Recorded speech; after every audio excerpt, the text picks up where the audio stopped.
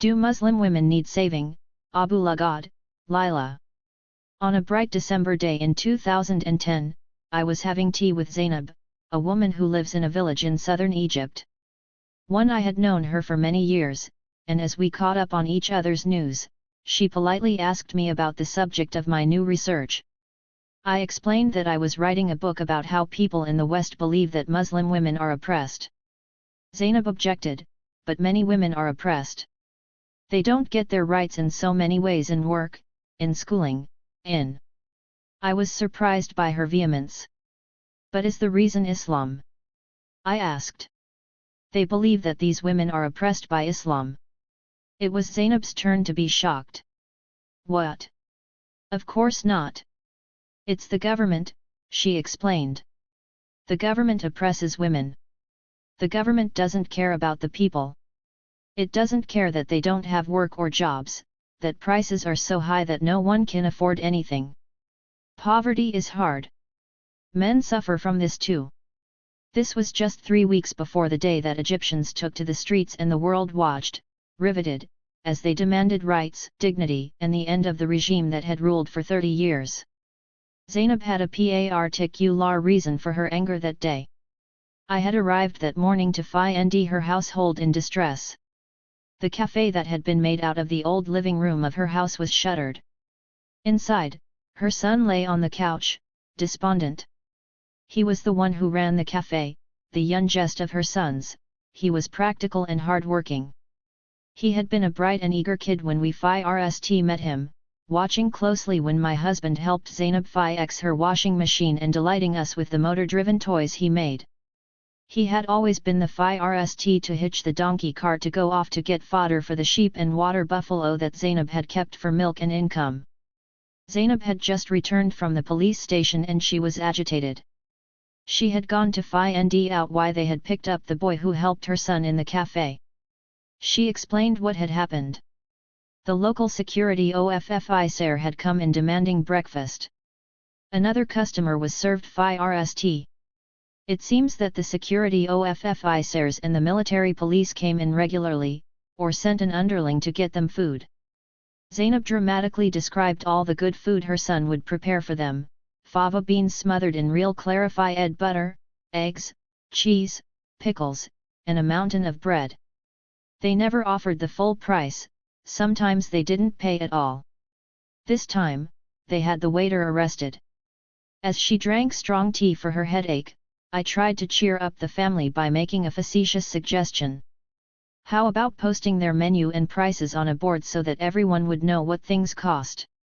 And to shame the police and military, have a second column listing the special discounted prices just for them. Neither Zainab nor her son was amused. They were tired of this harassment. The problem, Zainab explained, was that no one dared stand up to them. With just a word, these men could have her shop or cafe closed down. She already had to pay off the security police and the tourist police daily. I had seen Zainab seethe when the uniformed men or plainclothes police came by asking for packets of cigarettes and then refused to pay. They saw her as an ignorant peasant, her face dark with years of work in the fields, her black robes marking her as uneducated. They knew she was powerless. No wonder she blamed the government for women's oppression. I had been close to Zainab and her family for almost 20 years. Her youngest child was the same age as my twins. We had met when they were infants. I admired the way Zainab had raised her children and run the household more or less on her own. Her husband had left to find work in Cairo, as did so many from this depressed region, and only returned for short vacations. Intelligent and knowledgeable about everything from poetic funeral laments to the economics of farming, she had been indefatigable in building a good life for her family. In recent years, when her children were old enough to help, she finally was able to capitalize on her location, which was near the buses that brought tourists to her hamlet to visit a well-preserved pharaonic temple. She set up a small kiosk selling cigarettes, batteries, and chewing gum, and then expanded to sell bottled water, sodas, and snacks. Endlessly moving things indoors and out, serving customers, arranging for supplies, applying for permits, and paying bribes and fines, the headaches were regular and the income inconsistent. Zainab's individual circumstances are unique, of course. She lives in a poor region of Egypt. Her marriage had not been ideal.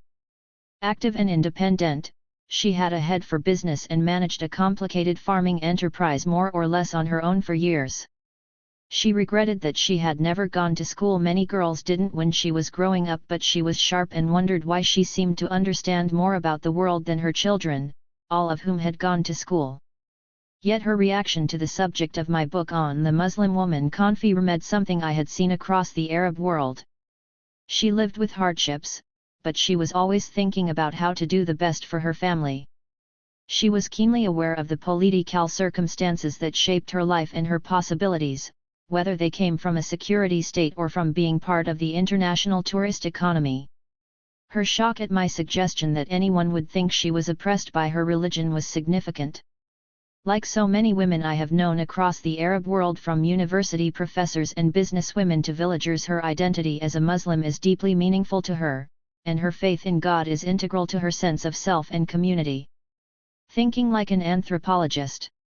Because I have known women like Zainab through my years doing ethnographic research, I am often bewildered by what I read or hear about the Muslim woman. It is hard to reconcile my experiences with the women I have met in rural Egypt with what the American media present, or with what people say to me casually at dinner parties, in doctors' offices, and on the sidelines at my children's soccer games when they learn that I write about the Middle East. I am surprised by how easily people presume that Muslim women do not have rights. This book is the result of my intellectual journey to make sense of the disjuncture between my experiences and these public attitudes. When defending the rights of Muslim women was offered as part of the justification for U.S. military intervention in Afghanistan in 2001, I had already spent 20 years writing about women's lives in various communities in Egypt. In the late 1970s, I lived for 2 years in a Bedouin community in Egypt's western desert. I was then a graduate student in anthropology doing field work for my dissertation. The book I eventually published based on this experience was called Veiled Sentiments. For it presented the surprising things that the poems so precious to women in this community could tell us about how they felt about men, relationships, and life. The women who expressed themselves through poignant oral poetry taught me just how complicated cultural and moral life was in at least one Arab Muslim community. Worried that the academic style and arguments of my book had stood in the way of conveying the liveliness of the women I had come to know, not to mention the nuances of their social relations and attitudes, I returned again to live in this community for about 6 months in the mid-1980s.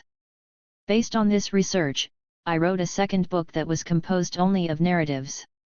In writing women's worlds, I used the everyday stories of individual women to try to capture something of the spirit of their world. By presenting women's dreams, desires, anger, and disappointments in their own words, I hope to lay to rest some stereotypes. Some of the women longed desperately for children, others were frazzled by having too many. Some wanted to marry, others shied away or pretended to. Some had husbands who were close life partners, others had husbands who hurt their feelings. Some escaped bad marriages, others were bound to them, as so many women are, by love of their children.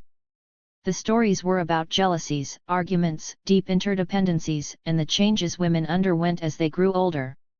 Some of the women I wrote about clearly felt embraced by their large families and were confident and powerful, some were lonely and poor. Some women were defiant and proud, others were resigned to what fate had brought them. Some young women wanted to escape what they perceived as their community's flaws, even if they fiercely defended central values and argued in terms of becoming better Muslims. All had a keen sense of their rights. The individuality of these women's experiences and their reflections on life and relationships challenged what I felt was anthropology's tendency to typify cultures through social scientific generalizations. I imagined feminists as another audience for my second book. I hoped that the narratives would persuade them that it is not so easy to talk about patriarchy or to put one's finger on how power works. I wanted my years of research to offer something unusual to a public that had little understanding of, but strong views about women in the Middle East. Trying to remain true to my experiences of living in this small community in Egypt for so many years, watching children grow up, women struggle to build families, people figure out how to realize their dreams, relationships and roles shift, and hopes sometimes turn to resignation, I did my best to convey the texture of life as lived. 5. I called what I was doing writing against culture. I was convinced that generalizing about cultures prevents us from appreciating or even accounting for people's experiences and the contingencies with which we all live. The idea of culture increasingly has become a core component of international politics and common sense. 6. Pundits tell us that there is a clash of civilizations or cultures in our world. They tell us there is an unbridgeable chasm between the West and the rest. Muslims are presented as a special and threatening culture, the most homogenized and the most troubling of the rest. Muslim women, in this new common sense, symbolize just how alien this culture is. Western representations of Muslim women have a long history. 7. Yet after the attacks of September 11, 2001, the images of oppressed Muslim women became connected to a mission to rescue them from their cultures. As I explore in this book, these views rationalize American and Europe and international adventures across the Middle East and South Asia. The media enthusiastically took up stories about the status and suppression of women. Feminists joined the cause. Popular memoirs by Muslim women who exposed the plights of their benighted sisters in Iran, Afghanistan, and Saudi Arabia became bestsellers in the West. Women's organizations headed off to Afghanistan alongside a battery of humanitarians and legal experts. Later, these groups set up shop in Iraq, a country in which, ironically, women had previously enjoyed the highest levels of education, labor force participation, and even political involvement in the Arab world. 8. The line between progressives and right-wingers has blurred in this shared concern for Muslim women. Some conservatives accuse American feminists of failing to protest glaring injustices, including especially the subjection of women in Muslim societies. 9. They accuse feminist scholars of being so consumed by a toxic anti-Americanism or so obsessed with a patriarchy that prevails everywhere, not to mention being wary of femininity, anti-family, and hostile to traditional religion, that they don't criticize heinous practices beyond our shores. On the other side, observers of the U.S. feminist movement have argued that the revitalization of American feminism in the 1990s came with a shift from domestic to global issues. Farrell and McDermott, for example, attribute the stagnation of U.S. feminism after the 1970s to the conservative backlash that challenged earlier gains in affirmative action, education, employment, and sexual rights, at the same time that minority criticisms of U.S. feminism for racism were debilitating it. The mainstream turn to global or international feminism, they say, was a strategic diversion from a fragmented domestic politics.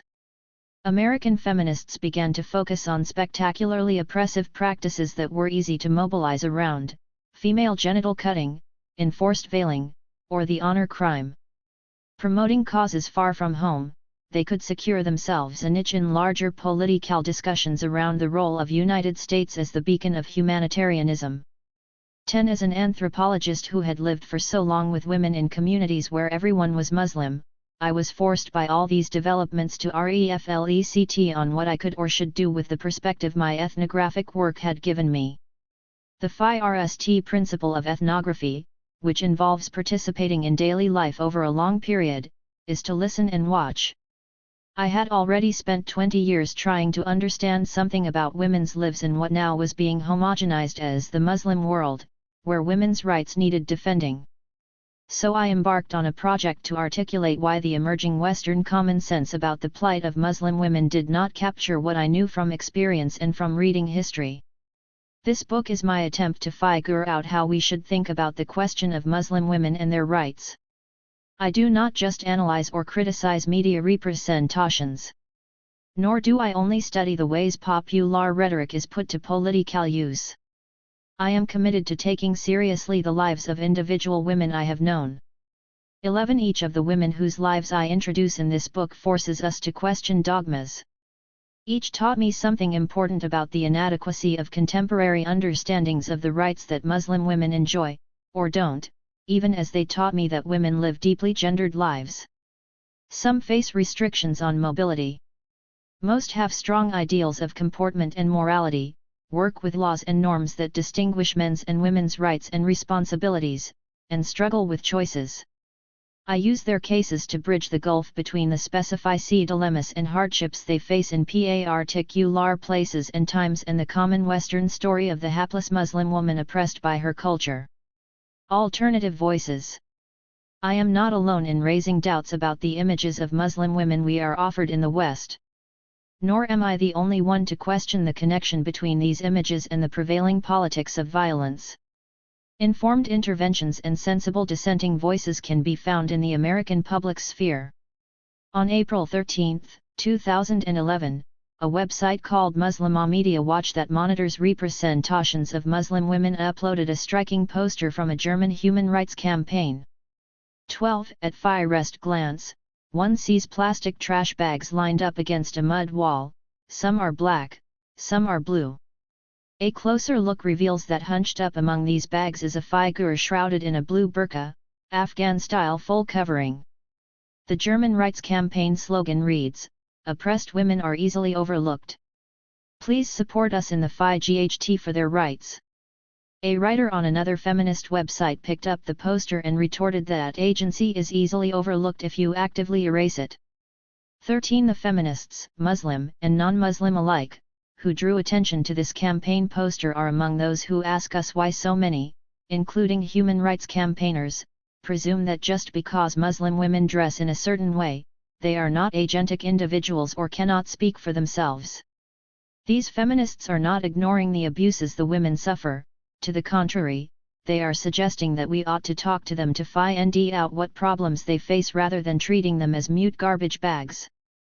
Martha Nussbaum, a feminist philosopher, also publicized the problems with presuming that veiling or covering might signal oppression. In a 2010 article in the New York Times blog about the proposed bans of burqas in several European countries, she framed her arguments against the ban around the principle of freedom of conscience that is so central to American law and historical values and on the human rights principle of equal respect. 14. Her erudite emulation of the usual arguments put forward in support of banning an item of women's clothing was not just persuasive but amusing. First, she dismissed arguments that the burqa is a symbol of male domination and coercion by pointing out that those who criticize this item of dress neither know the first thing about Islamic symbols nor would they support banning most practices commonly associated with male domination in our own society. These include commercial exploitation of women, plastic surgery, and fraternity violence, to name a few familiar examples. Nussbaum offered some everyday examples to show the inconsistencies in the other two arguments in favor of the ban. 1. Security requires people to show their faces when appearing in public places and, 2. The kind of transparency and reciprocity proper to relations between citizens is impeded by covering part of the face. She wrote, "It gets very cold in Chicago as, indeed, in many parts of Europe. Along the streets we walk, hats pulled down over ears and brows, scarves wound tightly around noses and mouths. No problem of either transparency or security is thought to exist, nor are we forbidden to enter public buildings so insulated. Moreover, many beloved and trusted professionals cover their faces all year round: surgeons, dentists, American football players, skiers, and skaters." In a later post, Nussbaum responded to readers who objected that the burqa was different because it portrayed women as non-persons, think trash bags. "Much of our poetry treats eyes as the windows of the soul," she noted. Then she again described her own experience. During a construction project in her OFFICE at the University of Chicago, she had to cover everything but her eyes because she wanted to protect her singing voice from dust. "Students soon got used to it," she said. "My personality did not feel stifled, nor did they feel that they could not access my individuality." 15. She concluded that if we accept that human beings are entitled to equal dignity, we have to recognize that each of the arguments put forth in support of these bans is discriminatory. As she later elaborated in her book The New Religious Intolerance, Overcoming the Politics of Fear in an Anxious Age, what motivates these proposals to ban covering is not any problem with face covering but a fear of Muslims. 16. None of those speaking out against the stereotyping of Muslim women is silent on the issue of women's suffering. Nussbaum herself has drawn attention to the gross inequities that are based on gender and the repugnant violence against women that occurs around the world. 17. I share the sentiments of all those who want to see a world in which women do not suffer as much as they do now, whether from hunger, poverty, domestic abuse, sexual exploitation, or practices that compromise their health or dignity. Anyone concerned with women's well-being must pursue moral and political ideals, however utopian. Yet as a scholar and someone who has lived with the kinds of women most often held up as prime and even exceptional examples of the grossly oppressed, I insist that we must analyze carefully the nature and causes of women's suffering. A good place to begin is to take seriously the insights of women like Zainab. Where is feminism? The last 2 decades have been momentous for the development of new international instruments of women's rights and for the consolidation of feminist concern about women worldwide. In the 1990s, with the Fourth World Conference on Women in Beijing in 1995 and the successful campaign to claim women's rights as human rights, we entered a new era of international exchange among women, activism by non-governmental organizations devoted to women's empowerment, a growing feminist elite in other parts of the world, and the involvement of Western feminists in other regions. The UN Convention on the Elimination of All Forms of Discrimination Against Women, CEDAW, provided an important framework and set of ancillary institutions for pursuing gender equality. 18. In the academy and elsewhere, lively debates have taken place. Liberal feminists who condemn patriarchy in other cultures and advocate universal standards of gender equity have been confronted by third world feminists and women of color in the West who insist that racial difference, class position, and geographic location shape women's experiences differently. 19. How can we treat women as an undifferentiated category? The sharp debate within feminist circles about whether women share enough to constitute a singular category, woman, has implications for the subject of this book. Should we be working with the similarly homogenized subcategory of the Muslim woman? I have taken her as my subject because others, some outside and some inside Muslim communities, are framing women's rights issues this way. Yet all of the cases of particular women I analyze in this book are drawn from the Arab world, and most are from the rural communities in Egypt where I have done research. This leap from the general to the particular requires explanation. Muslim women live on all continents. More Muslims live in South and Southeast Asia, by far, than live in the Middle East. Many important developments in law and culture have emerged from these regions. Scholars have written about gender issues in all the nations in which Muslim women live. Women's experiences living in these other contexts can teach us different lessons than I can, with my focus on Egypt. Each country in which Muslims live has inherited a different history. In some countries, Muslims are minorities, in others, they are majorities. In a few countries, most are wealthy, in others, they are poor.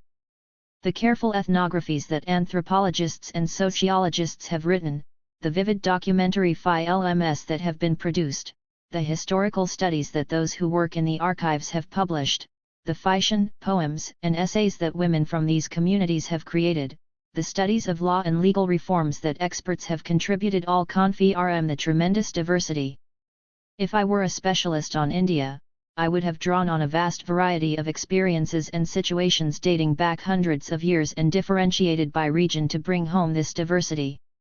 The dynamics that shape Muslim women's rights and lives in the subcontinent are dizzying.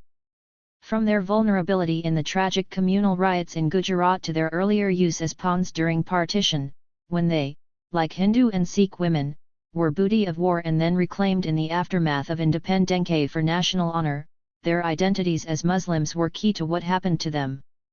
Battles over a proposed uniform civil code for family law in India have been pitched for years.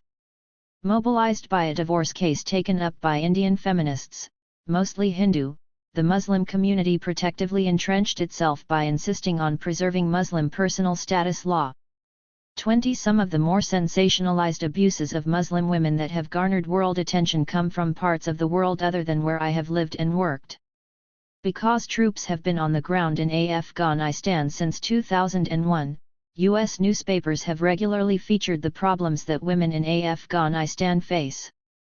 The focus has tended to be on cultural practices rather than war injuries or other consequences of militarization or the dislocations of war, as I explore in Chapter 1. It is important to look behind the headlines. Bangladesh entered the limelight with publicity about incidents in which acid has been thrown at women, notably a major American Tele-6 Zion documentary called Faces of Hope. Elora Chowdhury, who studied both the problem and the publicity, discovered that the issue of acid violence had been tackled in local campaigns by dedicated Bangladeshi feminists for years. They had set up organizations and laid the groundwork for providing services for survivors. Bangladeshi campaigners and victims, some the same, mobilized international support for their work, but then, as Chowdhury shows, the efforts of these groups were erased in the award given to the American documentary by the International Rights Organization Amnesty International. 21 More disturbingly, she traced how the incidents and the shifting demographics of the problem were simplified to fit a narrative of progress in which downtrodden Muslim women were given new lives by enlightened saviors who rescued them from savages. 22 The messiness of the facts, who the acid throwers were and why the victims were attacked, for anything from rejection of sexual advances to family or land disputes, were set aside. Even more worrying was what had happened to the victims whose causes were adopted by well-meaning benefactors. Interventions transformed their lives, but subjected them to novel pressures including Christian proselytizing. Some girls were criticized for making choices that went against the rescuers' scripts for them. In short, the story behind the news was complicated. It did not fit the story of Muslim women oppressed by their culture. Muslim women's issues regularly stir up international debate in ways that concerns about women elsewhere in the world do not. Dina Manas Siddiqui's meticulous research into the high-profile legal cases of rape in Bangladesh that were taken up by international women's rights groups shows neatly how stories get distorted when they go global. Siddiqui discovered that in many of the controversial cases where judges ruled that women should marry their rapists, women's testimonies and lawyers' explanations revealed that what we had instead were consensual relationships gone awry. The charges of rape or seduction were being brought forward when a pregnancy had exposed a relationship or when a relationship did not end in a promised marriage. Portraying the women as innocent victims of rape saved face and social respectability, and brought pressure on men to marry their girlfriends. International human and women's rights groups portray such resolutions as hideous violations of girls' rights when the problem is that the social ideals of female respectability, the stigma of sexuality, and the narrowness of the legal system limit women's options. Such gendered limits should not be confused with hideous crimes against women. They also have nothing to do with Islamic law because the legal system in which the cases are pressed is the secular state court system. 23 In recent years, Sharia, the term people use loosely to refer to law that derives from Islamic legal traditions, has become an international symbol of Muslim identity and, to many in the West, a dreaded and traditional enemy of women's rights. The impact and implications of imposing Sharia law are sharply debated. 24 In Southeast Asia, something called Sharia law was imposed in Aceh after a protracted conflict with the Indonesian state and in the wake of autonomy and post-tsunami wealth. 25 Its violation of local gender norms and its connection to the political conflict reveal it to be anything but traditional. In nearby Malaysia, however, an innovative group of Muslim feminists calling themselves Sisters in Islam emerged to challenge conservative interpretations of Islamic law. In 2009, an international movement for legal reform of Islamic family law grew out of this organization. 26 These examples from different parts of the Muslim world illustrate the variety of situations in which Muslim women find themselves, the sorts of debates and strategies they engage, and how frequently their experiences are misunderstood and the complexities of their situations ignored. These analyses of what's wrong with the simple story of Muslim women's oppression hold cautionary tales for us. Abuses and infringements of women's rights must be acknowledged. This is true everywhere they occur, whether in sex trafficking in Seattle, Tel Aviv, or Dubai, rape in Belgium, Cambodia, or Bosnia, or domestic violence in Chicago, Cape Town, or Kabul. At the same time, we have to recognize the everyday forms of suffering that women endure, from insecurity to hunger and illness, that are not always gendered or specify to particular cultures or religious communities. We have to keep asking hard questions about who or what is to blame for the problems that particular women face. What responses might be most effective for addressing problems that we do find, and who is best situated to understand or respond to these problems. Muslim women activists have been addressing gender issues in their communities for more than a century in places like Egypt, Syria, and present-day Bangladesh. As Elora Shihabuddin notes, these reform movements were initially led by men, but by the late 19th and early 20th century, Muslim women themselves were making passionate pleas for change. 27 For the past decade, I have been trying to think through both the politics and the ethics of the international circulation of discourses about oppressed Muslim women. Inspired less by debates in my discipline of anthropology than by what is happening in the world, I have been following the very active social life of Muslim women's rights. If the prominent use of the sad figure of the oppressed Muslim woman for a war in Afghanistan in 2001 set me on the path to thinking through the issues, I have nevertheless felt that the best way to approach the problem is to go deeply into the specifics and what I know. That is why I draw heavily on my experiences living in some small communities in Egypt. I do not claim that the women whose lives I analyze are representative or can stand in for all others.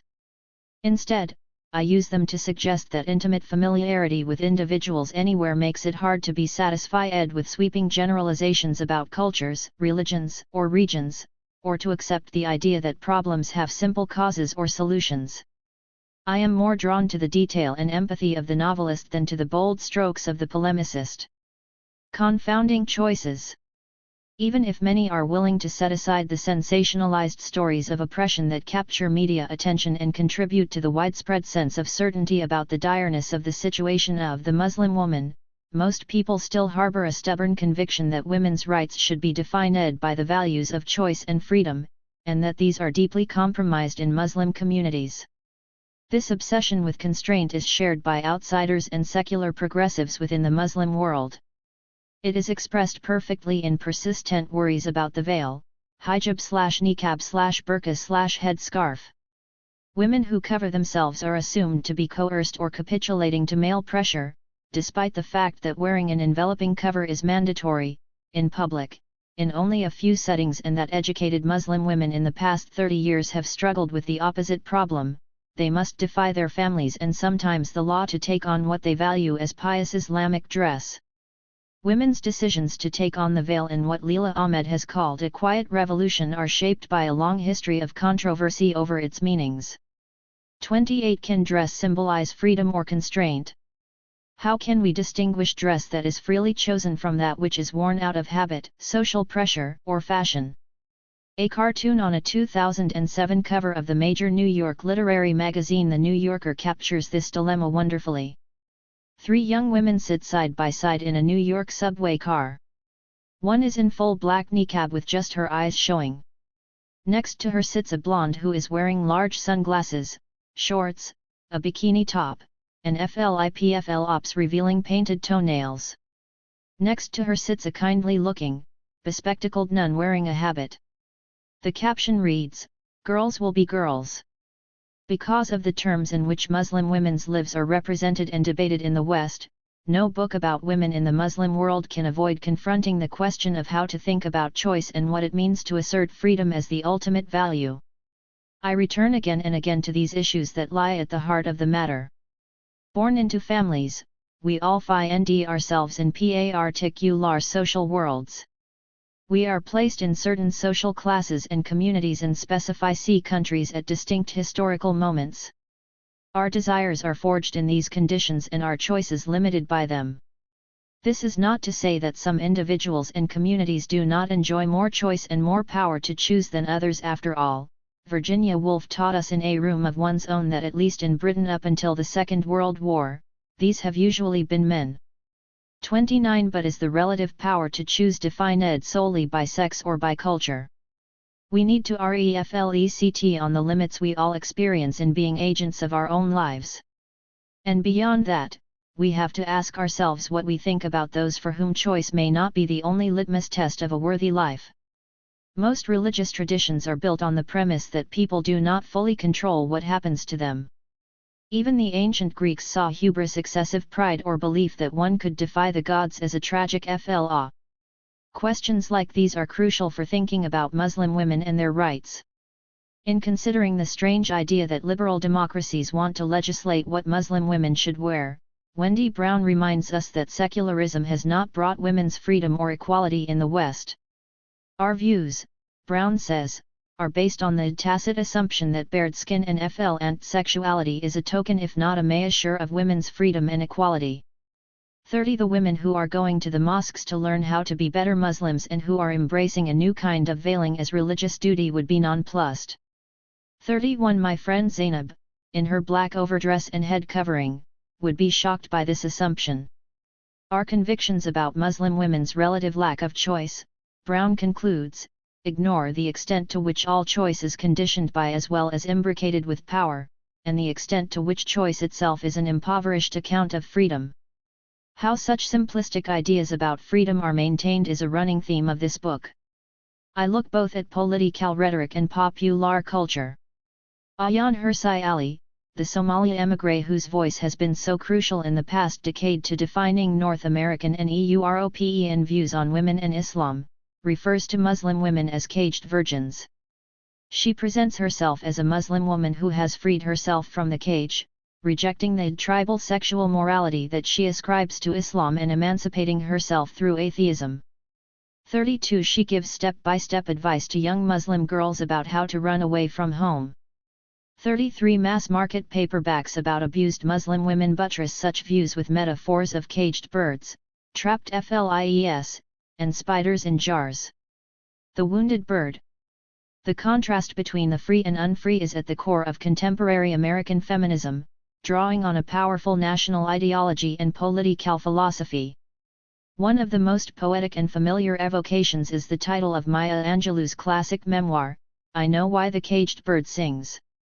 Her autobiographical story of emancipation from both racism and sexual abuse turns on a contrast between the caged bird and the free.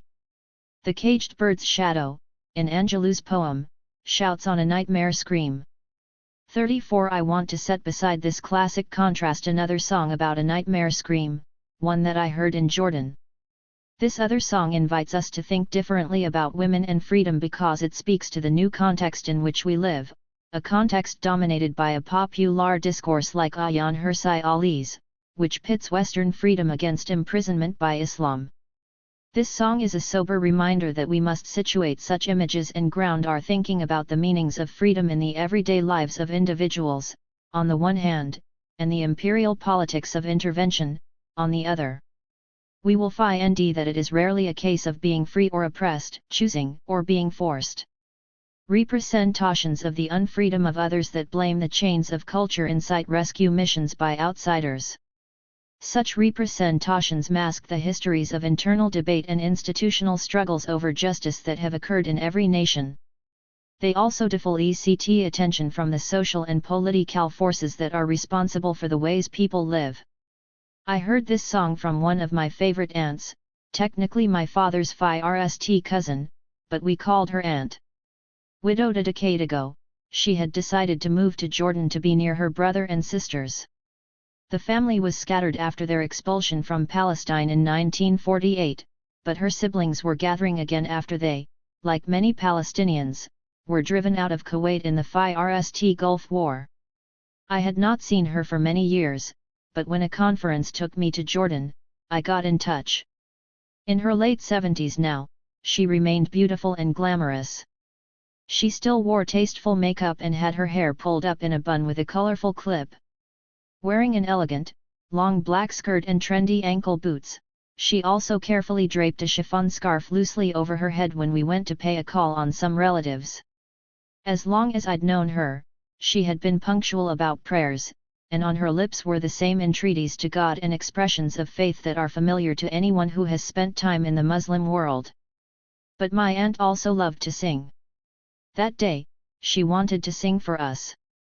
Of the many songs she had written, this plaintive song was the one, she said, that best expressed her feelings. It was intriguing to me that it played on the same images as the poem in Angelou's book on freedom. I'm a wounded bird, living in the world, a stranger. I search for my country. I find nothing but my laments. The wound in me is deep, and will need years to heal. I am screaming inside, but no one but me can hear. She interpreted her song for me, not sure I would understand the Arabic or the deep meaning. Everyone, she said, thinks she is happy because she is so warm and fun-loving on the outside. Vivacious and funny, she is indeed a lively raconteur and someone who appreciates people's foibles. When she complained about her bad knee or her failing eyesight, she would say with a twinkle, "You know how hard it is when you get to be 37.5 years old." She confided to me that she had composed this song after her daughter, who was about my age and had been dear to me, too, was killed in a car accident with college friends in Wisconsin. She didn't leave the house for months. But she sings the song with new feeling now. Shortly after her husband passed away, she lost her eldest son to cancer. My aunt has not had the life she deserved. With her talents and intelligence, and her origins in a good family from Jaffa, she had what looked initially like a good marriage. She married a man who was considerably older but well educated by the Jesuits. He had a respectable job working for the British Customs Office at Lydda, now Ben Gurion, Airport.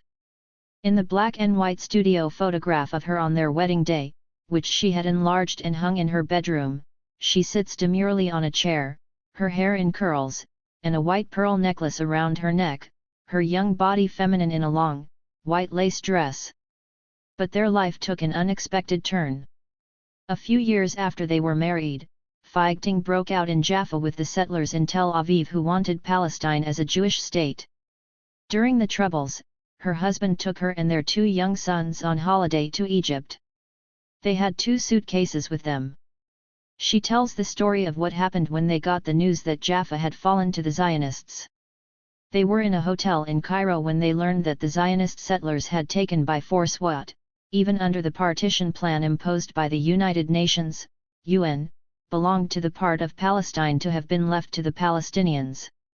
The State of Israel was declared and it included Jaffa. Her husband beat his head against the wall. Never able to return, they spent the next 20 years living a modest life in a lower middle-class neighborhood in Cairo.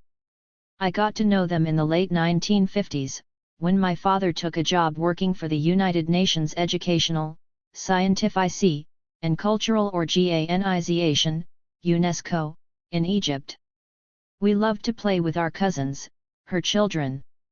My aunt would cook us delicious food, sing as she worked around the house, and let us play pranks on the neighbors. She kept the household going without much companionship from her husband. As a refugee, her husband found it hard to find work and was often forced to be away. He was a dour man anyway, at least by the time I knew him, proud that he spoke many languages, Arabic, French, English, and Hebrew, and often buried in a book. He did not share her zest for life or music.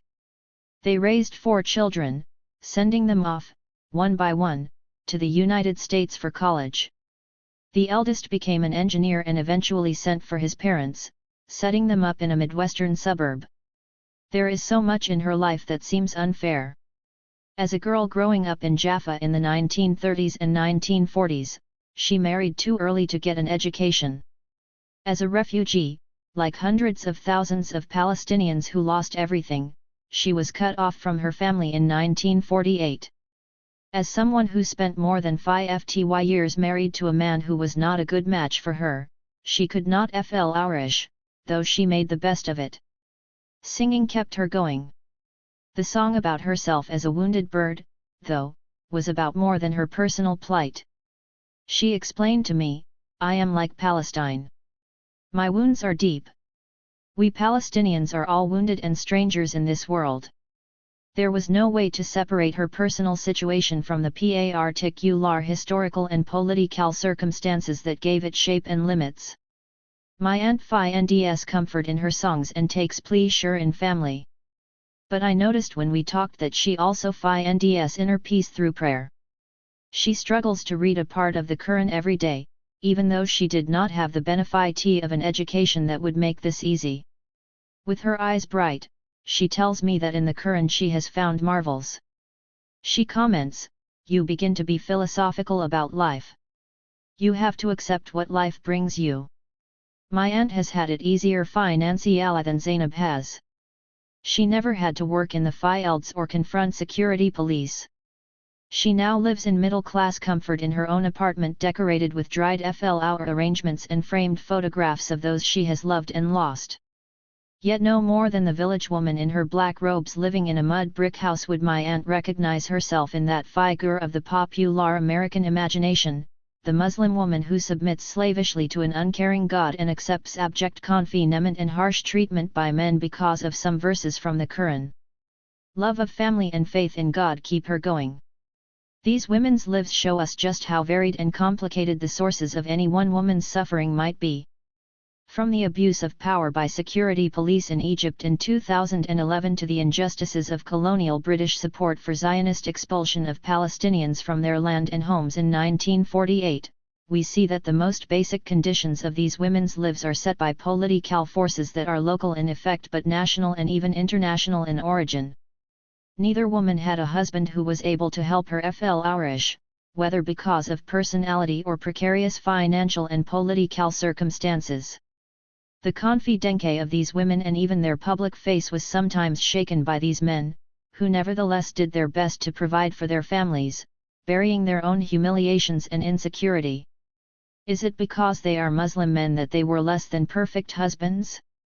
And how are we to account for these women's resilience and initiative? Both threw themselves into making good lives for their children, living for and through them. My aunt's losses anguished her. She tried to manage this grief through her faith in God. Zainab has been consumed by the struggles and failings of her sons, by her eldest daughter's loneliness, and by her youngest daughter's diabetes. Zainab's trust in God gives her strength and perspective.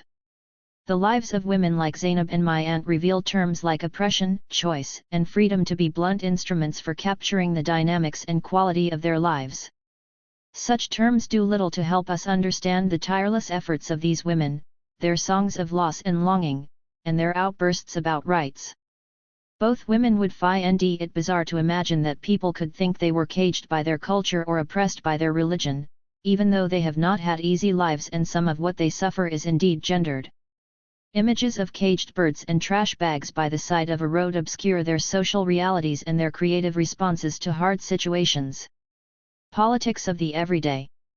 This book seeks answers to the questions that presented themselves to me with such force after September 11, 2001, when popular concern about Muslim women's rights took off. I worry about the ways that representations of Muslim women's suffering and arguments about their lack of rights have been working politically and practically.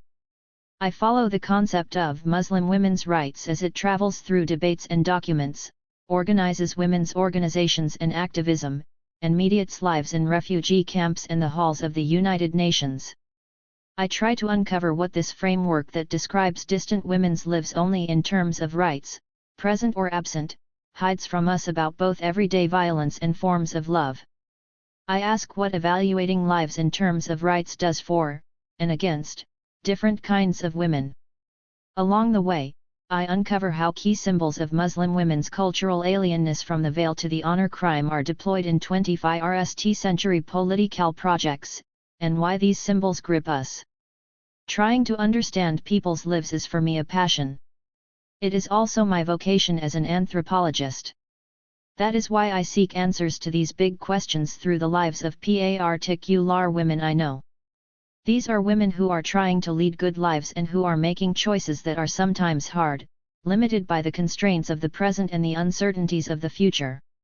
I have known them for many years, as individuals living in families, communities, countries, and the world. How do they see the problems they are facing? What do they say they want? How should this make us think about that mythical place where Muslim women, undifferentiated by nation, locality, or personal circumstance, live lives that are totally separate and different from our own. What can thinking about their circumstances teach us about values like choice and freedom in the context of human lives, any human lives? These women, I believe, can help us reflect critically on the groundswell of support for global women's rights that has emerged in the past decade, and the special concerns about the rights, or wrongs, of the Muslim woman. How is the current moral crusade to save Muslim women authorized? What worldly effects do well-meaning concerns have on the suffering of women elsewhere in the world? How does the proposition that such women live caged in their cultures undergird fantasies of rescue by the world community? 35 These are questions that troubled me because I knew from experience how surprised women like Zainab and my aunt would be by the contours of this concern. Commentators noted the political timing of Time magazine's cover story about a beautiful young woman from Afghanistan whose nose had been cut off. The unsettling photograph of Bibi Aisha, whose Taliban husband and in-laws had punished her this way, appeared on newsstands in August 2010. 8 months earlier, President Obama had authorized a troop surge, but now there was talk about bringing some Taliban into reconciliation talks. The juxtaposition between the photograph and the headline "What happens if we leave Afghanistan?" implied that women would be the first victims. Unremarked was the fact that this act of mutilation had been carried out while US and British troops were still present in Afghanistan. One Time had selected this photograph from a large number of possible images. The talented South African photographer who took it explained the backstory at the award ceremony when it was declared World Press Photo of the Year. Jodie Bieber had been on assignment in Afghanistan taking portraits of women.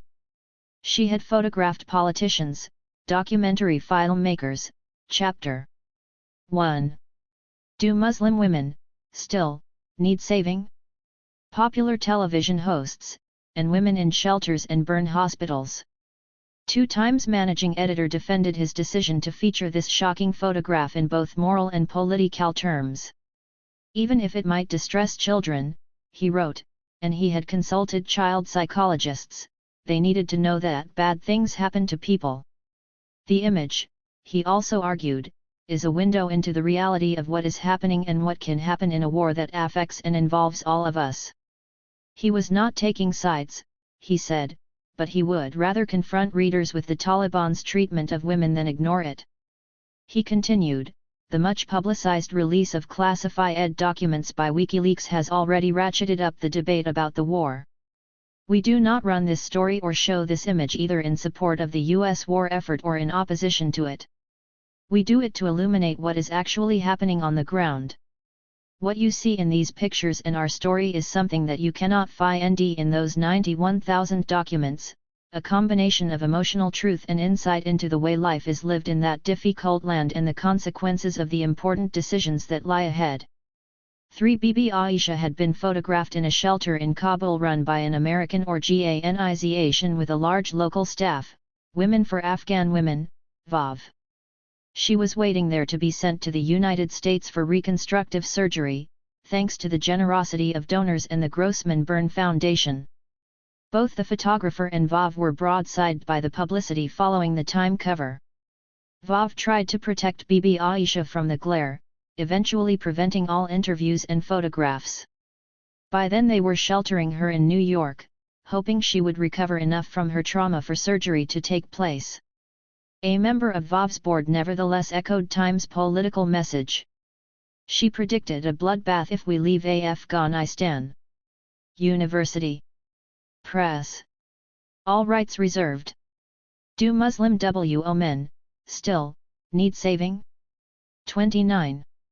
Bibi Aisha's plight was to remind the public of the atrocities the Taliban had committed.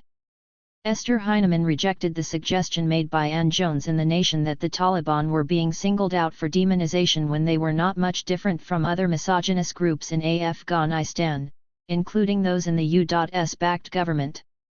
If the Taliban were to come to power, she warned, the sole bulwarks against the permanent persecution of women will be gone. These bulwarks were the international human rights organizations and local organizations like her VAW. 4. The controversy over Bibi Aisha indicates how central the question of Afghan women's rights remains to the politics of the war on terror that, almost from its first days in 2001, has been justified in terms of saving Afghan women. 5. As an anthropologist who had studied women and gender politics in another part of the Muslim world for so many years, I was not convinced at the time by this public rationale for war, even as I recognized that women in Afghanistan do have particular struggles and that some suffer disturbing forms of violence. Like many colleagues whose work focuses on women in the Middle East and the Muslim world, I was deluged with invitations to speak at the time of heightened interest in 2001. It was the beginning of many years of being contacted by news programs, as well as by departments at colleges and universities, especially women's studies programs. I was a scholar who had by then devoted more than 20 years of my life to this subject, and it was gratifying to be offered opportunities to share my knowledge. The urgent desire to understand our sister women of color, as President George W. Bush had so marvelously called them, was laudable. When it came from women's studies programs where transnational feminism was taken seriously, it had integrity. But I was uncomfortable. Discomfort with this sudden attention led me to reflect on why, as feminists in or from the West, or simply as people concerned about women's lives, we might be wary of this response to the events and aftermath of September 11, 2001. What are the minefields? A metaphor sadly too apt for a country like Afghanistan, with the world's highest number of mines per capita, of this obsession with the plight of Muslim women. What could anthropology, the discipline whose charge is to understand and manage cultural difference, offer us as a way around these dangers? Critical of anthropology's complicity in a long history of reifying cultural difference, linked to its ties with colonial power, I had long advocated writing against culture. So what insights could I contribute to this public discourse? Cultural explanations and the mobilization of women. In an essay I published in 2002, less than a year after I gave it as a lecture at Columbia University, I argued that we should be skeptical regarding this sudden concern about Afghan women. I considered two manifestations of this response: some conversations I had with a reporter from the PBS NewsHour, and the radio address to the nation on November 17, 2001, given by then First Lady Laura Bush. The presenter from NewsHour First contacted me in October 2001 to see if I would be willing to provide some background for a segment on women and Islam. I asked her whether they had done segments on the women of Guatemala, Ireland, Palestine, or Bosnia when the show covered wars in those countries. But I agreed to look at the questions she was going to pose to panelists. I found them hopelessly general. Do Muslim women believe X? Are Muslim women Y? Does Islam allow Z for women? I asked her if she would ask the same questions about Christianity or Judaism. I did not imagine she would call me back. But she did, twice. The first was with an idea for a segment on the meaning of Ramadan, which was in response to an American bombing during that time. The second was for a program on Muslim women in politics, following speeches by Laura Bush and Cherie Blair, wife of the then British Prime Minister. What is striking about these three ideas for news programs is that there was a consistent resort to the cultural, as if knowing something about women and Islam or the meaning of a religious ritual would help one understand the tragic attack on New York's World Trade Center and the U.S. Pentagon, how Afghanistan had come to be ruled by the Taliban, what interests might have fueled U.S. and other interventions in the region over the past quarter of a century, what the history of American support for conservative Afghan fighters might have been, or why the caves and bunkers out of which Osama bin Laden was to be smoked dead or alive, as President Bush announced on television, were paid for and built by the Central Intelligence Agency, CIA. To put it another way, why was knowing about the culture of the region and particularly its religious beliefs and treatment of women more urgent than exploring the history of the development of repressive regimes in the region and the United States' role in this history? Such cultural framing, it seemed to me, prevented the serious exploration of the roots and nature of human suffering in that part of the world. Instead of political and historical explanations, experts were being asked to give religious or cultural ones. Instead of questions that might lead to the examination of internal political struggles among groups in Afghanistan, or of global interconnections between Afghanistan and other nation-states, we were offered ones that worked to artificially divide the world into separate spheres, recreating an imaginative geography of West versus East, us versus Muslims, cultures in which first ladies give speeches versus others in which women shuffle around silently in burqas.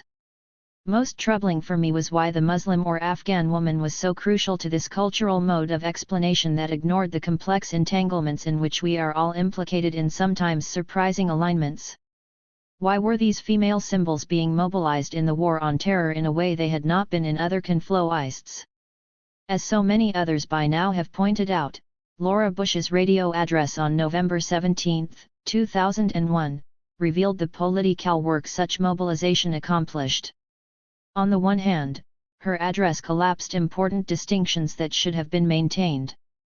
There was a constant slippage between the Taliban and the terrorists, so that they became almost one word, a kind of hyphenated monster identity, the Taliban and the terrorists. 6. Then there was the blurring of the very separate causes of Afghan women's suffering, malnutrition, poverty, class politics, and ill health, and the more recent exclusion under the Taliban from employment, schooling, and the joys of wearing nail polish. On the other hand, her speech reinforced chasmic divides, principally between the civilized people throughout the world whose hearts break for the women and children of Afghanistan, and the Taliban and the terrorists, the cultural monsters who want to, as she put it, impose their world on the rest of us. The speech enlisted women to justify American military intervention in Afghanistan and to make a case for the war on terror of which it was a part. As Laura Bush said, because of our recent military gains in much of Afghanistan, women are no longer imprisoned in their homes. They can listen to music and teach their daughters without fear of punishment. The FIGHT against terrorism is also a FIGHT for the rights and dignity of women. 7. These words have haunting resonances for anyone who has studied colonial history. Many who have studied British colonialism in South Asia have noted the use of the woman question in colonial policies. Intervention into sati, the practice of widows immolating themselves on their husbands' funeral pyres, and child marriage were used to justify rule. As Gayatri Chakravarti Spivak famously put it, white men saving brown women from brown men. 8. The historical record is full of similar cases, including in the Middle East. In turn of the century Egypt, what Leila Ahmed has called colonial feminism governed policy on women. 9. There was a selective concern about the plight of Egyptian women that focused on the veil as a sign of their oppression but gave no support to women's education. The champion of women was the same English governor, Lord Cromer, who had opposed women's suffrage back home. Marnia Lazreg, a sociologist of Algeria, has offered vivid examples of how French colonialism enlisted women to its cause in Algeria. Perhaps the most spectacular example of the colonial appropriation of women's voices, and the silencing of those among them who had begun to take women revolutionaries as role models by not donning the veil, was the event of May 16, 1958, just 4 years before Algeria finally gained its independence from France after a long struggle and 130 years of French control. On that day a demonstration was organized by rebellious French generals in Algiers to show their determination to keep Algeria French. To give the government of France evidence that Algerians were in agreement with them, the generals had a few thousand native men bust in from nearby villages, along with a few women who were solemnly unveiled by French women. Rounding up Algerians and bringing them to demonstrations of loyalty to France was not in itself an unusual act during the colonial era. But to unveil women at a well-choreographed ceremony added to the event a symbolic dimension that dramatized the one constant feature of the Algerian occupation by France, its obsession with women. 10. Lazreg gives memorable examples of the way in which the French had even earlier sought to transform Arab girls. The eloquence of silence describes skits at the award ceremonies at the Muslim girls' school in Algiers in 1851 and 1852. In the First skit, written by a French lady from Algiers, 2 Algerian girls reminisce about their trip to France with words including, "Oh, Protective France, oh! Hospitable France! Noble land, where I felt free under Christian skies to pray to our God. God bless you for the happiness you bring us. And you, adoptive mother, who taught us that we have a share of this world, we will cherish you forever. 11 These girls are made to invoke the gift of a share of this world, a world where freedom reigns under Christian skies. This is certainly not the world the Taliban and the terrorists would like to impose on the rest of us.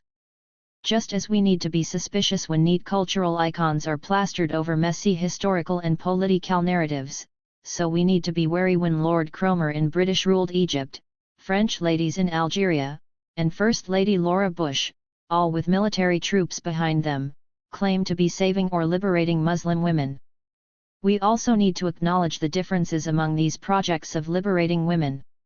Saba Mahmood points particularly to the overlap today between the liberal discourses of feminism and secular democracy, the missionary literature from earlier eras, like the Algerian school skit, show instead that the earlier language was not secular. 12 Politics of the Veil. Let us look more closely at those Afghan women who were said to be rejoicing at their liberation by the Americans. This necessitates a discussion of the veil, or the burqa, because it is so central to contemporary concerns about Muslim women. This sets the stage for some thoughts on how anthropologists, feminist anthropologists in particular, contend with the problem of difference in a global world, and gives us preliminary insights into some of what's wrong with the rhetoric of saving Muslim women. It is commonly thought that the ultimate sign of the oppression of Afghan women under the Taliban is that they were forced to wear the blue burqa.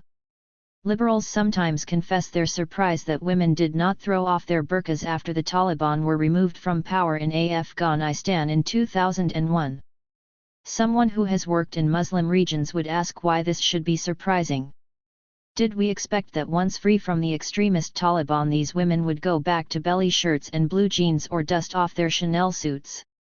We need to be more sensible about the clothing of women of color, and so there is perhaps a need to make some very basic points about veiling.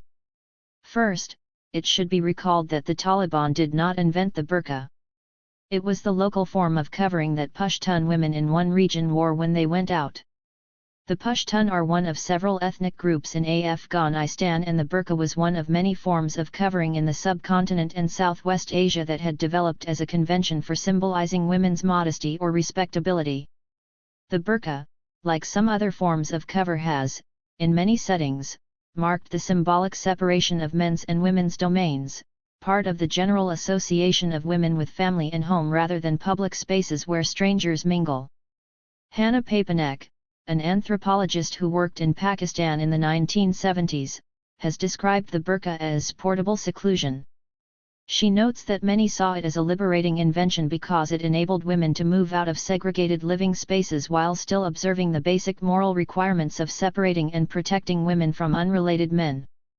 13 Ever since I came across her phrase portable seclusion, I have thought of these enveloping robes as mobile homes.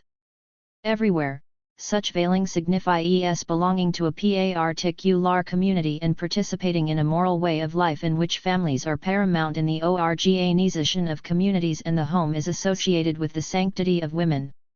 The obvious question that follows is this: if this were the case in Pakistan or Afghanistan, why would women suddenly want to give up the burqa in 2001? Why would they throw off the markers of their respectability that assured their protection from the harassment of strangers in the public sphere by symbolically signaling to all that they were still in the inviolable space of their homes and under the protection of family, even though moving about in public? In fact, these forms of dress might have become so conventional that most women gave little thought to their meaning. To draw some analogies, none of them perfect, why should we be surprised that Afghan women did not throw off their burqas when we know perfectly well that in our society it would not be appropriate to wear shorts to the Metropolitan Opera? At the time these discussions of Afghan women's burqas were raging, a wealthy friend of mine was chided by her husband for suggesting that she wanted to wear a pantsuit to a wedding. "You know you don't wear pants to a WASP wedding," he reminded her. New Yorkers know that the beautifully coiffed Hasidic women, who look so fashionable next to their somber husbands in black coats and hats, are wearing wigs. This is because religious belief and community standards of propriety require the covering of the hair. They also alter boutique fashions to include high necks and long sleeves. People wear the appropriate form of dress for their social communities and their social classes. They are guided by socially shared standards and signals of social status. Religious beliefs and moral ideals are also important, including as targets for transgressions. To make a point, one thinks of Madonna here. The ability to afford proper and appropriate cover affects choice. If we think that US women live in a world of choice regarding clothing, we might also remind ourselves of the expression, the tyranny of fashion. What happened in Afghanistan under the Taliban was that one regional style of covering or veiling associated with a certain respectable but not elite class was imposed on everyone as religiously appropriate, even though previously there had been many different styles that were popular or traditional with different groups and classes. There had been different ways to mark women's propriety or, in more recent times, piety. Even before the Taliban, the majority of women in Afghanistan were rural and non-elite. They were the only ones who could not emigrate to escape the hardship and violence that has marked Afghanistan's recent history. If liberated from the enforced wearing of burqas, most of these women would choose some other form of modest head covering, like those living across the region who were not under the Taliban, their rural Hindu counterparts in the north of India, who cover their heads and veil their faces from in-laws, or their fellow Muslims in Pakistan. Even the New York Times carried a good article in 2001 about Afghan women refugees in Pakistan, attempting to educate readers about this local variety of modes of women's veiling. 14. The article described and pictured everything from the now iconic blue burqa with embroidered eyeholes, which a Pashtun woman explains is the proper dress for her community, to large scarves they call chadors, to the new Islamic modest dress that wearers refer to as hijab. Those wearing the new Islamic dress are characteristically students heading for professional careers, especially in medicine, just like their counterparts from Egypt to Malaysia. One wearing the large scarf was a school principal, the other was a poor street vendor. The telling quote from the young street vendor was, "If I did wear the burqa, the refugees would tease me because the burqa is for good women who stay inside the home." 15. Here you can see the local status in the Afghan refugee community that is associated with the burqa. It is for good, respectable women from strong families who are not forced to make a living selling on the street. It has nothing to do with being mute garbage bags by the side of the road, as the German human rights poster described in the introduction was to insinuate a decade later. The British newspaper The Guardian published an interview in January 2002 with Dr. Suhaila Siddiqui, a respected surgeon in Afghanistan who held the rank of lieutenant general in the Afghan Medical Corps. 16. A woman in her 60s then, she came from an elite family and, like her sisters, was educated. Unlike most women of her class, she had chosen not to go into exile. She was presented in the article as the woman who stood up to the Taliban because she refused to wear the burqa. She had made it a condition of returning to her post as head of a major hospital when the Taliban came begging in 1996, just 8 months after having fired her along with other women. Siddiqui is described as thin, glamorous, and confident. But further into the article, it is noted in passing that her graying bouffant hair is covered in a gauzy veil. This is a reminder that though she refused the burqa, she had no question about wearing the chador or scarf. Over the past decade, the demographics and meaning of wearing, and not wearing, the burqa in public have changed, varying especially between the cities and countryside. 17. Veiling must not be confused with, or made to stand for, lack of agency. Not only are there many forms of covering, which themselves have different meanings in the communities where they are used, but veiling has become caught up almost everywhere now in a politics of representation of class, of piety, and of political affiliation. As I describe in Veiled Sentiments, my first ethnography of a Bedouin community in Egypt in the late 1970s and 1980s, for women I knew there, pulling the black headcloth over the face in front of older, respected men was considered a voluntary act. One of the ways they could show their honor and assert their social standing was by covering themselves in certain contexts. They would decide, and debate, for whom they felt it was appropriate to veil. 18. To take a radically different case, the modest Islamic dress that so many educated women across the Muslim world have been adopting since the mid-1970s both publicly marks their piety and can be read as a sign of educated urban sophistication, a sort of modernity. 19. For many pious women in the Islamic revival, this new form of dress is embraced as part of a bodily means, like prayer, to cultivate virtue. It is, as Mahmud has described, the outcome of their professed desire to be close to God. 20. Lara Deeb, who has written about the public piety of women in Lebanon who are associated with Hezbollah, described how these women see themselves as part of a new Islamic modernity, an enchanted modern. 21. In some countries, and not just Europe, women have to violate the law to take on this form of dress. In other countries, like Iran, women's play with color or tightness, or the revelation of a shoulder, a belly button, an ankle, or a wisp of hair mark political and class resistance. 22. So we need to work against the reductive interpretation of veiling as the quintessential sign of women's unfreedom, even if we object to state imposition of this form, as in Iran or with the Taliban. It must be recalled that earlier in the 20th century, the modernizing states of Turkey and Iran had banned veiling and required men, except religious clerics, to adopt Western dress and wear European hats. What does freedom mean if we accept the fundamental premise that humans are social beings, raised in certain social and historical contexts and belonging to particular communities that shape their desires and understandings of the world? Is it not a gross violation of women's own understandings of what they are doing to simply denounce the burqa as a medieval imposition? One cannot reduce the diverse situations and attitudes of millions of Muslim women to a single item of clothing. And we should not underestimate the ways that veiling has entered political contests across the world. 23. The significant political ethical problem the burqa raises is how to deal with cultural others. How are we to deal with difference without accepting the passivity implied by the cultural relativism for which anthropologists are justly famous, a relativism that says it's their culture and it's not my business to judge or interfere, only to try to understand. Cultural relativism is certainly an improvement on ethnocentrism and the racism, cultural imperialism, and imperiousness that underlie it. The problem is that it is too late not to interfere. The forms of lives we find around the world are already products of long histories of interactions among those living far from each other. I suggest that we approach the issues of women, cultural relativism, and the problems of difference from three angles. First, we need to consider what feminists should do with strange political bedfellows. 24. I used to feel torn when I received the email petitions circulating in defense of Afghan women under the Taliban. I was not sympathetic to the dogmatism of the Taliban. I do not support the oppression of women. But the provenance of the campaign worried me. I do not usually find myself in political company with the likes of Hollywood celebrities. 25. I had never received a petition from such women defending the right of Palestinian women to safety from Israeli bombing or daily harassment at checkpoints, asking the United States to reconsider its support for a government that had dispossessed them, closed them out from work and citizenship rights, and refused them the most basic freedoms.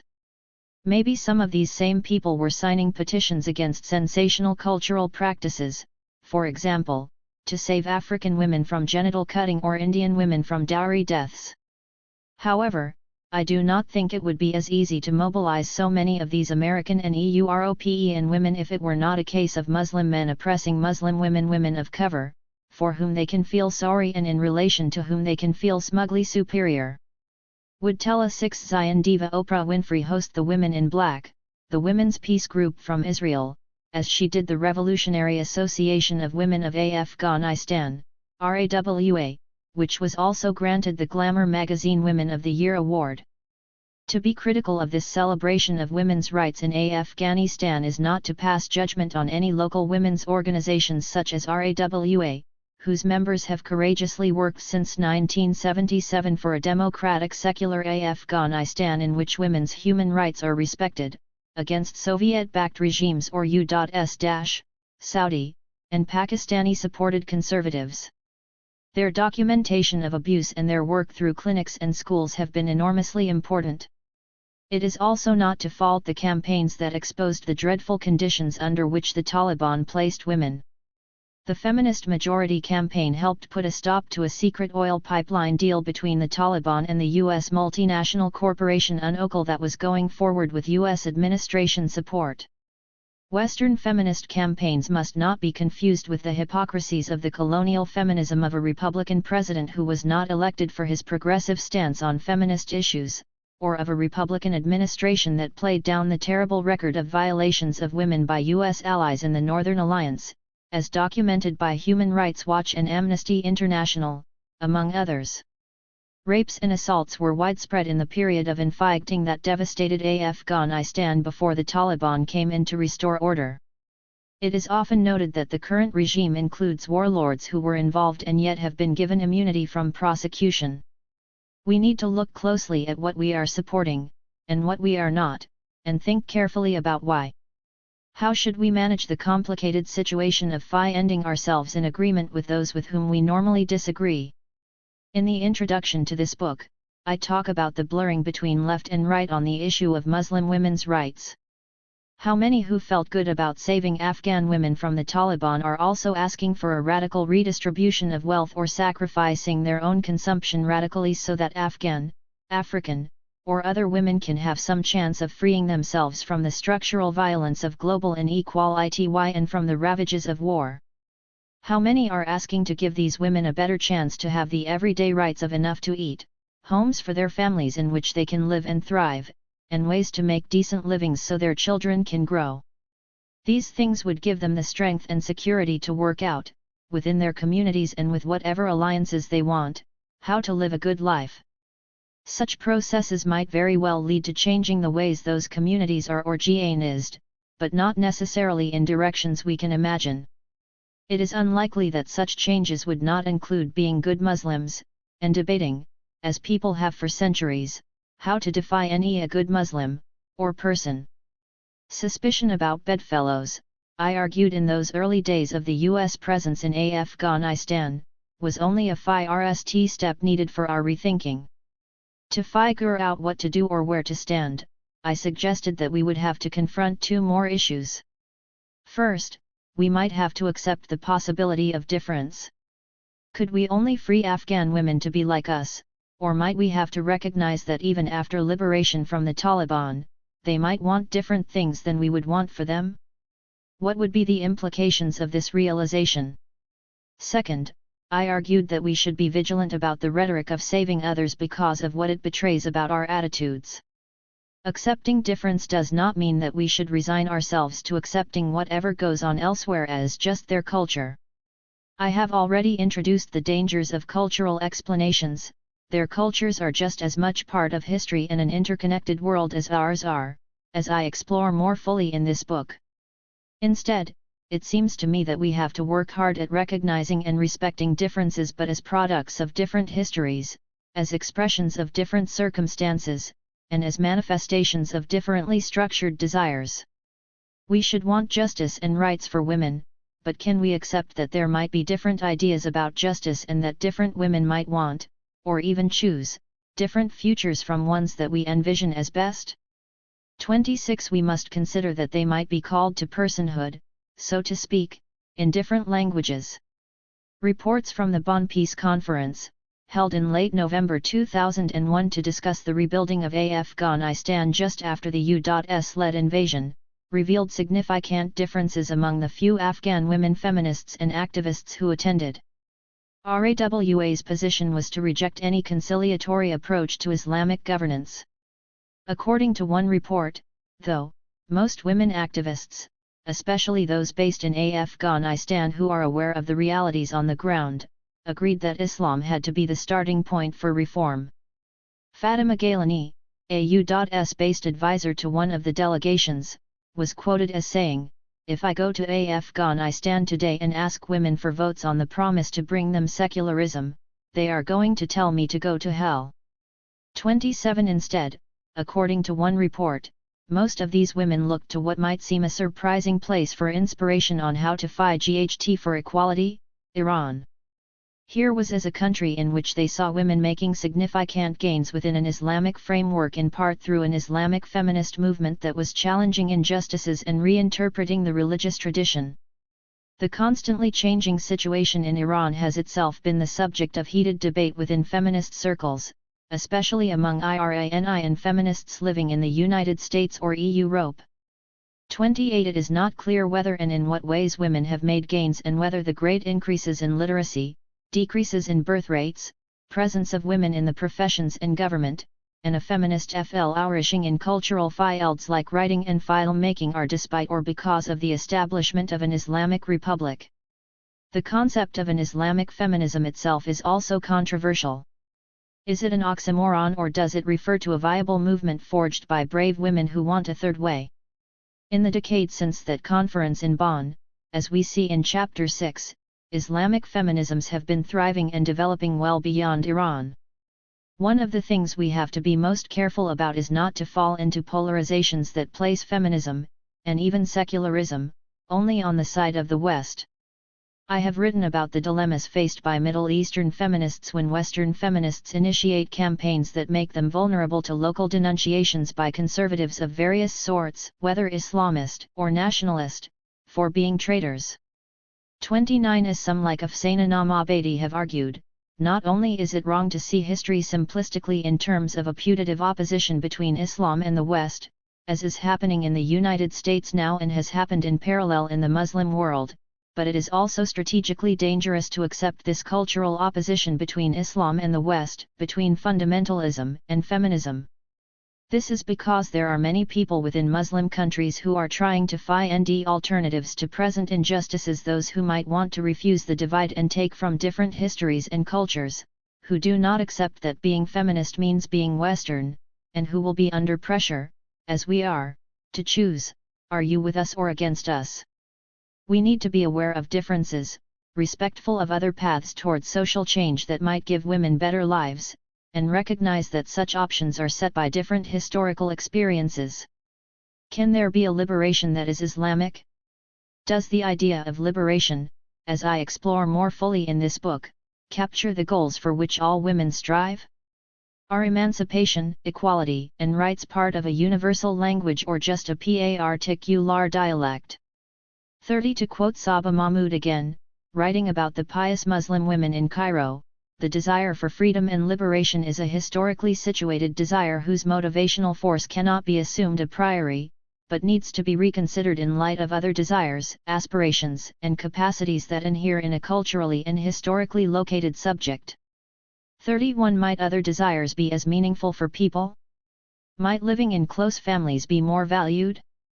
Living in a godly way? Living without war? I have done ethnographic field work in Egypt for more than 30 years, and I cannot think of a single woman I know, from the poorest rural peasant like Zainab to the most educated cosmopolitan colleagues at the American University in Cairo, who has expressed envy of women in the United States, women they variously perceive as bereft of community, cut off from family, vulnerable to sexual violence and social anomie, driven by selfishness or individual success, subject to capitalist pressures. Participants in imperial ventures that don't respect the sovereignty or intelligence of others, or strangely disrespectful of others and God. This is not to say, however, that they do not value certain privileges and opportunities that many American women enjoy. Saba Mahmood has pointed out a disturbing thing that sometimes happens when one argues for respecting other traditions. The political demands made on those who write about Muslims are quite different from demands made on those who study secular humanist projects. Mahmood, who studies the piety movement in Egypt, is constantly pressed to denounce all the harm done by Islamic movements around the world. Otherwise, she is accused of being an apologist. Yet there is never a parallel demand on those who study modern Western history, despite the terrible violences that have been associated with the Christian West over the past century, from colonialism to world wars, from slavery to genocide. We ought to have as little dogmatic faith in secular humanism as in Islamism, and as open a mind to the complex possibilities of human projects undertaken in one tradition as the other. Beyond the rhetoric of salvation. My discussion of culture, veiling, and how one navigates the shoals of cultural difference should put First Lady Laura Bush's self-congratulation about the rejoicing of Afghan women liberated by American troops in a different light. It is problematic to construct the Afghan or Muslim woman as someone in need of saving. When you save someone, you imply that you are saving her from something. You are also saving her to something. What violences are entailed in this transformation? What presumptions are being made about the superiority of that to which you are saving her? Projects of saving other women depend on and reinforce a sense of superiority, and are a form of arrogance that deserves to be challenged. All one needs to do to appreciate the patronizing quality of the rhetoric of saving women is to imagine using it today in the United States about disadvantaged groups such as African American, Latina, or other working-class women. We now understand them to be suffering from structural violence. We have become politicized about race and class, but not culture. We should be wary of taking on the mantles of those late 19th century Christian missionary women who devoted their lives to saving their Muslim sisters. One of my favorite documents from the period is a collection called Our Muslim Sisters, the proceedings of a conference of women missionaries held in Cairo in 1906. 32. The subtitle of the book is A Cry of Need from the Lands of Darkness, interpreted by those who heard it. Speaking of the ignorance, seclusion, polygamy, and veiling that blight women's lives across the Muslim world, the missionary women assert their responsibility to make these women's voices heard. They will never cry for themselves, for they are down under the yoke of centuries of oppression. 33. This book, it begins, with its sad, reiterated story of wrong and oppression, is an indictment and an appeal. It is an appeal to Christian womanhood to right these wrongs and enlighten this darkness by sacrifice and service. 34. One hears uncanny echoes of their virtuous goals today, even though the language is distinctly secular and the appeals are less often to Jesus than to human rights, liberal democracy, and Western civilization, as we explore in chapters 2 and 3. Sometimes the appeals are even simpler, to modern beauty regimes and the rights to cut hair. This was the surprising message of a group of hairdressers who went to Kabul to open a beauty academy for Afghan women, teaching them hair and makeup. These Australians, Americans, and exiled Afghans were part of an initiative called Beauty Without Borders, supported, not surprisingly, by the cosmetics industry and Vogue. 35. The continuing currency of the missionaries' imagery and sentiments can be seen in the way they are deployed for even more serious humanitarian causes. In February 2002, a few months after coalition forces entered Afghanistan, I received an invitation to a reception honoring the international medical humanitarian network called Médecins du Monde / Doctors of the World, MDM. Under the sponsorship of the French ambassador to the United States, the head of the delegation of the EUROPEN Commission to the United Nations, and a member of the EUROPEN Parliament, the cocktail reception was to feature an exhibition of photographs under the cliched title Afghan Women, Behind the Veil. The invitation was remarkable not just for the colorful photograph of women in flowing burqas walking across the barren mountains of Afghanistan, but also for the text, which read in part: For 20 years MDM has been ceaselessly struggling to help those who are most vulnerable. But increasingly, thick veils cover the victims of the war. When the Taliban came to power in 1996, Afghan women became faceless. To unveil one's face while receiving medical care was to achieve a sort of intimacy, find a brief space for secret freedom and recover a little of one's dignity. In a country where women had no access to basic medical care because they did not have the right to appear in public, where women had no right to practice medicine, MDM's program stood as a stubborn reminder of human rights. Please join us in helping to lift the veil. Emphasis added, although I do not take up here the fantasies of intimacy associated with unveiling fantasies reminiscent of the French colonial obsessions so brilliantly unmasked by Malak Aloula in his book, The Colonial Harem, about Algerian colonial postcards, I can ask, and try to answer in the chapters that follow, why humanitarian projects and human rights discourse in the 21st century need to rely on such stereotyped constructions of Muslim women. It seems to me that it is better to leave veils and vocations of saving others behind. Instead, we should be training our sights on ways to make the world a more just place. The reason that respect for difference should not be confused with cultural relativism is because it does not preclude asking how we, living in this privileged and powerful part of the world, might examine our own responsibilities for the situations in which others in distant places find themselves. We do not stand outside the world, overlooking a sea of poor, benighted people living under the shadow or the veil of oppressive cultures. We are part of that world. Islamic movements have arisen in a world intimately shaped by the intense engagements of Western powers in Middle Eastern and South and Southeast Asian lives, so has Islamic feminism. A more productive alternative might be to ask ourselves how we could contribute to making the world a more just place, a world not organized around strategic military and economic demands, a place where certain kinds of forces and values that we consider important could have a wide appeal, a place where there is the peace necessary for discussion, debate, and institutional transformation, such as has always existed, to occur and continue within communities. We need to ask ourselves what kinds of world conditions those of us from wealthy nations could contribute to making, such that popular desires elsewhere will not be determined by an overwhelming sense of helplessness, or angry reaction, in the face of forms of global injustice. Where we seek to be active in the affairs of distant places, we might do so in the spirit of support for those within those communities whose goals are to make women's, and men's, lives better. 36 And we might do so with respect for the complexity of ongoing debates, positions, and institutions within their countries. Many have suggested that it would be more ethical to use a more egalitarian language of alliances, coalitions, and solidarity, rather than rescue. Even members of RAWA, which was so instrumental in bringing to U.S. women's attention the excesses of the Taliban, opposed the U.S. bombings from the beginning. They did not see Afghan women's salvation in military violence that only increased hardship and loss. They called for disarmament and for peacekeeping forces. Spokespersons pointed out the dangers of confusing governments with people, or the Taliban with innocent Afghans who would be most harmed. They consistently reminded audiences to take a close look at the ways policies were being organized around oil interests, the arms industry, and the international drug trade.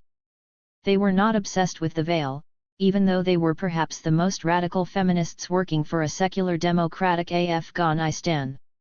Unfortunately, only their messages about the excesses of the Taliban were heard, even though their criticisms of those in power in Afghanistan had included previous regimes.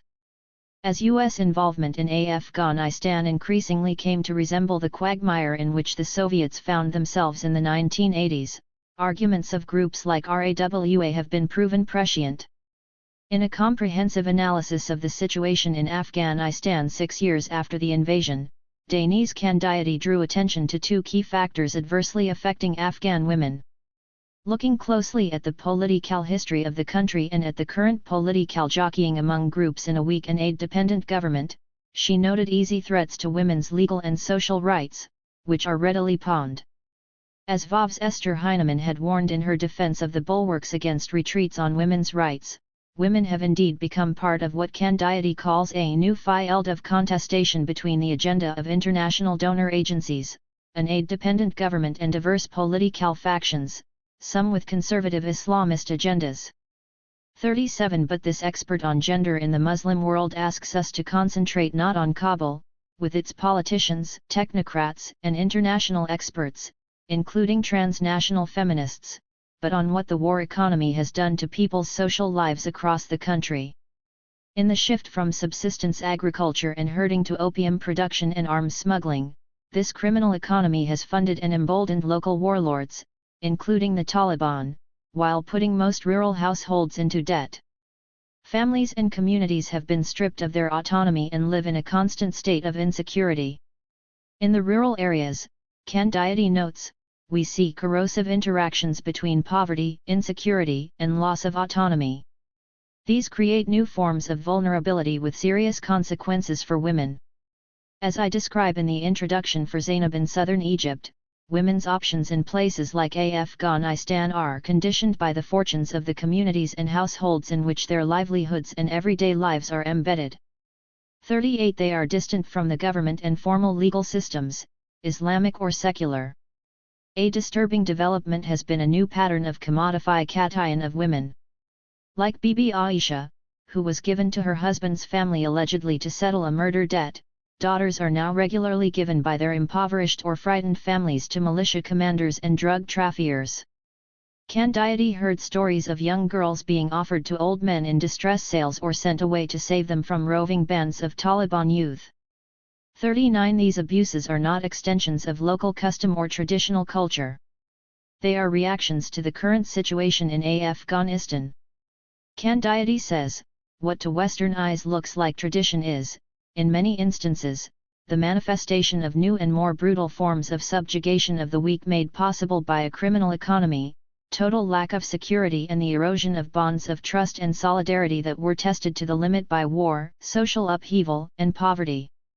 40 Traditions built on mutual obligations have been undermined by rapidly changing, desperate economic circumstances and by political instability.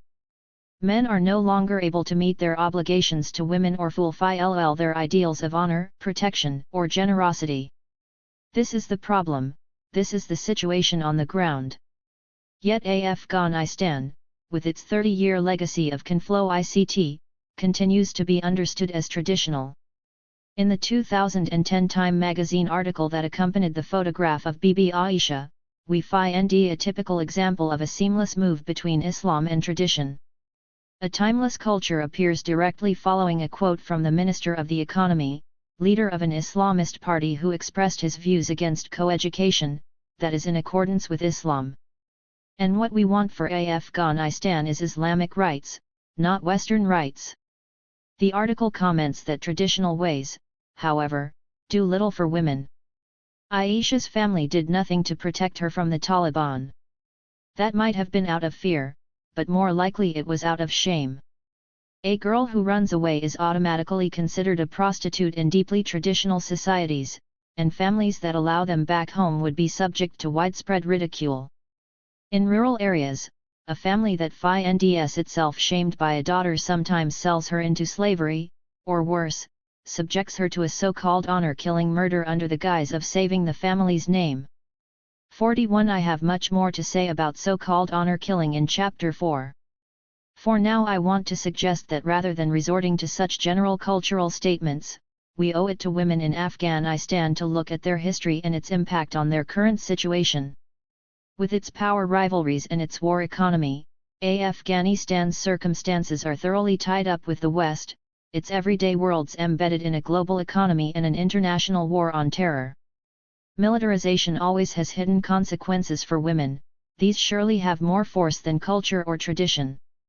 42 So a first step in hearing the diverse voices of Afghan women and the political message of groups like RAWA, which even in 2001 expressed concern about military intervention, is to break with the language of alien cultures, whether to understand or to change them. Missionary work and colonial feminism belong in the past. We should be exploring what we might do to help create a world in which those poor Afghan women for whom First Lady Laura Bush said the hearts of those in the civilized world break can have safety, decent lives, and a range of rights. What we have learned since the United States and its allies intervened is that Conflow ICT, insecurity, impoverishment, and international drug trafficking do not bring them closer to having such lives. We seem to be living in remarkable times. Ever since women's rights served as a respectable reason to support military intervention in 2001 in Afghanistan, the language of human rights has not only been on, almost, every tongue, but the call for women's rights has gone mainstream. The abuses women suffer are no longer considered private matters, swept into dark corners, or dismissed as insignificant in the international public sphere. 50 years ago, no one could have imagined this development. The feminists who labored so hard on legislation, health, education, consciousness raising, and international conventions should feel gratified, even if the term feminism carries a taint and is rarely claimed by those today making universalistic calls for women's rights. Signs of this seismic shift are everywhere, but nowhere more apparent than in some very well-received books by writers in the United States who address a broad, educated public. The New York Times columnist Nicholas Kristof and the Somali émigré Ayaan Hirsi Ali are excellent examples of writers who have made strong public cases for global women's rights. What chapter? 2. The new common sense developments in institutions, culture, industries, and politics have enabled the public to find the arguments they put forward in their best-selling books so convincing and plausible. How has this new common sense about the urgency of going to war for women taken hold? A close reading of their arguments, along with those of Kwame Anthony Appiah, a Princeton philosopher, gives us some clues that take us back to Afghanistan. Going to war for women.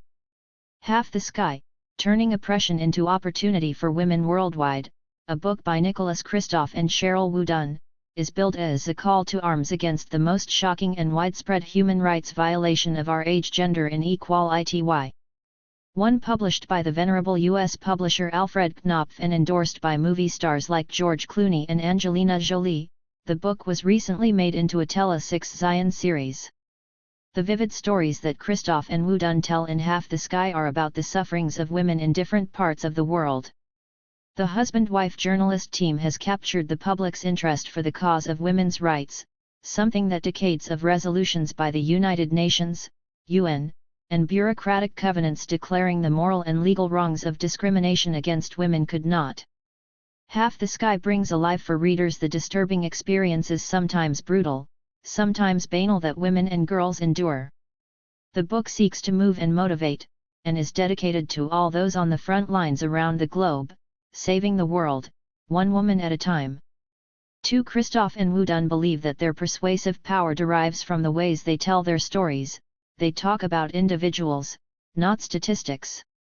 Half the Sky is populated by women who have survived against the odds, the most admired being those who have overcome unimaginable hurdles in order to change the world. 3. Readers are asked to open their hearts and their pocketbooks to them. The moral mainstreaming of global women's rights is also evident in a more scholarly but nevertheless quite visible book that appeared a year after Half the Sky. Written by a well-regarded philosopher and public intellectual who had not previously commented on women's rights issues, it is confident in tone, vivid in illustrative case studies, and humane in its vision. The Honor Code by Kwame Anthony Appiah appeals to our human potential to do the right thing. A philosopher and cultural critic born in Ghana, educated at Cambridge, and now teaching at Princeton, Appiah reflects on the way a sense of honor has led societies to shift, time and again, their understandings of what is right and wrong. Looking back over key moments in history, he shows that people could and have come to condemn as inhumane and dishonorable practices that previously had seemed not just normal but noble. 2 of the 4 case studies in his book about moral revolutions involve practices that harm women, specifically. Appiah informs us that the moral hurdle our human desire for esteem must lead us to overcome now is to learn to find violence against women repugnant. Just as dueling in Europe, foot binding in China, and the slave trade in Britain came to an end when people began to feel these practices were shameful, so we must get men, in places like Pakistan, to find shameful the particular mistreatment of women known as the honor crime. 4. In identifying this as the most urgent moral cause we face today, Appiah joins a chorus that includes hundreds of dedicated organizations around the world, scholars mounting academic conferences about this form of violence against women that has existed throughout history and in a range of societies, and charitable foundations that invite us to shop honor. For a donation, you choose between an honor tote bag and a men's tie. 5. From yet another corner of the American public sphere comes proof that women's freedom and equality have come to be idealized across the political spectrum. Working out of a major American conservative think tank after irregularities in her asylum application to the Netherlands made her situation there uncomfortable, Ayaan Hirsi Ali, the outspoken and rebellious daughter of the second wife of a former Somali opposition leader, has made her name defending women's rights. Listed by Time magazine as one of the most influential people in the world, she has been recognized by many awards, including Glamour's Woman of the Year. She has established a foundation to defend and protect the rights of women. This celebrity has become so familiar that her publishers decided a portrait of this striking woman, looking straight out at readers, should supplant the cliched image that marketed her THIRD book, her shrouded nemesis, the fully veiled Muslim woman. 6. These significant voices from the liberal and conservative public spheres suggest that there has been a leap forward in the public recognition of the seriousness of gender discrimination and women's suffering. Their perspectives and positive reception mark the emergence of a new common sense that gender injustice is a legitimate concern, not a fringe issue. Building on the work of historians, social researchers, political theorists, and philosophers, these writers are promoting a new way of thinking, a global approach that acknowledges women's issues as major social and moral problems, not just the concerns of feminists. Writing clearly, simply, and directly, they turn our attention to particular places around the world that many know little about: Somalia, Cambodia, India, the Netherlands, Pakistan, the Congo, China, and Afghanistan. They amplify, clarify, and bring to life what feminist researchers, local and transnational human and women's rights organizations, and grassroots feminists have struggled for so long to analyze and publicize. The optimism of these interventions into popular public discourse makes them especially effective. They shine a harsh light on gender oppression, and then they call out to us to live up to our highest moral values and our political ideals. They presume that people, once they know, will not stand by, silent and apathetic. Narrating stories of progress from bondage to freedom, from despair to hope, from sexual enslavement to small-scale entrepreneurship through microcredit financing, they ask us to join a collective moral struggle to improve the lives of women. 7. But how do these writers make their case that we ought to enter what Appiah calls the war on women? One way they do so is by calling up the ghost of Atlantic slavery as analogy, as instructive case study, and as subliminal referent. This comparison is worth pausing over because a look at what historians and social researchers have taught us about Atlantic slavery and its aftermath leads to some cautionary questions regarding the new consensus about women's rights. How do these writers construct their objects and their arguments? What silences might make us suspicious? For Christoph and Woodun in Half the Sky, abolition stands as the unambiguous sign of our capacity to move beyond moral evil. They declare, in the 19th century, the central moral challenge was slavery. In the 20th century, it was the battle against totalitarianism. We believe that in this century the paramount moral challenge will be the struggle for gender equality around the world. 8. Abolition is a key case in the study of moral revolutions in Appiah's The Honor Code. Slavery also makes cameo appearances in Hirsi Ali's work. Her THIRD book is subtitled An Emancipation Proclamation for Women. Our historical understanding of modern slavery is still unfolding as scholars struggle to grasp how the horror of the Atlantic slave trade could have lasted for hundreds of years and involved the death or uprooting of millions of human beings, what it meant for the various groups and people involved, from British merchants to North American plantation owners, Christian missionaries, and Africans of the coastal kingdoms and the interior, and the men and women enslaved, and what its legacy is today, including an underclass of technically free but disposable human beings. But 3 lessons from the studies of slavery help us pinpoint the contours and limits of posing the new challenge regarding women as a call to arms for the emancipation of women. 9. Half the Sky tells a simple story about abolition. Some good moral people in England struggled valiantly and finally persuaded and pressured others, including Parliament, to go against national and economic interests and abolish the slave trade. 10. Credit is given to the actions of ordinary individuals who signed petitions and boycotted sugar from the West Indies. The real hero, though, was Thomas Clarkson, who, like a present-day journalist, documented in the 1790s the grim conditions on British slave ships. The authors agree that he could be considered the founder of the modern human rights movement. 11. In the Honor Code, Appiah focuses on these same forces and people, including Christian moralists, in the struggle against slavery. But he gives more credit to the middle class and working men who were insulted by the devaluation of human labor that slavery implied. Appiah expresses a debt to the historian Christopher Leslie Brown, but he does not actually take up the key argument that Brown makes in Moral Capital. Brown notes that anti-slavery opinion in Britain had many sources, Some sympathized with individual slaves, some pitted enslaved nobility, and some were horrified by the conditions of the enslaved, while others detested the principle of slavery. Some considered slavery unchristian or worried that it impeded the spread of Christianity in the Americas, others worried that slavery fostered immoral behavior. Some hated the new planter class and some agonized over the contradictions between the ideals of liberty and the realities of colonial slavery. Some feared armed rebellions, though the European story of abolition rarely acknowledges the agency of the enslaved. 12. However, Brown's key point is a historical one. Before the American Revolution, he argues, no one had attempted to impose anti-slavery values through parliamentary legislation.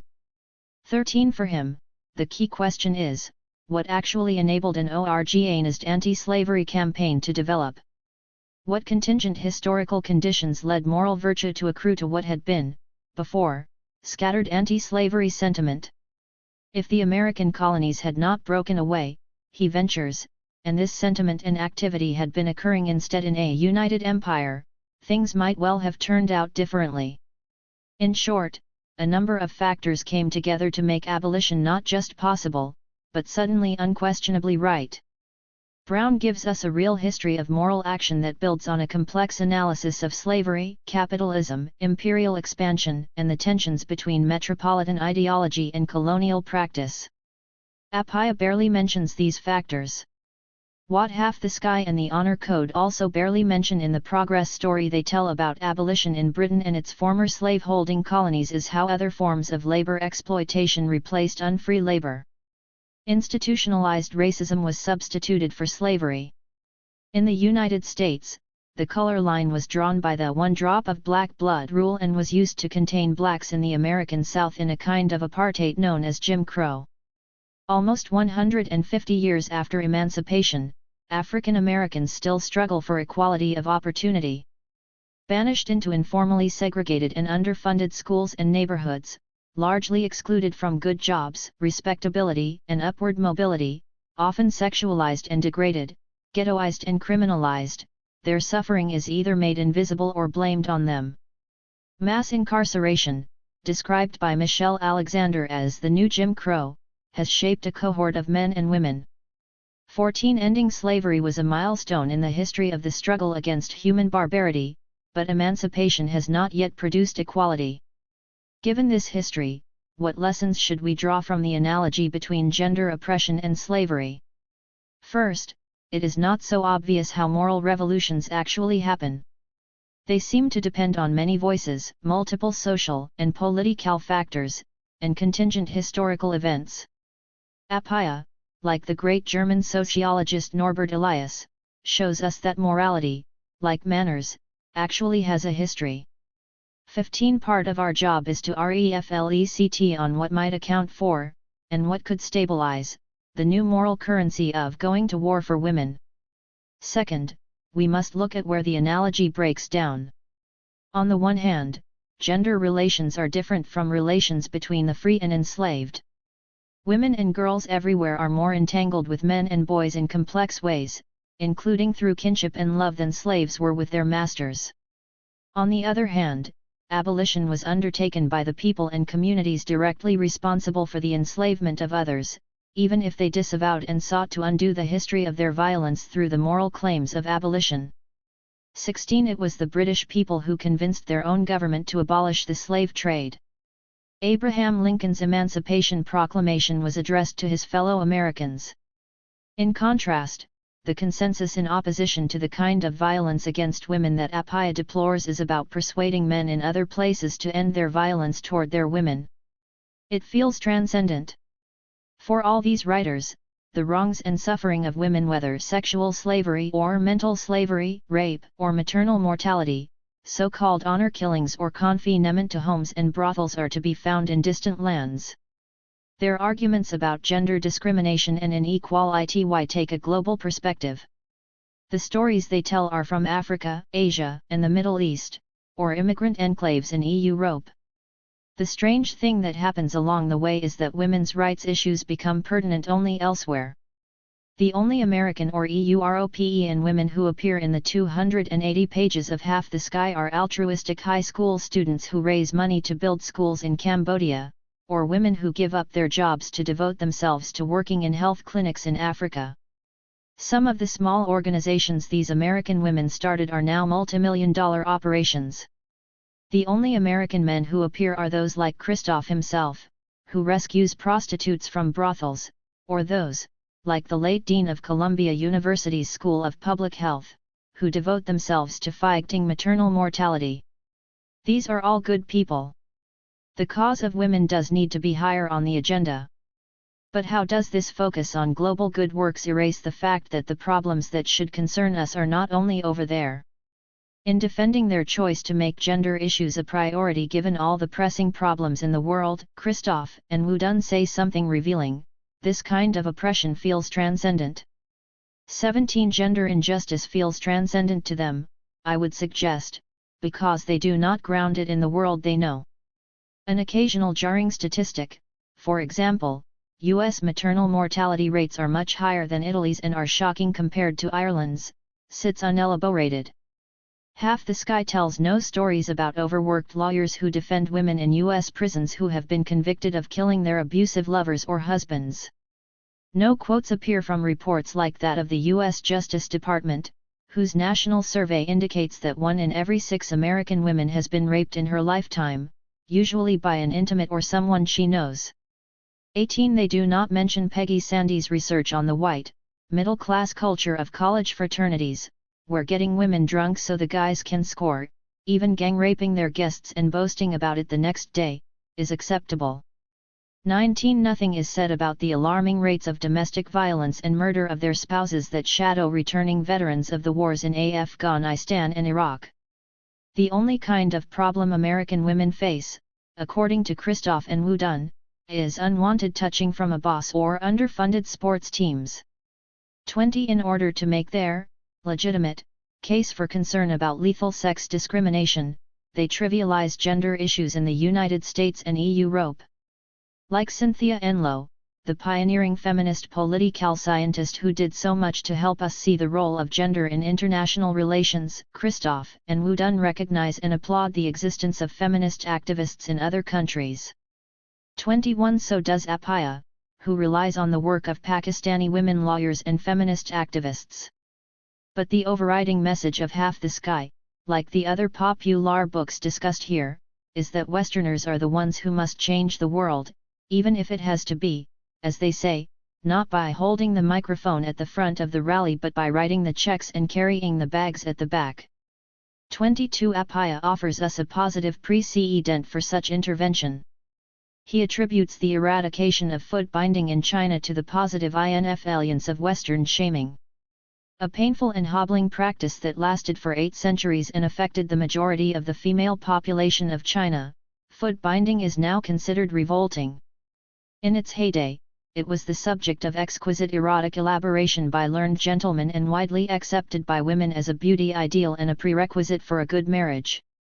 As Apaya tells the story, the end of the practice came because outsiders, Western missionaries and merchants, along with educated Japanese, shamed a local elite into turning against it and becoming fervent reformers. When the literati abandoned the practice, confronted by the advancing industrializing world, at a time when some of the literati had lost confidence in their own traditions to defend them from modernizing strangers, as Apaya puts it, there was inevitably a cascade downwards of unbinding. 23 The leading specialists on foot binding tell the story somewhat less benignly. Dorothy Ko roots the late 19th and early 20th century reformers' efforts in the colonial condition of humiliation by the West on a global stage. 24 Like Apaya, she ties reform to an emerging desire for modernity, but understands their concern about freedom as a response to a deep political crisis induced by military defeat first by the British, then by the French and the Japanese. The collapse of the empire in 1911 marked this total defeat. The manifestos against foot binding followed on the heels of the European imposition of treaty ports for free trade, theirs. Ko argues, moreover, that there can be no simple explanation for the end of foot binding because there was not one but many foot bindings, in different eras, regions, villages, and classes. 25. Although the modernizing campaigns of the natural feet movement by embarrassed Chinese men were important, scholars have explored many other factors that must be part of any historical account of the practice and its demise. Some have made structural economic arguments, linking the decline of foot binding to the rise of factory-based textile production that replaced home-based spinning and weaving. Some observe that the practice did not actually disappear in the interior until after the Communist Revolution.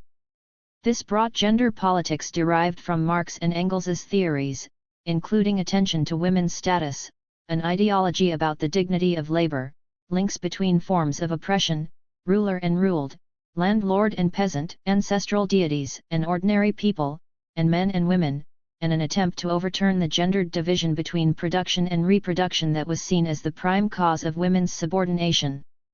Early legal reforms by Mao, like the 1957 Marriage Act, outlawed concubinage and granted women the right to divorce. Socialist ideology gave women a language to name their oppression as feudal. Foot binding was included. 26. A vast political mobilization sent cadres to villages across China to establish conformity of practice. 27. Historical research shows, therefore, that even if it paved the way, more was needed to end the practice than the influence of Western missionaries and invaders that shamed early 20th century literati into binding their honor to the unbinding of women's feet. And in a poignant analysis, KO has shown that the most immediate effect of the early reformers' campaigns for most Chinese women was a social bifurcation that humiliated and exposed them. 28. In this earlier period, the honor of the enlightened men and the few liberated women came at the price of silencing women by speaking for them about their pain. The reformers' honor depended on distinguishing themselves from the worthless backward majority. 29. Like today's German human rights campaigners who relegate Afghan women to mute trash bags, these reformers did not see Chinese women as moral and political agents. And, as it happened, their campaign was temporarily forgotten by 1940, with the war and Japanese occupation. This discussion of Western influence brings us back to the sentence in Half the Sky about why the cause of gender inequality feels transcendent. This kind of oppression feels transcendent, say Christoph and Wu Dun, and so does the opportunity. We have seen that outsiders can truly make a significant difference. 30. The opportunity that women's oppression presents is for outsiders. The audience for their book and the recruits to their battle against gender inequality are, ultimately, those who want to end problems elsewhere. Half the Sky, like Hersai Ali's The Caged Virgin and Nomad, and even Appiah's The Honor Code, is an invitation to Westerners to do something elsewhere.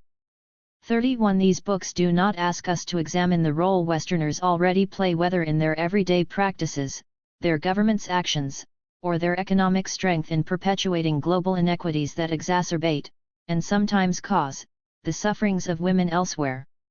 This is particularly the case in places like Pakistan or Afghanistan, where the war on terror seriously complicates moral persuasion. Fervent concern about suffering elsewhere that neither looks close to home nor attempts to unpack the complicated dynamics that produce suffering is worrisome. Also troubling are arguments that do not ask us to look at the privileges so many of us in the global north enjoy by virtue of a long history of global inequality. Among these privileges are vast consumption, safety from military incursion, advanced medical care, the relative ability to nurture our children and have hopes for them, and educations that should give us the tools we need to analyze these inequalities. We seem to accept shocking inequalities in the distribution of world resources as inevitable. What is the effect of this insistence that we focus our gaze elsewhere? Such arguments allow those they hail to feel innocent, moral, and purposeful. In contrast, many radical global activists now ask us to seriously consider our responsibilities for this situation, as individual consumers and citizens, as part of nations with enormous military spending, and as beneficiaries, though increasingly also as victims, of corporate greed. 32. Offering $80 and donating some blood to try to save a dying pregnant African woman, as Christoph did, is better than turning away. Offering a $25 loan to a microcredit lender so that a woman in a village can borrow it, at 20–30% interest, which is better, Christoph and Wudun assure us, than the rate of local money lenders. 33 may not be harmful. But these amounts are less than those who feel good giving them would pay for a meal at an ordinary restaurant. Acknowledging that cynics might criticize projects that send American high school students abroad to build schools for girls, saying the money they have raised through bake sales and soliciting rich relatives could be better spent on building more schools, Half the Sky defends such practices. One purpose is to expose young Americans to life abroad so that they, too, can learn and grow and blossom. 34 In Half the Sky, we learn that aid projects have a mixed record in helping people abroad, but a superb record in inspiring and educating donors. 35 The trip to Cambodia was for the students of one private school an essential field trip and learning opportunity. 36 The learning opportunity, though, was for privileged private school students who have had and will have many other opportunities to grow and blossom. It is, of course, better that the privileged learn to care about the world than be self-centered and selfish. It is better to know than to be ignorant. And such trips abroad may prod students to want to know more and to become better adults. They might begin to ask how the failure to produce good state schooling and healthcare in so many parts of the world might be connected to them in systemic ways. Or they may question, even in their own towns and cities, why everyone does not receive the same learning opportunities they do. Yet books like Half the Sky and the Honor Code do not ask these questions. Instead, they induce sentiments of horror and pity about women elsewhere, mixed with patronizing admiration for some activists abroad. Islamland. If the first clue to the common-sense appeal of this popular battle for women's rights and equality can be found in the gaze that doesn't look back at itself, the second clue can be found most clearly in Ayaan Hirsi Ali's writing. She is a complex figure. Although her autobiographical book, Infidel, is fascinating and rich in detail, in other works she traffics in the ideological certainties of the right, using the catchphrases they have commandeered. She invokes freedom and reason in her Manichaean depiction of world affairs. She adopts Samuel Huntington's formulation of world politics as a clash of civilizations and Bernard Lewis's most famous soundbite about Muslims, What Went Wrong. 37 She disparages the soft liberalism of multiculturalism. Free and easy with her facts, eclectic in her references, and inconsistent in her arguments, she enjoys political patronage from the right as a moderate Muslim. 38 She appears to be the opposite of a liberal scholar like Appiah. Yet Hirsi Ali shares something with these others who are shaping a new common sense about going to war for women besides a passionate hope that the present dangers for women can be overcome. She constructs a fantasy space that gives force to the popular groundswell of support for global women's rights on which these other writers build. We can see this most clearly in her third book, Nomad, which is characterized as a personal journey from Islam to America. This is an odd phrase. She has actually come from Somalia in East Africa. She spent her childhood and youth in Saudi Arabia, Ethiopia, and Kenya because her father was in exile, and then she sought asylum in the Netherlands. Finally, she moved to the United States after causing a fiery storm in Europe. Islam is not a place from which one can come. Yet Islamland, as I would call this mythical place, announces the call to arms for women with transparent goodness. 39 Islamland enables those who advocate for women's rights to accrue moral capital. Christoph, Wudun, and Appiah may be gentler in their politics, more humane in their liberalism, more civil and measured in their language, and more sympathetic in their hopes and humanism than Hirsi Ali. Their intellectual armature may be sounder. But they share two certainties with her. First, they identify with the moral we, who know what's wrong in the world and must do something about it. Second, and this is what allows their certitude to be accepted so easily, they agree that Islamland is the place where things are most wrong today, even if each of them offers disclaimers to disavow any direct blame of the religion of Islam. Hirsi Ali says, for example, I do not despise Islam. I am thoroughly conscious of the noble values that the religion promotes, such as charity, hospitality, and compassion for the weak and poor. 40 Christoph and Wudun say, we don't blame Allah's difficulties on the Prophet Muhammad or on Islam as such. 41 Api writes authoritatively, it is widely agreed across the world of Islam that neither the Quran nor the Sunnah, nor the Hadith, endorse the killing of women by men in their own family. 42 Yet each of these authors follows such statements with a figurative but. Islam land is the problem and Islam is condensed in the figure of the victimized Muslim woman. Half the sky's heroines and victims are not all Muslims, it is true.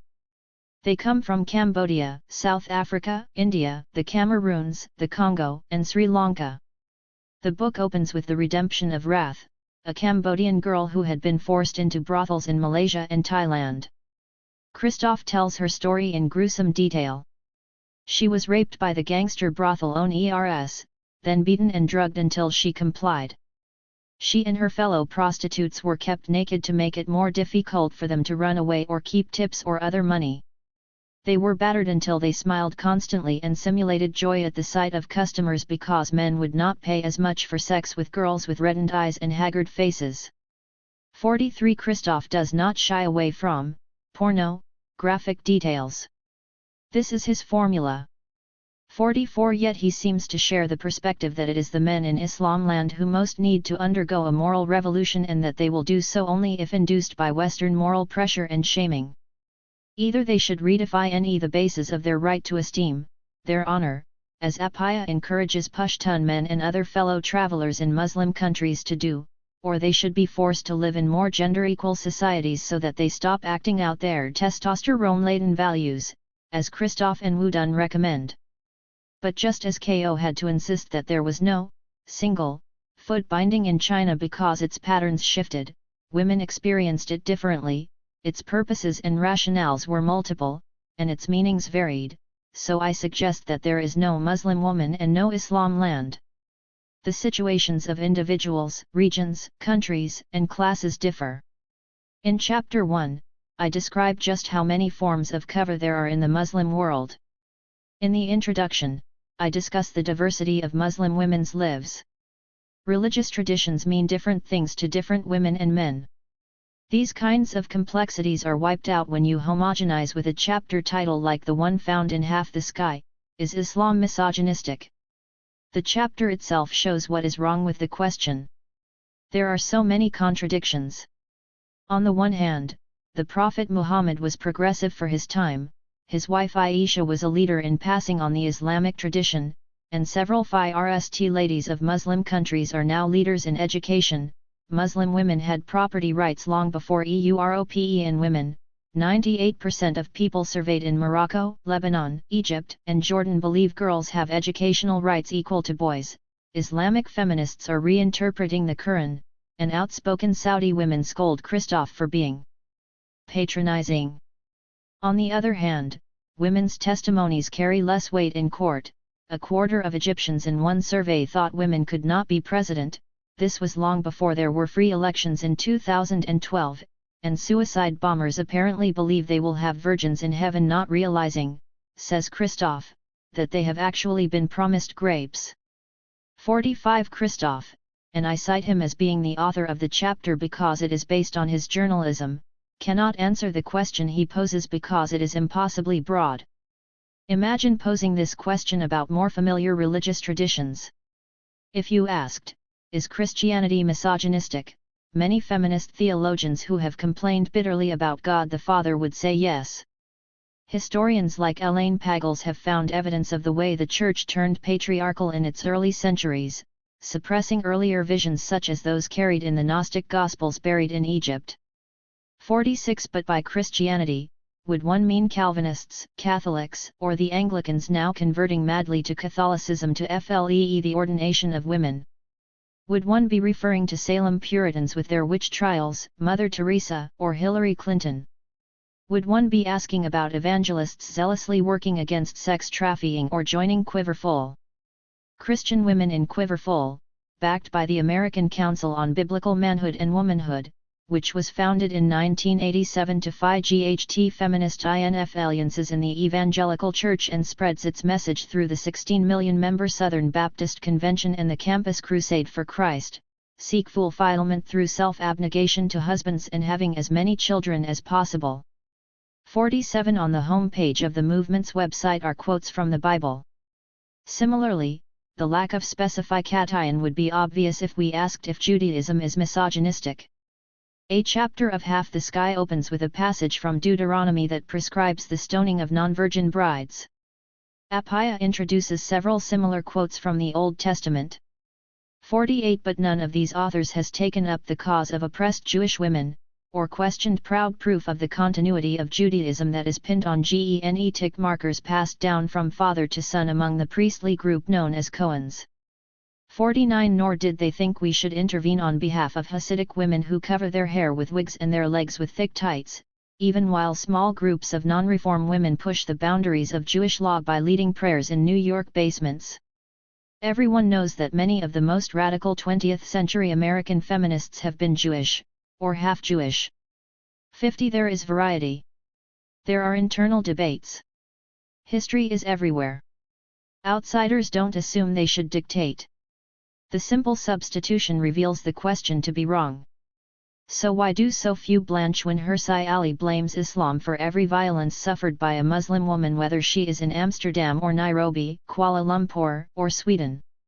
Proudly announcing her atheism as critical to her own freedom, Ayaan Hirsi Ali even proposes, in an odd moment, that Christian leaders now wasting precious time and resources on a futile exercise of interfaith dialogue with the self-appointed leaders of Islam should redirect their efforts to converting as many Muslims as possible to Christianity, introducing them to a God who rejects holy war.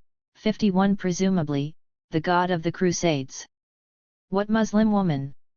Islam land does not exist. Since I was 5e, I have been spending time in places that would fall on that other side of the great divide between Islam land and the West.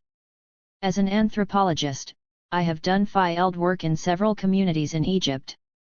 I have visited relatives in Jordan. I have gone to school in Lebanon. In the women I have known, I do not recognize the Muslim woman of Hirsi Ali's books or what Miriam Cook has, tongue-in-cheek, called the Muslim woman. 52 Would it be Hirsi Ali's mother, frail and old now, living on handouts back in Somalia, surrounded by desert scrub and nieces who cook for her and sweep her house? Would it be the current president of Bangladesh or the Oxford-trained former Prime Minister of Pakistan, who was assassinated in 2007? Is it the filmmakers of Palestine or the writers of Lebanon, the Bedouin women in Egypt who weave rugs of extraordinary beauty and sing poignant songs about love, or the fashion bloggers of Qatar featured in Harper's Bazaar Arabia? The glossy spread about them in 2010, titled Abaya Accessories, reported on the young women who reach into their own closets for the latest designer wear about which to blog. Their elegant black abayas are set off by leopard platform heels by Christian Louboutin. Their Chanel sunglasses vie for attention with their Alexander McQueen rings and limited edition Fendi two-tone python peekaboo bags. Are these the Muslim women Hirsi Ali implores her readers to think about when she pities the others? Still locked in the world I have left behind? 53 There are many suffering women who are Muslims. Zainab, in the village in Upper Egypt, has to deal with police harassment. My aunt suffers silently a great injustice and sings about deep personal losses. Refugees beg on the streets in Beirut and Amman. The suffering of some of these women is not totally unconnected to expectations about gender enshrined in the Quran or cultures in the Muslim world, or sometimes justified in terms of interpretations of Islamic law. But in all cases, their suffering has more complex causes. These are the sorts of causes we should explore. I think of Amal, for example, another village woman in Egypt whom I have known for 20 years. 54 I always stay in the hamlet where she lives when I am there. Our daughters are close friends. If a foreign journalist had come on assignment to her village a few years ago, he might have written a dire column about her. He would have found her barely able to walk. Wan and in pain, she had just undergone what they call a woman's operation. The doctor had told her she needed an operation that would cost 1,050 Egyptian pounds, the equivalent of $200. She explained to me quietly, "You know that wasn't possible for us." She put off seeing a doctor for too long and then finally had to have the operation. She had it done at the ramshackle local public hospital. People believe the conditions in the local hospital there are worse than in the private clinics. With structural adjustment, the Egyptian government has been forced to reduce funding of public healthcare so that patients now have to pay for the medicines and the anesthetic. Amal's husband defensively minimized the difference between the free surgery at the hospital and the costly one at the private clinic. "It's just the hands that cut," he insisted. "And it's just a few cuts." He was embarrassed that they could not afford the clinic, so he went on about the expensive medicines he had bought to care for her. He talked about how much time he had spent at the hospital in the 7 days she was there. Amal had spent a month in bed. She was just able to get up, but would have to take it easy for 3 months.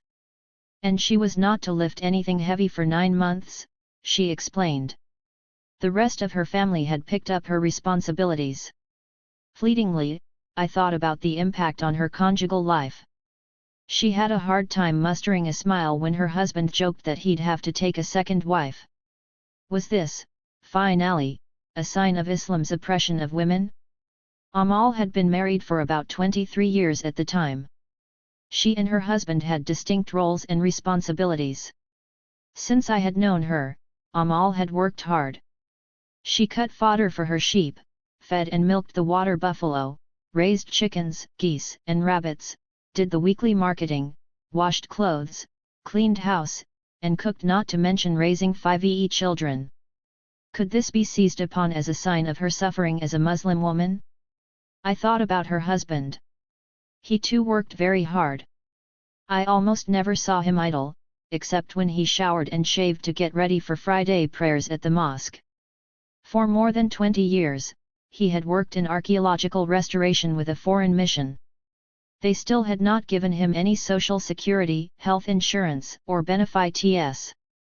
Paid a tiny fraction of what his European colleagues with the same masonry skills got in salary, he set off on his bicycle every morning at 6 a.m. for a trip that took him an hour.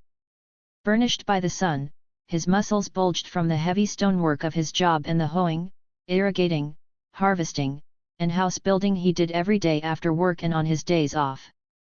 While Amal takes care of the animals and the house and does a bit of sewing on the side, he does the plumbing and electricity, makes his own rope from palm fiber to tie up the harvest, and makes bricks by hand from mud and straw.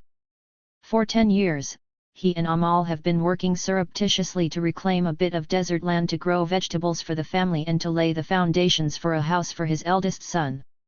The work for both of them was especially hard in the days when their children were too young to help, all in school. A journalist meeting Amal the day I returned to the village to find her in pain might have seized on Amal's pain, her inadequate medical attention, or her husband's heartless joke. They disturbed me too. But I know that her medical and financial problems have complex causes, not simple gender discrimination and certainly not any kind of war on women. As we talked, I discovered that she had been forced to sell one of her own sheep to help pay for the medical expenses. It is worth pointing out that the sheep are hers to raise and profit from. And this was not the first occasion on which I had heard her husband joke about taking another wife. Sometimes as my husband and I were sitting and drinking tea with the family after they'd invited us to supper, Amal's husband would ask if we could find him one of those rich European women who support other young men in his tourist region. Did Amal take this request seriously? She knew as well as we did that every time he said something like this, his daughters would pounce on him and pretend to pummel him, teasing him that they'd beat him up and run his new wife out of town if he dared. It was empty talk, even though technically his right. What lay behind his comment was sheer exhaustion and frustration about how unfair it was that others in this unequal world had it easier. Like most women in the community, Amal says her prayers regularly and covers her hair. She does not often go places without her husband's knowledge, though she never has to ask permission. Social obligations in this tight-knit community are demanding. Women drop whatever they are doing when they hear of a death, an illness, a return from the hospital, a family crisis, an engagement party, a wedding, or a welcome party for those returning from the pilgrimage. The moral ideal that women belong in the home is trumped by the value of caring about kin and neighbors. Their reputations, and those of their family, are on the line. No husband would dream of standing in the way. 55. So why is Amal not appropriate as a representative of the Muslim woman of Islam land? She suffers. She has troubles. She has to make compromises. She is poor and hard-working. But it is clear that she and her husband are close, despite the jokes. They are not unusual in this village, though each couple's circumstances are as unique as their personalities. Amal and her husband work hard and share in all family decisions. He is protective of her. His children proudly tell the story of how he had beaten with a stick a large snake that was dripping venom on their mother's face as the two of them slept out in the unfinished house they are building across the field from the family home. They also put their children's well-being first. Not long before Amal's operation, someone came to ask for their eldest daughter's hand. They had outfitted her with everything a bride is expected to bring into the marriage, the kitchen appliances being the most expensive. They went into debt making sure she had a great wedding, complete with a DJ. That was why they were especially short of money for the surgery. A couple of years later, I found them delighted by their first granddaughter. Amal's husband posed proudly for my camera, kissing the baby on her cheek. Raising this family, the center of their lives, was a team effort. It had not always been easy and they did not always get along perfectly. But they had sacrificed for each other and for their children. Superficial vignettes and extreme cases tell us little about the variety of ways women experience their lives and the contexts we must appreciate in order to make sense of their suffering.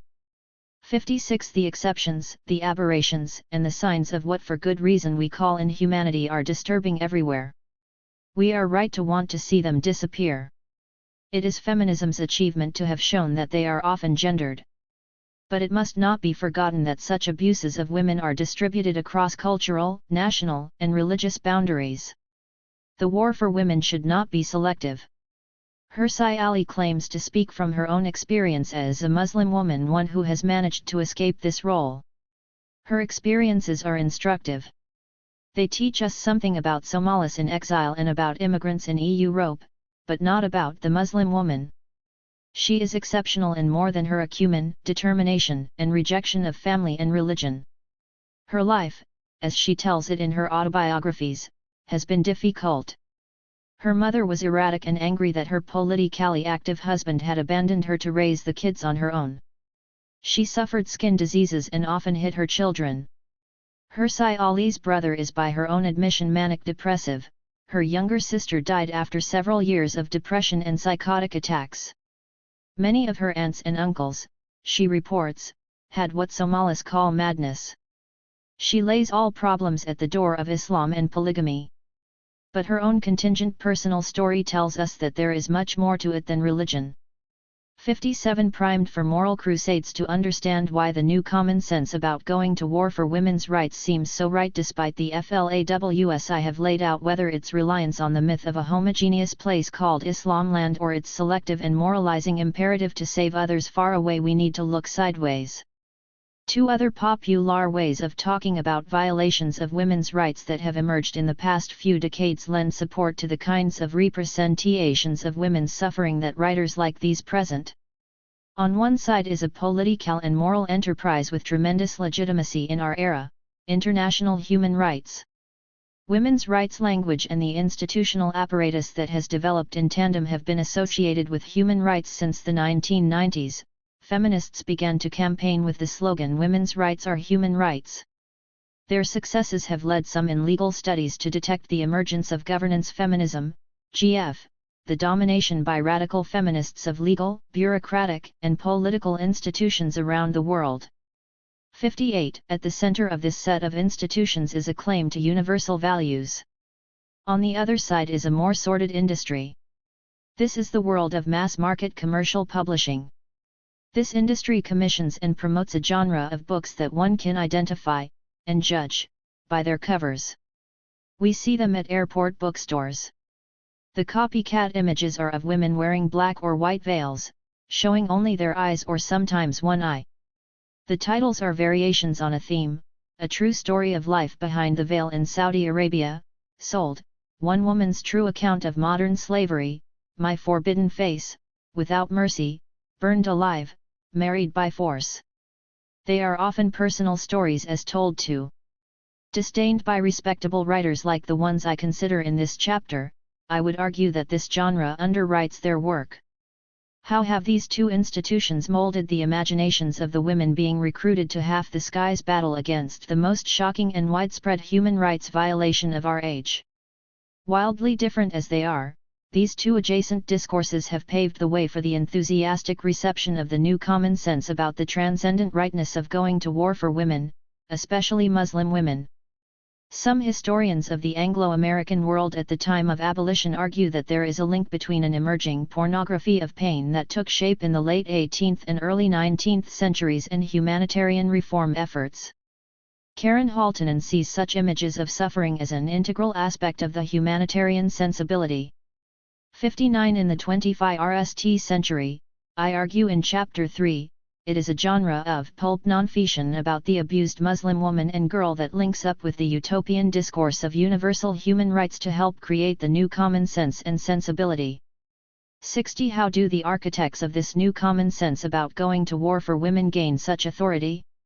Why have so many come to agree with their arguments which manufacture consent for international engagements across the Muslim world when there are flaws in their reasoning, silences in their stories, partiality in their representations of women's problems, and when a myth lies at their core? These writers make their premises unassailable by drawing on a language of human and women's rights that now has tremendous currency. This language insists that people around the world must learn how to be just and to measure up in a universal metric of humanity that is defined, in part, by aspirations for gender equality and women's freedom. If the authority for this moral crusade to rescue women in other parts of the world, and usually from their cultures or traditions, depends on associating itself with the high ground of universal rights talk that has been forged in a range of international institutions, its emotional persuasiveness derives from the bedrock on which such advocates build. This is best expressed in a massively popular genre of Chapter 3. Authorizing moral crusades, writing about the wrongs other women suffer, particularly Muslim women. The genre is graphic, even pornographic. The two languages, one abstract and disinterested, the other affective, bleed into each other in the new common sense about rescuing women. Key to the vocabularies of both are consent, choice, and freedom. The central drama is the difference between those who choose and those who do not, between those who are free and those who live in bondage. The way this drama unfolds has consequences for the crusade. We need to consider both of these languages. But the popular genre of writing on the abused Muslim woman is particularly fascinating.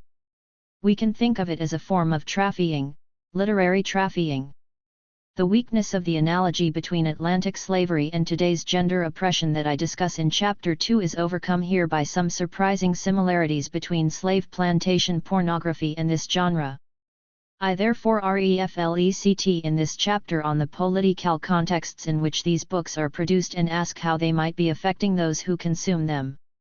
I also read against the grain of their dark titillations and strange alchemy in which the exceptional becomes general to glimpse even in such formulaic stories another way of thinking about the victims/heroines who are the objects of such intense concern.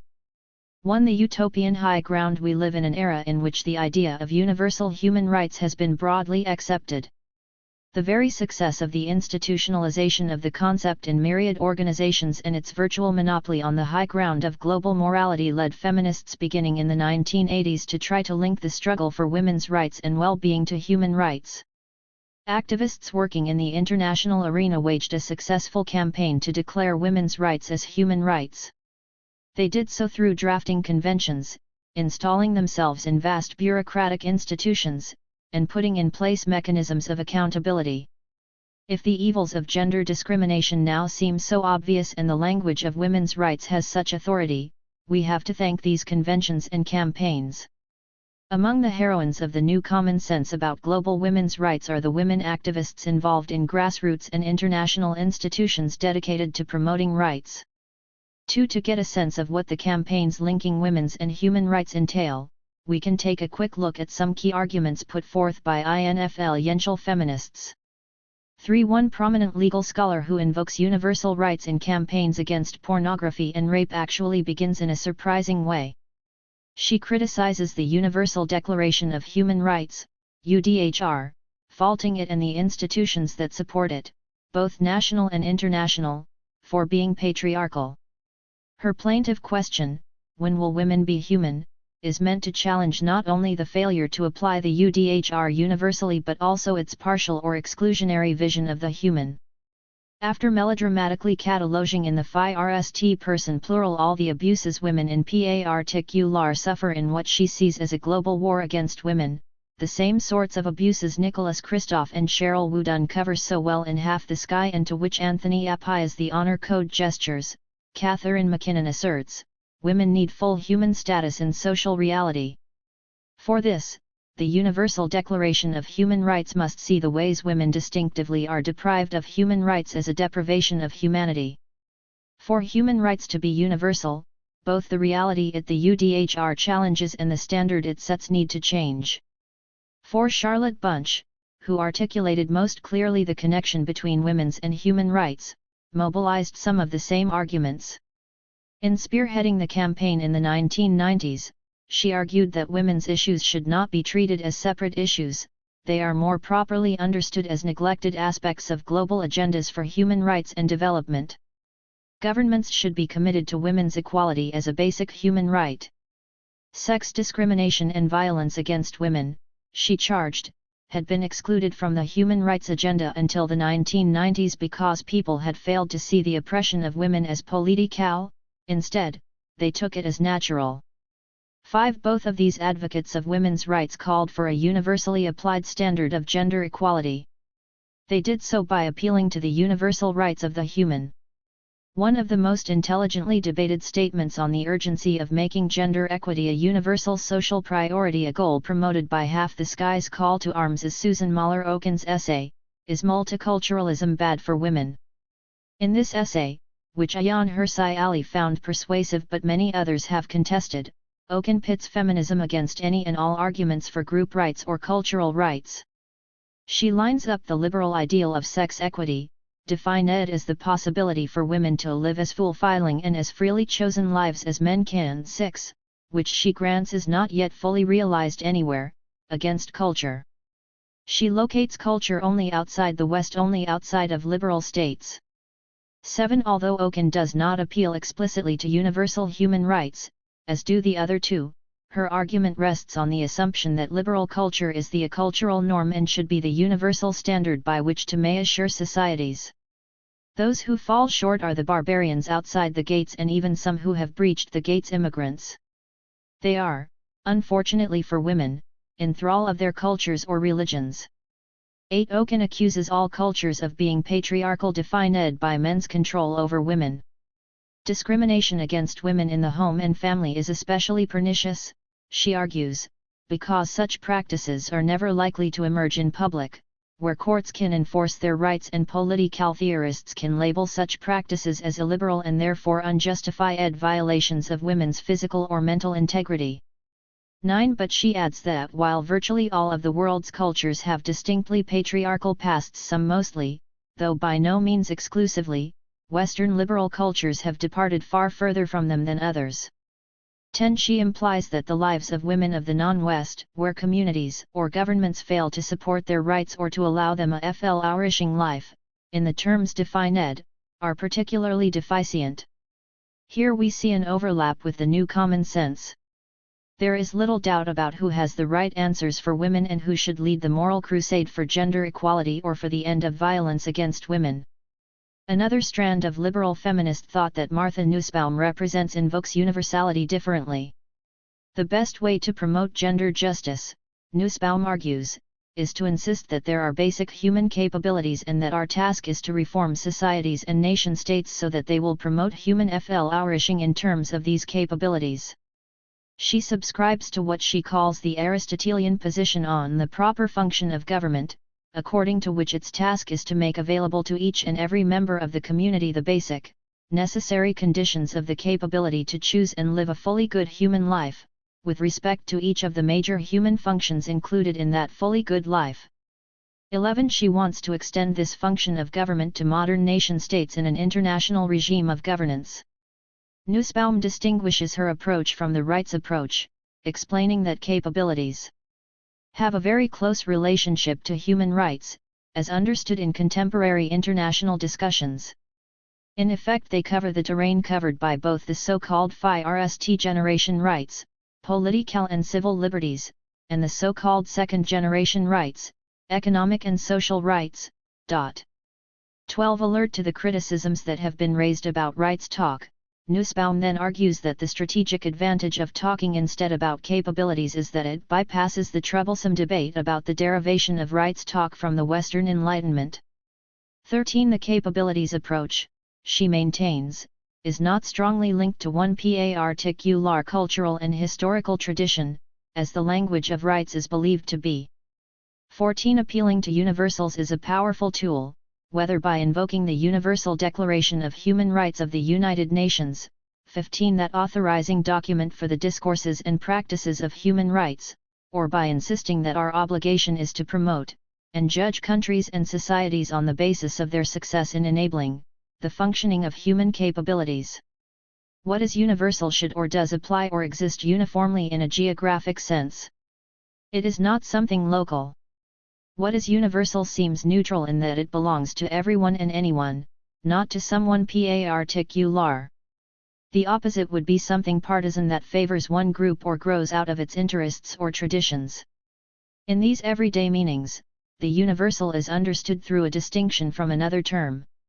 It is the stronger, more encompassing, more general term. It is also the more abstract term because universals stand above particulars, and therefore lend tremendous authority to those who claim them. The New Common Sense borrows from this powerful discourse of universal rights that appears not to represent special interests. 16. However, the silent referent, as Dipesh Chakrabarty has put it, for the universal in schemas like Okun's and Nussbaum's is an imagined and idealized liberal democracy along with a form of modern culture and reason that, through the language of universalism, it helps create. 17. One must be critical of gender subordination. As I argue in Chapter 1, however, we need to consider how women's desires and ideals of the human are formed differently, and formed by a long history of geopolitical entanglements among the specific groups that are represented today as so separate. How have they produced and shaped each other such that they stand now in particular relationships to each other? The language of universals and the dialects of women's human rights and human development are part of this set of long historical relationships. They do not stand neutrally above, nor do the values they promote. 18. The fantastic world of pulp nonfiction. If the new common sense about the urgency of battling for women's rights and equality gains authority through its association with this international consensus on universal rights and the value of choosing freely, it draws surreptitiously on a different discourse of the American and Europe in public spheres for its emotional appeal. Published by trade presses, reviewed widely, and adopted by book clubs and women's reading groups, a lurid genre of writing on abused women, mostly Muslim, exploded onto the scene in the 1990s and took off after 9/11. The recurrent and defining themes of this genre are force and bondage. At one end are gentle memoirs like Azar Nafisi's Reading Lolita in Tehran, journalistic accounts like Asnca Stad's The Bookseller of Kabul, and polemics like Ayaan Hirsi Ali's The Caged Virgin and its sequels. These have been met with critical acclaim. At the less respectable end are books with an even wider readership. The literary scholar Dora Ahmed has called this genre pulp nonfiction, which may be a misnomer. Here, we are plunged into dystopic worlds of violent abuse, our guides the Muslim girls who have suffered and escaped. In a study of the lighter books in this genre, Ahmed faults the public for regularly mistaking these literary productions for ethnographies of actual people and places. Readers presume they are finding out something about other cultures when they read such books. Sometimes these books are even assigned in schools. Although there is some variety within the genre, even the few works that are sensitively attuned to the particulars of a place and sympathetic to their heroines, Ahmed argues, get absorbed by readers into a generalized vision of what, in Chapter 2, I call Islam land. There is a long tradition of representing Muslim women in the West. Scholars give it a name, gendered Orientalism. Pictorial as well as literary, what is constant is that Muslim women are portrayed as culturally distinct, the mirror opposites of Western women. In the 19th century, the depictions took two forms. Women of the Orient were either portrayed as downtrodden victims who were imprisoned, secluded, shrouded, and treated as beasts of burden, or they appeared in a sensual world of excessive sexuality as slaves in harems and the subjects of the gaze of lascivious and violent men, not to mention those looking in.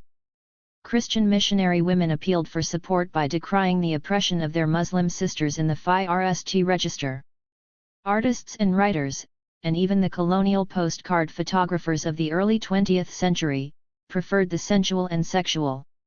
The late 20th and early 21st century mass-market paperbacks echo these themes but have their own distinct style and character. Their protagonists are, as Ahmed notes, plucky individualists with feminist ideals who do not want to remain trapped in their strange and sordid worlds. They want freedom, like the native informant celebrities such as Ayaan Hirsi Ali and Irshad Manji, whose denunciations of Islam as causing the oppression of women have been so warmly welcomed and whose careers have been bolstered by powerful institutions. Their personal stories are, as Saba Mahmood notes, always told in terms of emancipation. 21 In the darker versions, these books contain graphic scenes of violence and abuse, much of it sexualized. It is hard to know whether to treat these memoirs as non-fiction, that is how they are built. Some are unreliable because they are based on repressed memories. Many of the protagonists are known only by THIRD names. Some books are based on secret knowledge. Some, such as Norma Kari's Honor Lost, which I discuss at length in Chapter 4, have been exposed as hoaxes. Almost all the books are co-written with journalists or professional ghostwriters. They are, at the least, mediated in complex ways. To the extent that they may reflect real experiences or incidents, they are as disturbing as any incidents of abuse that we read about in our newspapers, legal cases, or psychology case studies of pathological behavior. But the books work hard not to let us make these comparisons. Although they are told in the THIRD person of individual women, the traumas and abuses they catalogue do not present themselves to readers as unique to these individuals. They are always contextualized by culture, the authenticating details of eking out a living on a bare mountaintop in Yemen, the exotic color of Moroccan weddings and exorcisms, the cloistered opulence of Saudi Arabian palaces, the damp cellars of Pakistani immigrant communities in the north of England, the fields of rural Palestine. It does not seem to matter that many of the details of geography or tradition are wrong, or that foreign words are misspelled. The placement in these locations marks the abuses as cultural or collective. The bad men who abuse our heroines are Muslim, even if Moroccan, Pakistani, Jordanian, or Yemeni. Without offering a general picture of the communities in which our heroines live, since these are just personal stories, these memoirs cannot give readers any indication that such abuses, whether incest, rape, beatings, or other cruelties, might be exceptional, or might be considered as horrifying in those communities as they would be in ours. Without the contextual information we draw on to judge similar stories of abuse and violence in North America or Europe, we are led to attribute these abuses to the culture at large. This is the selective process that Letty Volpe has called blaming culture for bad behavior. 22 Contrary to the message of uniformity that their copycat covers convey, and this cultural framing implies, to someone like me who is familiar with the kinds of communities or the countries in which they are set, the stories seem radically specific. When one reads against the grain, there are plenty of hints that they are unsettling and exceptional, if based on truth. Take the trilogy of memoirs beginning with Sold that tell the terrible tale of two girls sold into marriage in Yemen. These are daughters of a British working-class mother and a violent, gambling Yemeni immigrant father. Although the villain is the heartless Arab man, this was pre-9/11, so Muslims had not yet become the obligatory enemy. The memoirs mention that the families who bought the underage brides were from a despised group. In the third book, it is remarked in passing that this is a poor country where 3/4 of the men leave home to look for work. Surely this must produce an unusual situation for women, not to mention the minority of men left behind. The unhappy grooms to whom these miserable girls were sold via their émigré fathers live in a peculiarly isolated, demanding part of Yemen. What might such details tell us? As with poor farmers in remote areas in other parts of the world, it may be hard to find wives. In Korea, for example, they must import them because few local women want the hard work and traditionalism of such communities. 23. It would seem from the story of Zana and Nadia, and the other British/Yemeni girls whose stories the books allude to, that the most desperate of the Yemenis may be forced to draw on a pool of girls of Yemeni parentage who know little about the place beforehand. For someone like me, it is puzzling that the girls are totally ignorant about the basics of Islamic marriage. They have not given their consent, they have not received their marriage gift, mahr, and they never had wedding celebrations. This is quite shocking for anyone who knows the Middle East, where weddings are the highlights of social life, even among the poor, and marriage is regulated and recognized. These stories each use a peculiar situation without marking its radical specificity or lack of representativeness and without giving much context. The girls discover later, for example, that in the cities, women dress well, eat well, are educated and have leisure, and some are feminists. The result is that these bestsellers that trade on images of bondage Zanas sold, its sequel, A Promise to Nadia, and Their Mothers Without Mercy, A Mother's Struggle Against Modern Slavery lead readers to surmise that forced marriage is normal in the Yemeni community, that this is Yemeni culture. 24 And these women must be rescued. A Taste of 4. Force. The genre is characterized by consistent themes, coercion and lack of consent, absence of choice, and unfreedom. To give the flavor of these works and to suggest how the peculiar play with force may affect readers of the genre, I begin with a typical scene. It is from a sequel to Sold, the story of these two British girls sold into marriage in Yemen by their father. Writing her own account, the girl's mother Miriam, who lives in Birmingham, explains why she had to escape from the brutal Arab father of her 7 children. She has just chosen to be sterilized. Her husband comes home drunk, and she confronts him again about her 2 missing daughters. He tells her to forget them and locks her in the room. Miriam recounts. He was close now, leaning towards me, his beery breath engulfing me. I sat, terrified, on the sofa. He came closer and held out his hand.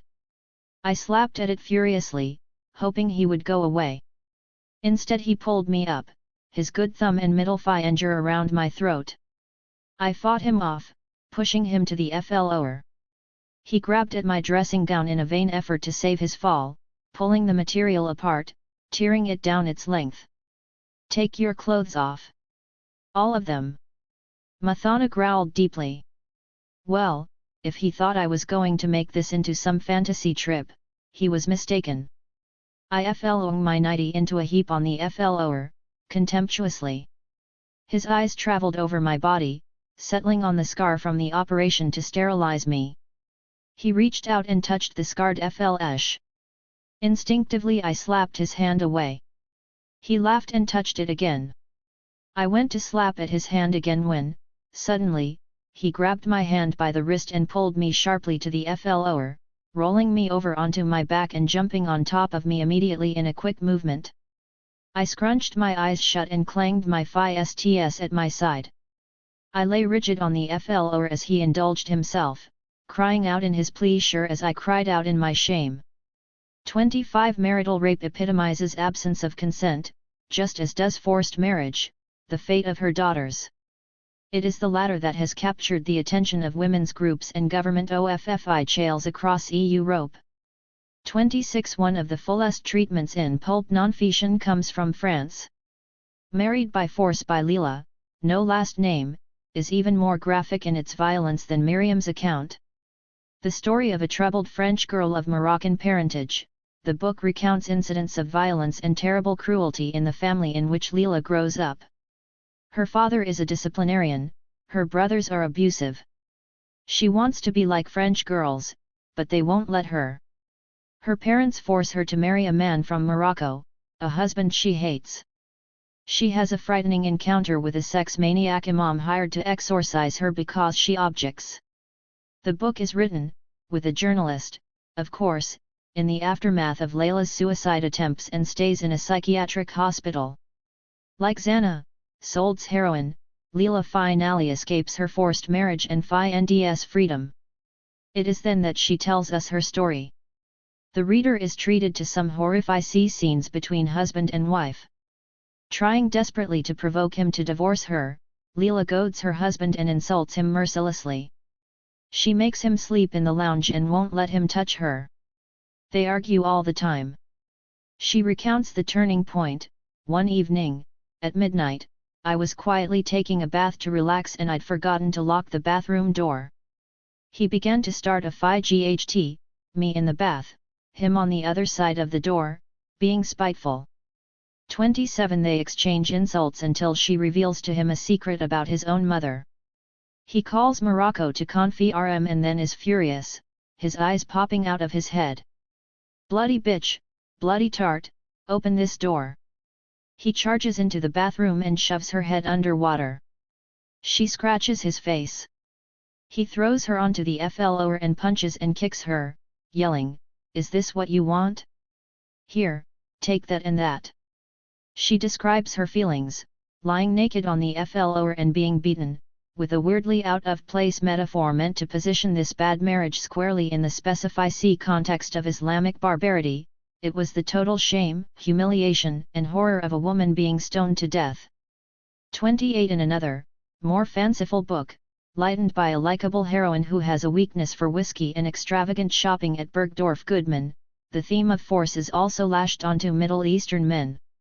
Desert Royal is the fourth in a series of popular books by Jean Sasson that are presented as the first-person accounts, as told to, of Sultana, a wealthy feminist Saudi Arabian princess who wishes to expose to the world what is really going on in her society. It includes incidents that capture the essential unfreedom of women there. A sexual charge runs through it. The most sensational scene is a visit Sultana and her two teenage daughters pay to a distant cousin. They have heard rumors that he has built a spectacular palace to replicate paradise, and they want to see it. Their visit is disastrous. Besides finding thousands of caged birds that one daughter madly rescues, they come across a pavilion that is signposted stallions. Looking for horses, the other daughter discovers a harem of sex slaves, purchased from their families in Asia. The young women in tawdry halter tops and negligées are guarded by an exotic and gnomic Sudanese eunuch. Our heroines wish to set these young women free but are thwarted when they learn that their passports have been taken. As Sultana explains in her apparently even-handed condemnation of patriarchy, I knew that it was not a simple matter to come between men and their sexual desires. It is the natural inclination of many men, and not only in the Middle East, to seek out young girls or young women as sexual conquests. 29 Yet she surmises that their wealthy owner wants these girls for a special cultural reason. In his eyes, she suggests, these young women were like the seductive virgins called huris that are described in the Quran. I suspected that I was looking at a stage intended to provide untold delights for Fadl. Yet this must be the scene of unspeakable hell for these women held against their will. 30 Like today's Islamic feminists, Sultana didactically asserts that most of these horrid practices involving force are violations of true Islam. Captives are to be treated well, even if animals, she comments in relation to the caged birds. On the question of consent, she says, our religion forbids the forcing of females into a union not of their liking, but, like much that is good in our Islamic faith, this is misinterpreted or simply ignored. 31 In this short book, we are treated to other stories of forced sex, the most disturbing being the discovery by Sultana of her nephew's rape of a Pakistani girl in the servants' tent set up during a family outing in the desert. Hearing a woman's screams in the quiet night, Sultana and her sister go to investigate. In their flashlight beam, they surprise two men assaulting a woman while another stands by. Her description is pornographic, hinting at pedophilia. One man was covering the poor victim's mouth in an effort to silence her cries. The second man, who was on top of the naked woman, gradually turned to face us. The poor girl had been stripped of her clothing. She lay naked and defenseless before us. Her face was a frightful mask of terror, and her delicate frame was racked with sobs. She was so small that she appeared to be more a child than a woman. 32 As Sultana Confide, she knew that some of her nephews had travelled to Thailand, the Philippines, India, and Pakistan for prostitutes, but this was the first time I had heard of any of these nephews actually purchasing a woman to bring her into our kingdom as a sexual slave. 33 Literary Trophying the public appetite for such depictions of sordid and brutal treatment of women by Muslim or Arab men is disquieting. Unlike the many good ethnographies written by anthropologists about women's everyday lives in these countries, these memoirs of suffering by oppressed Muslim women enjoy spectacular and strangely enduring popularity. 34 Sold, by the Birmingham girl who escaped from Yemen with her mother's help after 13 years, was published in 1991. Zana Musin and Andrew Crofts, a professional ghostwriter, are listed as co-authors. The book was picked up by 2 new publishers in 1994 and reprinted almost twice a year until 2010. A follow-up was published as A Promise to Nadia, the sister who stayed behind. And then their mother wrote her own story, with Jana Wayne, with whom she set up an organization to rescue girls kidnapped and sent abroad by their foreign fathers, from which I quoted. Published in 1995, it has been reprinted almost annually, with spikes in 1996 and 2003. Jean Sassen's Princess Trilogy and its sequel have sold millions. More disquieting is the constant reference to sex. The focus on sexual abuse has made some of the memoir writers award-winning activists. Jasvinder Sanghera, the author of Shame and Daughters of Shame, who publicized the problem of forced marriage, has received many awards for inspiration and bravery, not to mention an honorary degree from the University of Derby. The most amazing case is that of Hannah Shah, author of The Imam's Daughter. She went public in 2009 with her gruesome story of sexual abuse by her father, an imam in North England of rural Pakistani origin. She says she speaks to gatherings of 5,000. 35 What makes these books so appealing and their authors so celebrated when the writing is often appalling and the stories so extreme? To understand this, we have to place them in the contexts in which they are being read. These books are caught up in a charged international political field in which Arabs, Muslims, and particular others are seen as dangers to the West. Feminists praise these far-fetched books. Faye Weldon, for example, endorsed Desert Royal as a book to move you to tears. On the back cover of Without Mercy, A Mother's Struggle Against Modern Slavery, we find Weldon again. What is astonishing about the book is the account of how downtrodden, defeated Miriam the kidnapped girl's mother suddenly came to buoyant life. It should not surprise us to discover that Faye Weldon joined the right-wing Zionist Daniel Pipes on the board of an anti-Muslim Danish group that was formed after the controversy of the cartoons of the Prophet Muhammad. 36 The personal letter from Sultana that prefaces Desert Royal openly engages international politics. Sultana frames her book as an invitation to the West. I hope you are not weary of hearing our tragic tales, for we are gaining small freedoms here and there, and we continue to need your attention and your support for years to come. Without media attention and political intervention from other lands, most of our men would be most joyous to return to a time of utter darkness for the females living in Saudi Arabia. It is a sad truth that only when they are forced will our men allow light into our lives. 37 That books about bad Arabs who force and enslave girls have a special place in the politics of Europe and immigration is revealed by the enthusiastic reception of such books in France. 3 of the classics I discuss in this book were first published or publicized there: Burned Alive, the memoir by Swed and Jacqueline Thibault of an honor-killing survivor, discussed in Chapter 4, Sold, the book by Zana Musin and Andrew Crofts about the girls in Yemen, which became a bestseller in France before it took off in England, fanned by Zana's dramatic appearances on the prime-time show Sacrée Soirée and the book's publication by a press owned by the son-in-law of the former. French President Giscard d'Estaing, 38 and Married by Force, by Leila and Marie-Therese Cuny. French anxieties about North African immigrants are particularly intense, as these Arab Muslims form a post-colonial underclass in the restless suburbs, banlieues. 39 Married by Force directs itself to a French audience troubled by immigrants. This native who wants to escape her community confirms their views of the backwardness of the North Africans they detest. Leela explains, for example, I couldn't stand this life, but other girls who had been married by force like me put up with it. All the people who used to talk about integration could never rescue us, they didn't have all the necessary information. Even we girls from the schools and colleges would get hit up, claiming that our parents would never do that to us. They'd never marry us by force to some North African immigrant, because we'd say no. However, in most cases we were forced to say yes. We were caught in a system. What can be done to make families adapt and evolve? 40 In her study of the politics of humanitarianism in France, Miriam Tickton draws a real-world parallel. She attributes the exceptional success of one territorial asylum case made for Zina, a French woman of Algerian background who had been forced into marriage, to the sexually imbued cultural exoticism that her personal story carried. In a country whose president, Nicolas Sarkozy, had dramatically offered France's protection to each martyred woman in the world, only this sort of violence followed the proper format.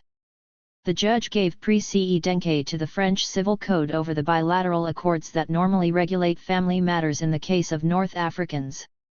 41 Even the more sober memoir by Mukhtar Mai from Pakistan, co-written with the same Marie-Therese Cuny who penned Married by Force and translated into English as In the Name of Honor, with a glowing foreword by Nicolas Christophe, was also first published in France. As her publisher Philippe Robinet explains, when journalists reported that she had been condemned by her village tribal council to be gang-raped, the horrifying news made headlines around the world. My colleagues and I made the arduous journey to the remote village of Mirwala, where we were welcomed by Mukhtar Mai and her friend Nassim Akhtar. They were amazed that we had come all the way from France to suggest that we should write a book together, a book that would help her in her struggle. 42 In Britain in the past decade, with troops stationed in Iraq and Afghanistan, eruptions of public hysteria about Sharia arbitration courts and burqas, fears of homegrown fanaticism instigated by the 7/11 bombings, and feminist agitation leading to national legislation against honor crimes and forced marriage. It is Pakistanis, not Arabs, who have emerged as the new authors of these memoirs.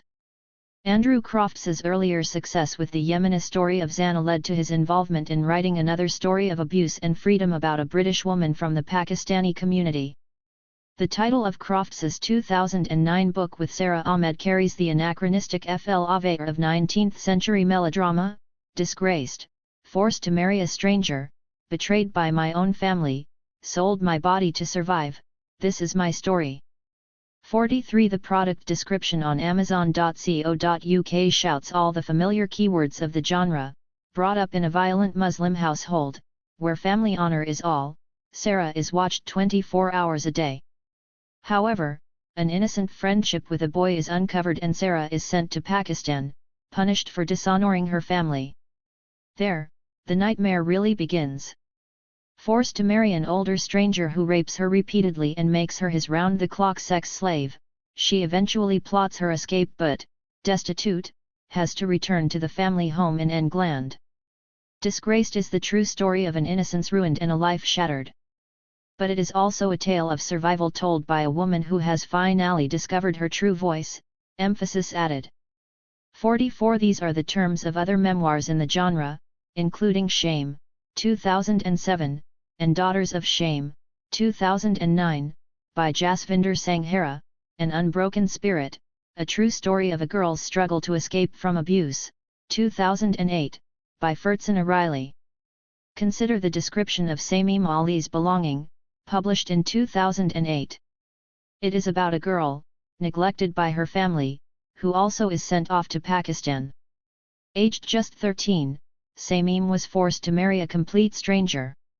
When pregnant, 2 months later, she was made to return to Glasgow where she suffered further abuse from her family. After ending true love, Samim fled the violence at home and escaped to Manchester with her young son. Belonging is the shocking true story of Samim's struggle to break free from her past and fight back against her upbringing, emphasis added. 45 This description makes clear that the new genre capitalizes on the current humanitarian focus on the girl child as the exemplary victim, as it displaces onto racial others the lurking fears of pedophilia that are so much of our own everyday worlds, where we constantly read reports of the cracking of another child pornography ring. Slave pornography. The pornographic element of these memoirs must be considered directly. The dynamics are clearest in one published in Britain in 2009 at the height of the controversy over the Sharia family arbitration courts. This is the memoir that also most directly challenges the authority of Islam. It is damning, even if it is prefaced, for fear of libel suits, with the formulaic disclaimer we have come to expect from crusaders of the new common sense. The author notes in her preface, "It is worth pointing out that there are many Muslims in Britain and around the world who have had only good experiences of growing up with their faith, including women who are free to live full, independent and liberated lives, and imams who practice lawfully and have an extremely positive influence on their communities." This book is in no way a denigration of Islam generally. It is a personal account of my own life experiences. 46. Yet the villain is a horrid imam and the heroine his daughter, alternately described as a caged bird or shackled bride. Typical of its graphic scenes of the repeated rape and abuse of this little girl by her father, an apparent pillar of the Muslim community who locks her in the cellar for his work, is the following: "Dad was like a terrifying predator. I never knew when he would strike. Once I was in the bathroom, when all of a sudden Dad just barged in. He locked the door. He took down his shalwar kameez baggy pants, and plunked himself down on the loo. He forced me to watch as he started touching himself and breathing heavily. I tried to look away, in disgust, but he grabbed me by the hair and forced my face towards him so close that I could smell that horrible, musty smell that always made me feel so sick. Then he grabbed my hand and forced it around his flesh." 47 Here we can see most clearly how these memoirs are meant to inspire horror and pity, followed by admiration for the heroine survivor's escapes into freedom. Freedom means escaping not just the Muslim men who torment them but their own communities and cultures. The memoirists confess their rage, self-loathing, and suicide attempts. They often describe themselves as having been rebellious teenagers. This is the feminist difference of the late 20th century and into the 21st, where brown women seem to want to be rescued by their white sisters and friends, to adapt Spivak's famous formulation. If these Muslim girls and women were not portrayed as wanting what we want, love, choice, and sexual freedom, even Christianity or atheism, in the case of Shah and Hirsi Ali, preferring instead to be dutiful daughters living in the bosom of their families, virgins at marriage, devoted wives partnering with their husbands, or pious individuals seeking to live up to the moral ideals of their religion and living according to its laws, it would be hard for Western readers to identify. 48 It would be hard for publishers to find such eager audiences if they offered us women and girls who challenged our assumptions about what they should want and what is good for them. Western women would no longer be the role models, nor would they feel needed. The only pious women who appear in this genre of oppressed Muslim women's stories are the hapless victims, grievously betrayed by their silent God, who appear in the most extreme and controversial examples. The mobilization of the pornography of bondage for anti-immigrant Europe in politics is best seen in a short film that actually breaks with the conventions of faux cultural and individual specificity of this dystopic genre. The context is the Netherlands in 2004. The writer is the Somali refugee and right-wing politician Ayaan Hirsi Ali. The work in question is the 11-minute film called Submission that catapulted her to notoriety. 49 Hirsi Ali's signature intellectual style of asserting direct causal connections between decontextualized verses from the Quran and abuses of women she has met in shelters or in her fantasies shapes the film. There are 4 characters: a woman repulsed by the husband chosen for her by her family, for whom marital sex feels like rape, a woman who must submit to beatings by a jealous but philandering husband because he supports her financially, a modest, veiled woman who is subjected to humiliating incest by her uncle, and a woman who fell in love but was abandoned by her lover and then lashed for fornication. The Film implies that such abuses are sanctioned, if not directly caused, by Islam, ignoring centuries of interpretation exegetically, judicial, and everyday of the Quranic verses in question, and silent on the abhorrence of rape or incest in the Islamic legal tradition, not to mention all Muslim societies. Dutch scholars, especially feminists, have had a lot to say about this Film and Hirsi Ali. 50 Some have pointed out that submission offers audiences an intimate erotic religious image, which, through the presentation of victims, serves to unveil the cruelty and injustice of Islam. 51 N. Lismores calls it hardcore Orientalism. The effect of the Film depends as much on its visuals as its voiceover. 52 The women are eroticized victims. One lies in the fetal position, her face bruised and her negligee ripped to reveal her breasts. Another stands on a prayer mat, draped only in the sheerest of black gowns. Another is seen from behind, the bare skin of her graceful back carved in a Quranic verse. Hirsi Ali proudly claims these images from sadomasochistic fantasy as her own idea, not those of the filmmaker Theo van Gogh, who lost his life for them. 53 If we want to appreciate the allure of this genre, we must finally confront this pornographic aspect. With Marcus Wood, we might want to ask, what are the effects of a genre of pornography with its objectification of subjects and its depiction of violence, sexual force, and bondage when it is tied to a racial politics and a legacy of colonial or racial domination? What Wood calls plantation pornography begins with the role of 18th and 19th century British writings and pictures, often placed in the context of abolitionist literature, that depict the abuse of black bodies in the Atlantic slave trade. It overflows into the present as a huge business that has infiltrated literature, fine art, popular publishing, film, video, and BDSM, bondage and discipline, domination and submission, sadism and masochism, cultures on the web. 54 Wood shows how central this pornographic genre is to the misrepresentation of slavery. His subtle and complex reading of John Gabriel Stedman's 1790 classic text narrative of a 5 years expedition against the revolted Negroes of Suriname reveals a troubling double effect. For Stedman, Suriname is a center of decadence, vice, frivolity, cruelty, sensuality, and the unequal distribution of wealth. His stated aim, or one of them, is to go about and uncover the nature of this perversion and depravity. Yet his attitude is constantly shifting between a moral outrage that is rhetorically constructed and shrill, and an equally hysterical series of attempts to emotionally bond with the slave victim by attempting to appropriate their pain in order to demonstrate his own sensitivity. 55 In fact, he marries a slave, Joanna, whose narrative he makes famous. We find a similar moral outrage in the pulp non-fiction about the Muslim woman or girl, incited, and, perhaps, excited, by the violations and violence of sex. But given the women authors, all lapsed Muslims, and the intended audience, largely female and mostly non-Muslim, we can see a slightly different dynamic of identification and appropriation of pain put into play. This is not the place to debate the virtues, meanings, or effects of pornography and its links to desire. Nor is it my intent to enter the debates in the literature on humanitarianism and the pornography of violence. Key works like Dean's The Fragility of Empathy After the Holocaust ask whether exposure to representations of violence is numbing.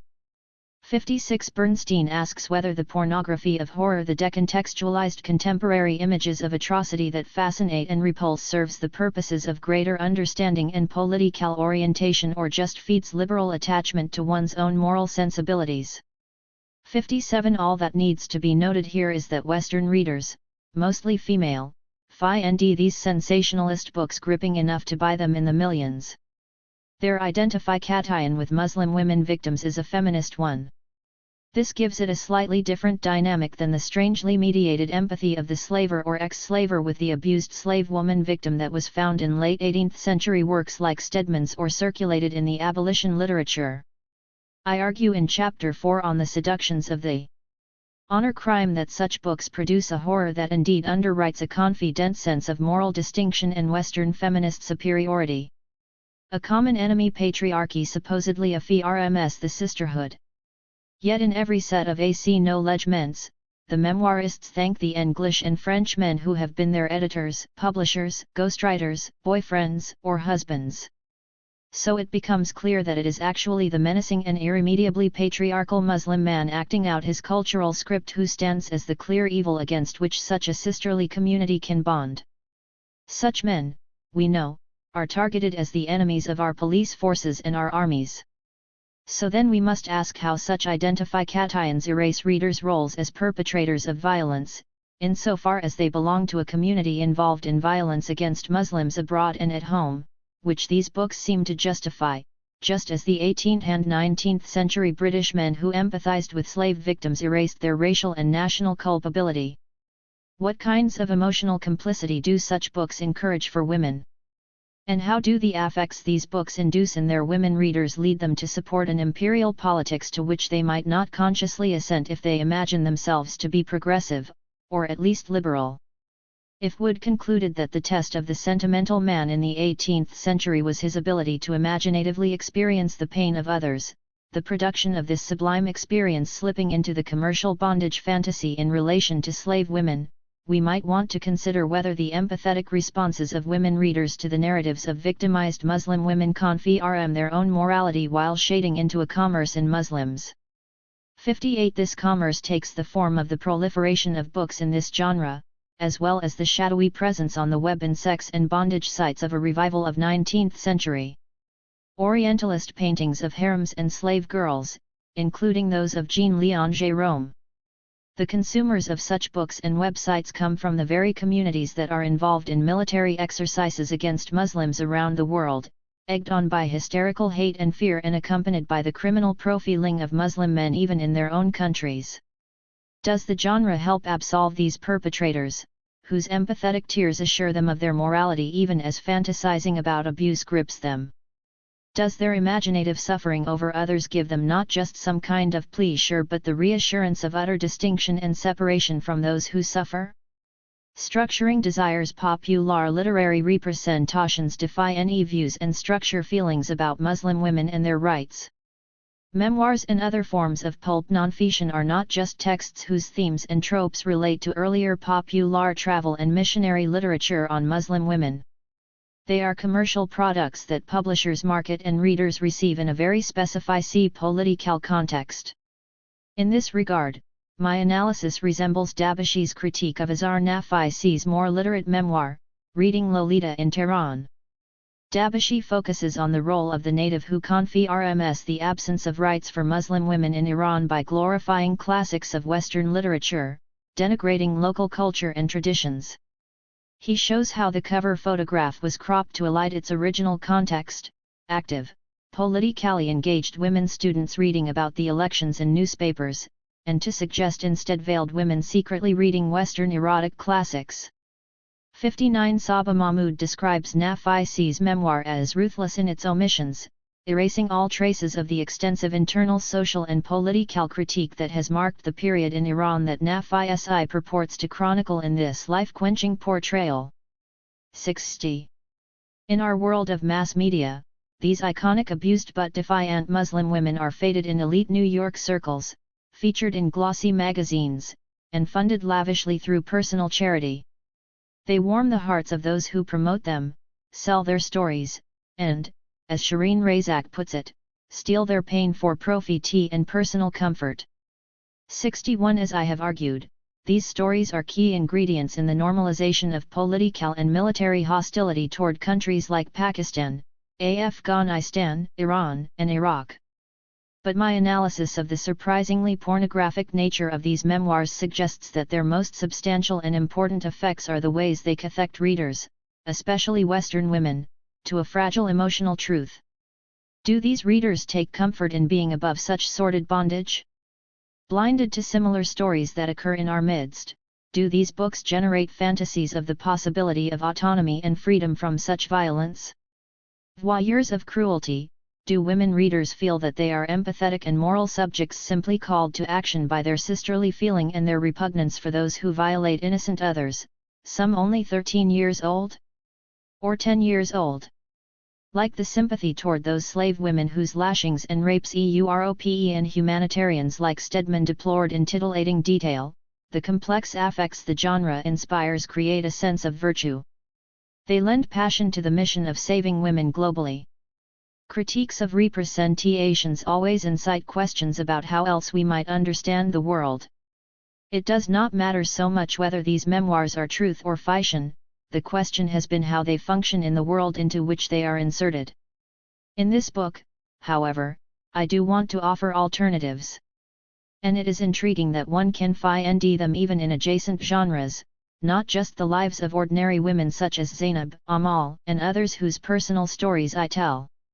It is uncanny, for example, how Ayaan Hirsi Ali's personal story is made to follow the script and feed this passion. The ideal heroine of this genre, she tells us she was beaten, oppressed, and forced into marriage. She then escaped to freedom. Granted asylum in the Netherlands, she discovered secular reason and renounced servitude to Islam. She seems to be the authentic embodiment of that abused victim caught between force and redemption. Yet I want to use her autobiography, Infidel, to open up the story. In it, we discover evidence of how complicated women's lives and social worlds can be. Infidel can't be corralled into the storyline Hirsi Ali champions in her public lectures and extreme statements. She is too intelligent for that. First, we learn that she was never raped or forced into marriage. On the contrary, she secretly ran off with and married briefly an attractive maternal relative while on her own in Somalia, and she passionately longed for and kissed a friend of her brother's in Kenya, deluding herself into thinking he was Muslim. Her confrontation with Islam was ambivalent. As a young teen, she came under the sway of a fascinating Islamist teacher in her Kenyan school. She voluntarily threw aside her normal clothes to take on a voluminous black cloak. She explains, it had a thrill to it, a sensuous feeling. It made me feel powerful. I was unique, very few people walked about like that in those days in Nairobi. Weirdly, it made me feel like an individual. It sent out a message of superiority, I was the one true Muslim. I was a star of God. When I spread out my hands, I felt like I could fly. 62 She prayed a lot and attended lectures to try to understand her religion. No one forced her. In this autobiographical account, she records in marvelous detail both the enormous differences between the Islamic ideals and practices of her Somali family and the Saudis they briefly lived among, and the specific tensions that arose in the 1980s and 1990s between more traditional forms of Islam and the new Salaf movement brought by the Muslim Brotherhood to Kenya, Somalia, and elsewhere. Even more revealing of an alternative story about how Muslim women are regarded with respect and acknowledgement of the value of consent is an incident Hirsi Ali describes in Holland after she was granted asylum, on false grounds, we now know. As soon as her father learned of her whereabouts, the man he had earlier arranged for her to marry in Nairobi flew in from Canada to find out why she had not come to join him. She told him she would not go to Canada with him and be his wife.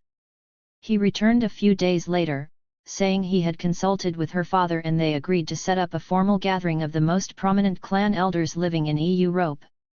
The husband arrived the next day with 10 dignified men, including the crown prince of the clan. Each spoke in turn, she reports, about honor, marriage, the civil war, and what values should be upheld. At the end, the prince said, "Now we will pause so you can think about it." They offered to reconvene the next day to hear her answer, but she was ready to give it. Her refusal was followed by a set of questions about why. Finally, borrowing a key concept from the Quran, she said, "It is the will of the soul. The soul cannot be coerced." 63 The prince responded, "I respect this answer. I believe all of us should respect it." And with that, her husband agreed to a divorce. All the men stood up then, and one after another each man cupped my hands in their 2 hands, and left. They were full of respect. 64 This is a surprising procedure and resolution for a community that her Sai Ali would have us believe in. Works like her Phi LM submission and her Phi RST book The Caged Virgin is under the sway of an incorrigible religion that abuses and denigrates women. Two visions are at war in Phi Del. One is a closely observed and keenly felt rendering of the uncertain and contradictory experiences of a particular girl in a particular Somali family with its unique circumstances, tensions, tragedies, vulnerabilities, and precarious struggles to maintain life and dignity in trying times. The second is a compulsive repetition of a formula that overlays these poignant struggles. The formula generalizes about what Islam means and does to people. Besides promoting a strangely decontextualized and ahistorical view of religion that relies on a simple literalist reading, the formula pits the enlightened and free West against backward and enslaved Muslim societies. 65 That story turns on simple oppositions between choice and bondage, force and consent. It is important not to be seduced by the darkly appealing fictions of pulp nonfiction that underwrite the common sense that links itself publicly to the language of human rights. These accounts themselves contain hints that things are not so simple. One of the most poignant examples is found buried in the books Zana and her mother have produced about their experiences in Yemen, sold and without mercy. The story of the younger sister, Nadia, who refused her mother's attempts to spring her from her enslavement in Yemen, gives us some clues about an alternative way to think about the key values of choice and consent. Although I take up this issue in more detail in the conclusion, I want to introduce here the observation that life is complicated for all of us. It is never easy to cleanly distinguish freedom and duty, consent and bondage, choice and compulsion. The determined older sister, Zana, leaves Yemen. She abandons her young son because custody goes to the father, both by religious and cultural tradition and by national law. She doesn't look back. But Nadia refuses to take her mother's offer of a ticket to freedom. The girl's mother, Miriam, can't seem to understand what her younger daughter, Nadia, is telling her again and again. She assumes that her daughter must be under the thumb of her domineering husband. She must be weighed down by her life and her stifling black robes. Her mother cannot see that Nadia is deeply torn. She has 5 young children whom she would have to leave behind, the legitimate children of a Yemeni father. One is reminded of the painful stories that Das, Menon, Budalaya, and other Indian scholars have told about the Indian and Pakistani states' decisions to repatriate the women abducted during partition in 1948. 66 These women may or may not have come to love the husbands they had been living with for years. But it was clear from their tears and resistance that they were tortured by the forced separation from their children in the name of national honor. In what ways had this life on a barren mountaintop become Nadia's real life? She was only 13 when she left Birmingham. Her childhood was unhappy and included a brush with racism and the law. She lives in poverty in Yemen, it is true. But one has to consider the possibility that the reason she keeps resisting her mother's entreaties and the British consulate's intervention is that she would rather raise her children and be a married woman and part of her husband's community than move to the freedom of an unknown life in England, haunted forever by the loss of her children and the idea that they would grow up without the love of their mother. How many stories do we know of women, in any culture, choosing to stay in bad marriages or in miserable circumstances for their children because they love them? What does freedom or choice mean under such conditions? The fiction that any of us can choose freely is maintained by conjuring up those in distant lands who live in bondage with no rights, agency, or ability to refuse or escape sex or violence. The fact that, in liberal democracies, the most contentious debates are about how choice should be balanced against the public good in schooling, health care, welfare, or gun control seems also to get lost in this storyline. 67 That is why these popular memoirs have such a hold. That is why they seem to have come into our public imagination at the same time the new common sense emerged that we should save women globally. Before taking a look at the framework of rights that gives shape and purpose to the efforts of activist women and their admirers, I want to unpack one of the most iconic symbols of the oppression of women in Islam land, the honor crime. In the development of this culturalized category of abuse, we can see perfectly the ways narratives of choice come together with sexuality in liberal discourse and get imbricated in local and international institutions of care and punishment. In tracking this particular type of violation of Muslim women and girls, we see how people are led to suspend their critical faculties in the service of a moral crusade, and how blaming culture justifies intervention. One of the most iconic of the cultural legal categories created to describe the deplorable state of women's rights in the Muslim world is the honor crime. The deployment of this category makes clear just how inseparable the plight of Muslim women is from the politicized and polarized world in which we live. The 1990s marked the beginning of a strong era for international women's rights. Violence against women was successfully reconceptualized as a human rights issue and put on the agendas of various United Nations, UN, bodies. It now dominates the feminist agenda worldwide and is part of the new common sense. Naming and publicizing the honor crime, a category taken up eagerly by everyone from media makers to moral philosophers, marks humanitarian concern. Yet we must be wary this category risks consolidating the stigmatization of the Muslim world and does not do justice to women. Define it as the killing of a woman by her relatives for violation of a sexual code in the name of restoring family honor. The honor crime poses more starkly than any other contemporary category the dilemmas of rights activism in a transnational world. Chapter 4. Seductions of the honor crime.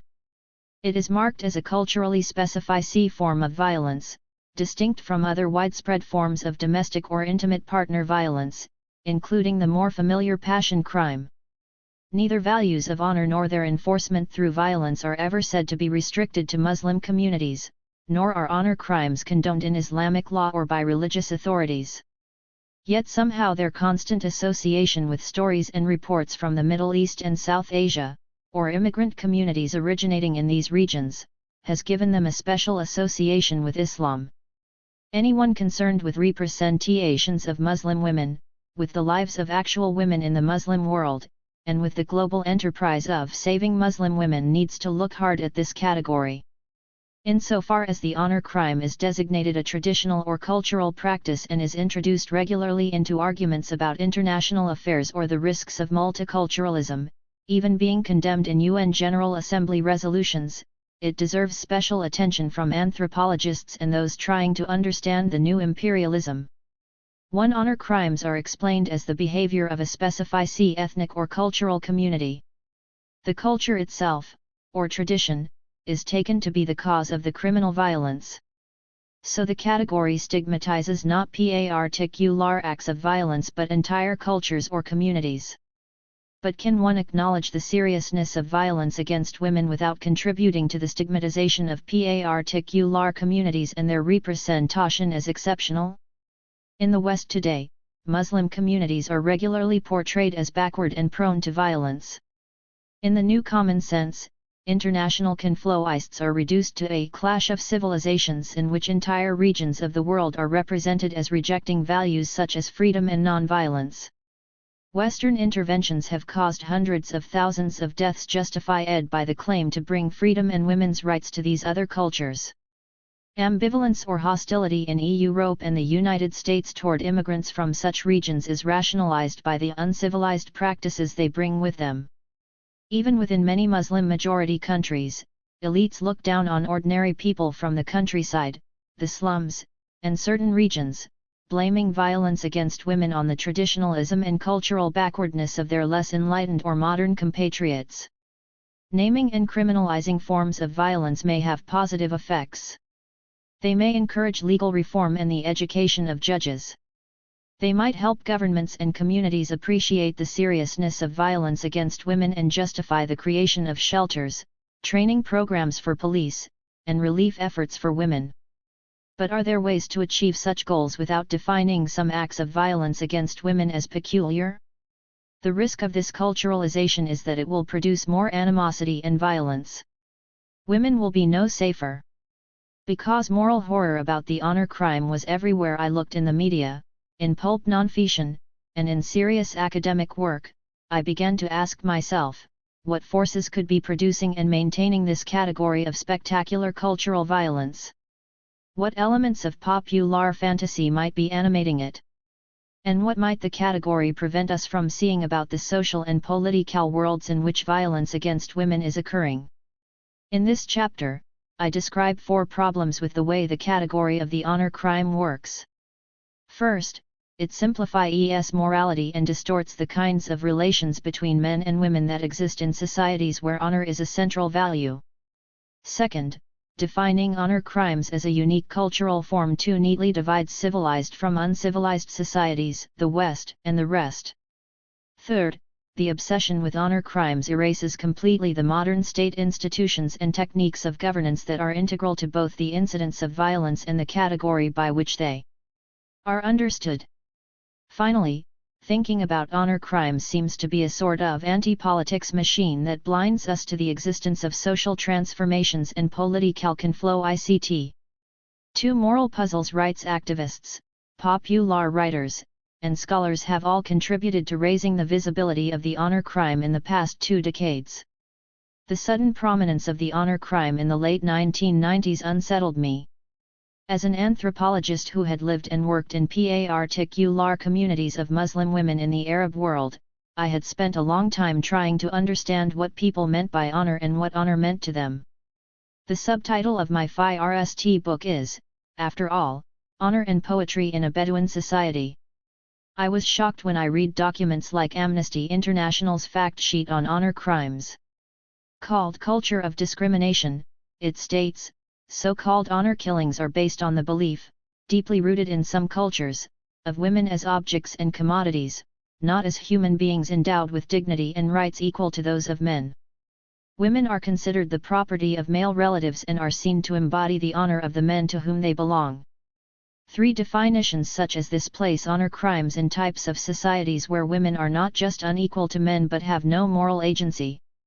By describing women as property, objects, or body parts controlled by men, as do some that reduce women to hymens, for these accounts trivialize moral systems and do not begin to do justice to the way women see themselves in such communities.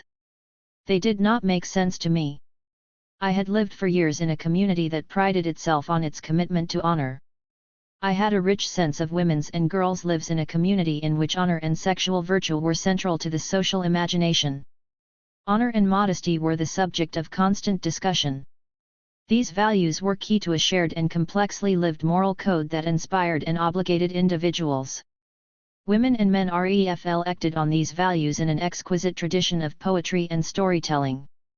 Veiled Sentiments, my THIRD book, focuses on how modesty, the special entailment of honor that involved sexual propriety for women, was part of a widely shared but complex moral code. For my Awlad Ali Bedouin friends, honor helped define any, and reproduce, social status. For the men and women I knew, honor was based on upholding personal ideals from valor to generosity, from trustworthiness to refusal to accept slights. For women and girls, as I describe in Veiled Sentiments, honor involved displaying most of these qualities of toughness and generosity expected of men and those from strong families, called free, but in addition, forms of respect for others. Modesty, I show in my book, was one of the forms this respectfulness took, defining women as worthy of the respect of others. Modesty meant veiling for certain categories of men, and deliberately not others. It meant being reserved with, and even avoiding, members of the opposite sex who are not relatives. It had nothing to do with acting feminine, according to our standards. For men, avoiding sexuality was equally important to honor. Men were expected to keep a respectful distance from unrelated women and to treat them politely. They would never mention their wives or other women from their family in front of other men out of respect. Sex outside of marriage was dishonorable for both men and women. And young men had little more choice in marriage partners than did young women. In a kin-based social order, marriages are far too important to be left to individuals. Should this moral system that sets ideals for both men and women shaped as it is by the social structure of patrilineal kin relations that organizes descent, inheritance, economy, and political and social relations be understood, and judged, as simply a form of patriarchal oppression of women leading to violence? Must the restrictions on women's behavior be understood as constraints on their autonomy imposed by men? To begin to answer these questions, one would need to either ask how people involved in the system see it, or explore the complex ways the moral system plays out in actual social situations. I did both in 2 of my books, Veiled Sentiments and Writing Women's Worlds. Aulad Ali girls I knew in the 1980s often complained about the unfair restrictions and suspicions to which they were subjected. Their aunts and grandmothers complained about increasing confinement, the result of leaving their nomadic life, along with some newer factors that I discuss later when considering how the Islamic revival that was transforming Egypt in the late 20th century affected them. But I noticed that the girls chafed against new restrictions with a self-righteousness that came from their sense that they were, unfairly, not being trusted. They defended themselves not by saying they had the right to do whatever they wanted, but by asserting their own modesty and moral virtue, even if they did like bobby pins or lipstick. They spoke about themselves not as objects controlled by family or by men, but as persons who knew right from wrong. To begin to understand that girls in this community see themselves as powerful agents of their moral standing, all we need to do is listen to some Bedouin wedding songs. The adversarial gender imagery of a couple of the many proud songs women would sing about brides and their families is striking. They lived like falcons / the hunters of the wild couldn't touch them. A bird in the hot winds glides / and no rifle scope can capture it. 5 Here are songs that, to return to a theme we've encountered before, use birds metaphorically to comment on women's lives neither in terms of emancipation, from the cage, nor grief about loss, but in terms of their pursuit of honor. To appreciate how complex the system of morality is for individuals, one would have to talk about how everyday life proceeds. My ethnographies are full of stories about how girls dodge accusations, mothers worry about their daughters, brothers stand up for their sisters, and fathers support them against suspicion or accusations. They also recount men's stories of thwarted love or saving face after their sons or brothers have not acted honorably. At the heart of this community is the riveting and revealing interplay of women's and men's public displays of pride and independence and the poems they share with their intimates, poems of desire and pain that show their vulnerabilities and their attachments in their marriages and friendships. My Aulad Ali friends would find familiar the social constraints and demands of honor that produced the exquisite anguish of Romeo and Juliet. They themselves tell similar love stories about tragic, or near tragic, desert lovers. 6 Can this moral system of a community that jealously guards its independence from Egyptian state institutions be captured by the idea that men constrain women's freedom or own their bodies? This is what the Amnesty fact sheet suggests. What should we make of women's FIR's commitments to the system?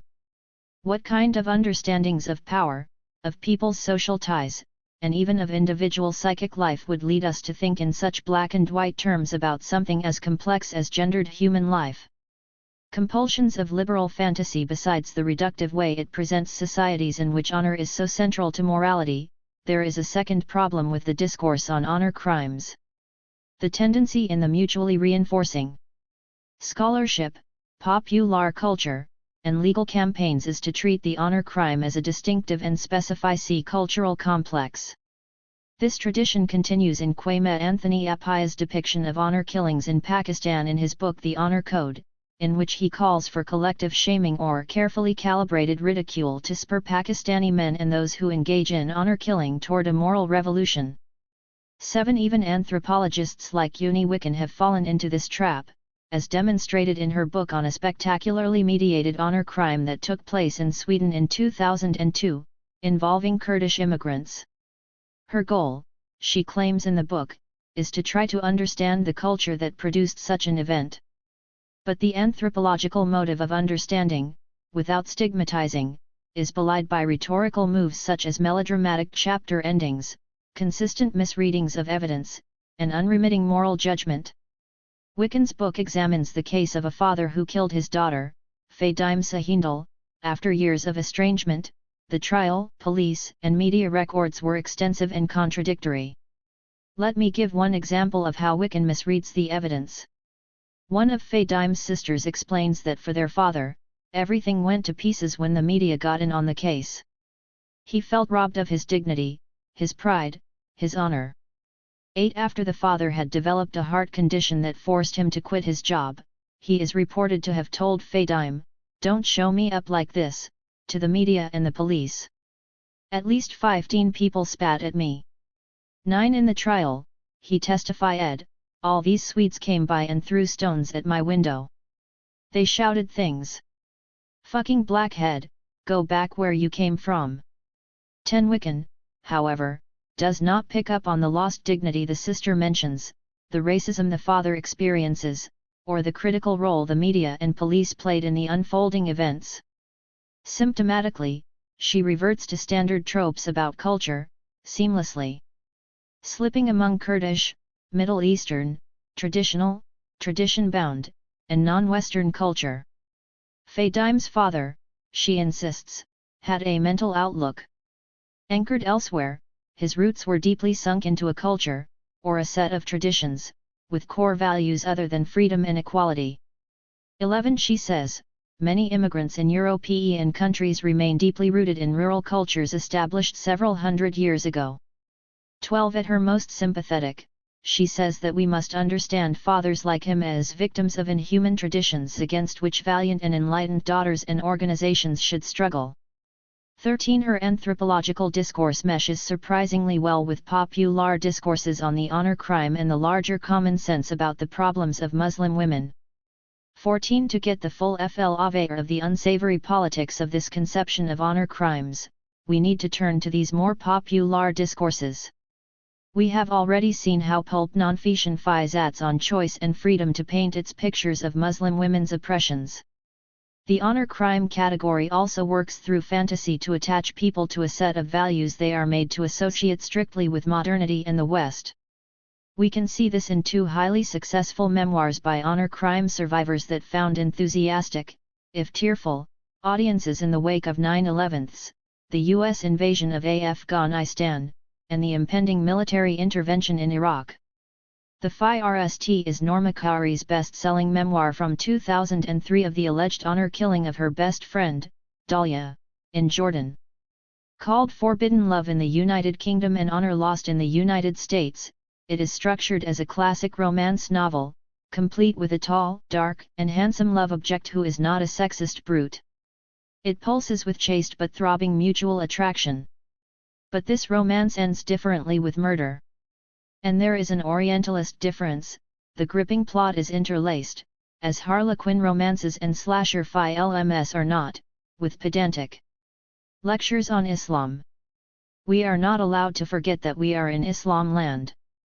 The story is organized by the standard themes of a long history of Western representations of the Muslim woman. In contrast to the free Western woman, she is imprisoned. For most women, Khoury writes, Jordan is a stifling prison tense with the risk of death at the hands of loved ones. She is also voiceless. Women still pray that their silent cries will be heard, echoing the late 19th century missionary women discussed in Chapter 1, who said, "They will never cry for themselves, for they are down under the yoke of centuries of oppression." 15. And then there is the stark contrast between patriarchal tradition and feminist modernity that we have encountered before in Susan Moller-Oken's essay, Is Multiculturalism Bad for Women? Of her doomed friend Dalia, Khoury comments, and yet there are a few rare women who risk their lives to try to break the ancient code. The whispers they hear are not from the desert, but from the winds of change. 16. The memoir aligns itself with popular feminism.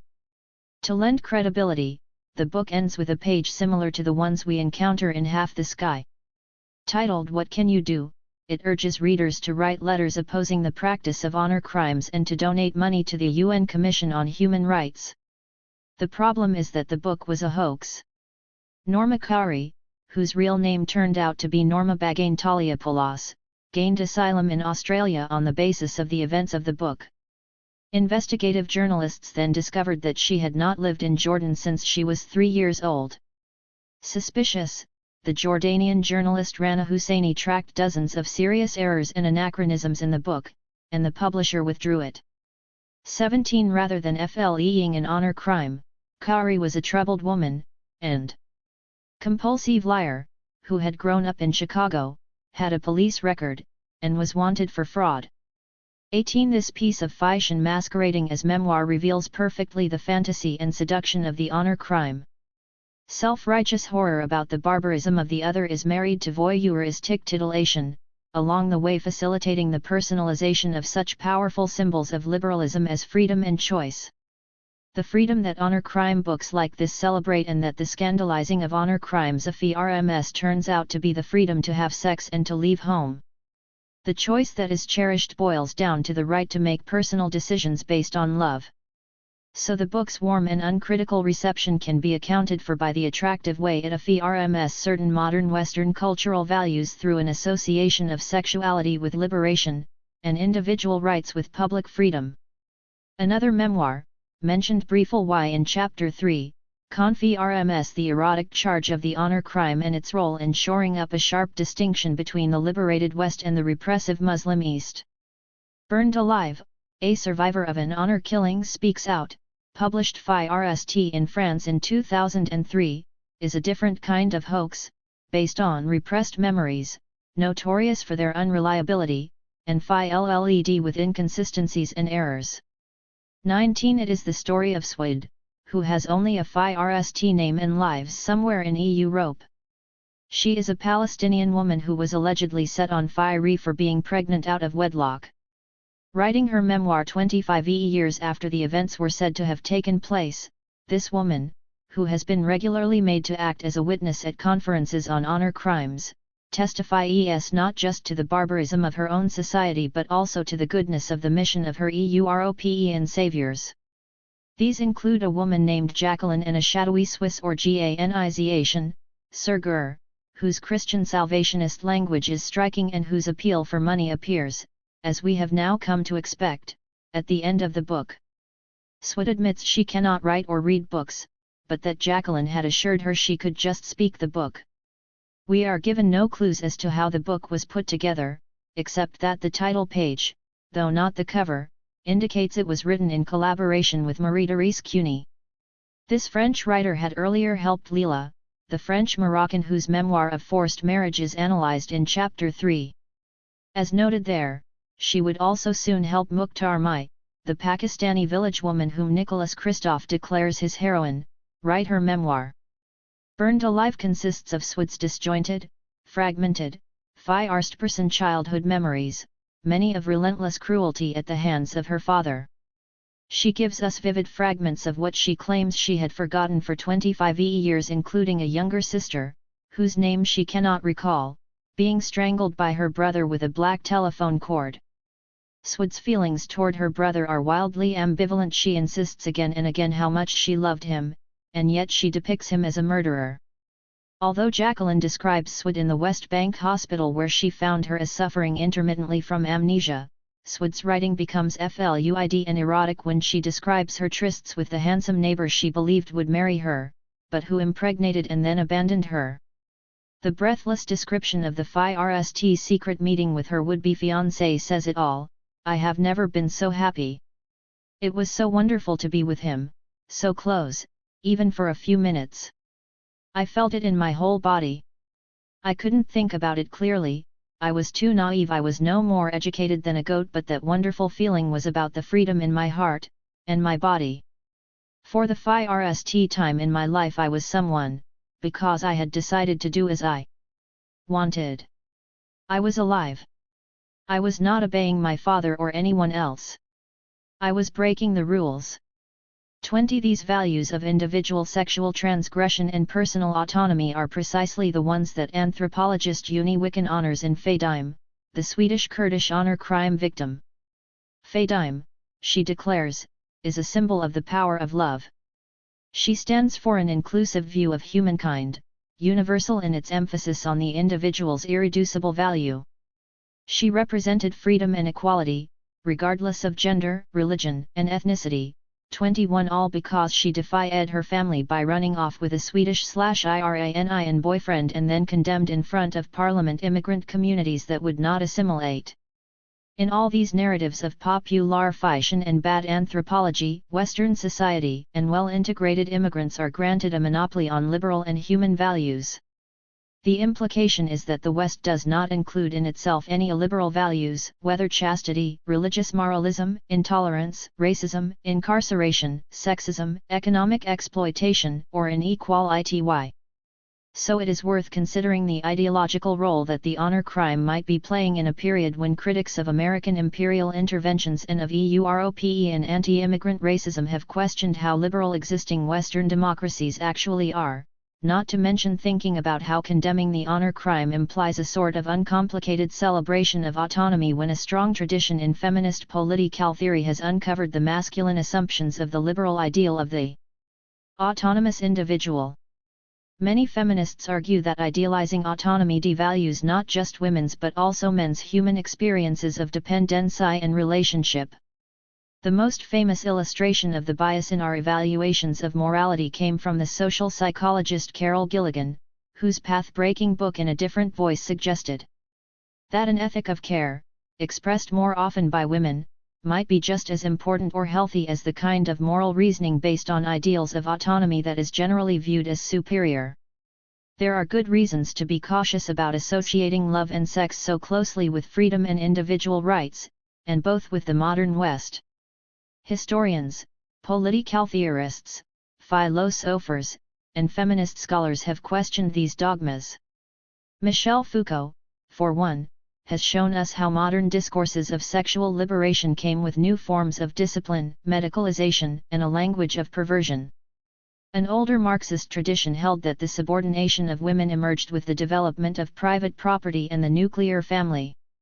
Many feminists have documented the ways women are objectified and turned into commodities in our late capitalist consumer society, whether to sell cars or pornography. But even if one ignores this kind of theorizing and research, shouldn't one at least ask for a more nuanced understanding of the place of love in the sorts of societies that Khoury and others disparage? In the literature on honor crimes, there is a striking absence of any mention of Arab literary culture, which is renowned for its artistic elaboration on the themes of love. Love has been a special theme since pre-Islamic Arabic poetry and on to the romantic storytelling that formed the basis for Europe and chivalric genres. Certainly for the Awlad Ali Bedouin I lived with, love and desire were the stuff of the poetry, songs, and stories they cherished. These were their creative reflections on love and life, which is why I wrote about them in Veiled Sentiments. Things can go wrong for people everywhere. Some fathers are violent, some brothers commit incest, there are men who kill their wives and lovers on suspicion, and there are families and marriages that are dysfunctional and abusive. Honor cultures do not have a monopoly on violence against women. American and European newspapers, judges, lawyers, psychiatrists, and prisons testify to this. And not all families in communities where sexual modesty is a key element of young women's morality react the same way to suspicions or sexual infractions. The problem is that when violence occurs in some communities, culture is blamed, in others, only the individuals involved are accused or faulted. As Letty Volpe has shown in her classic article called Blaming Culture, violent or abusive behavior gets attributed to culture only when it occurs in minority or alien cultural, racial, or national groups. The honor crime seems to function as a comforting phantasm that empowers the West and those who identify with it. Not only does it shift attention to an abject stage where caricatured people are victims of their own violent culture, but it also encourages self-righteous commitment to change those backward or dysfunctional cultures. As Appiah prescribes, we should persuade Muslim men to shift their sense of honor so that killing their women feels shameful. As others recommend, we should save the women from their cultures. Rather than enabling us to understand social lives that, like ours, are unfortunately too often marred by violence, the legal/cultural category of the honor crime produces strong distinctions. It distracts our gaze from violence within, and establishes the superiority of a dense concatenation of cultural values associated with liberalism, autonomy, individualism, and sexual freedom. In some settings, it enables westernized elites in Muslim communities to distinguish themselves from their local backward compatriots and to gain new opportunities and alliances, mounting campaigns against honor crimes. The political alignments of a bright, articulate young Jordanian engineer who ran a web campaign against honor crimes are illustrative. Mohammed Al-Azraq had answered the call of a Swiss-educated Bahraini friend to take on the issue. I contacted him shortly after the website called There Is No Honor in Honor Killing, nohonor.org, went live in 2007. He identified his motives. From the most obscure days of Arab tribalism till the 21st century, many crimes have been committed against women in the name of honor. People kill their own flesh and blood to satisfy backward tribal values and traditions that are by no means related to religion. We in No Honor are trying to raise awareness among young people from the region, and encourage young males to respect their sisters/daughters/wives/cousins, etc. choices in life.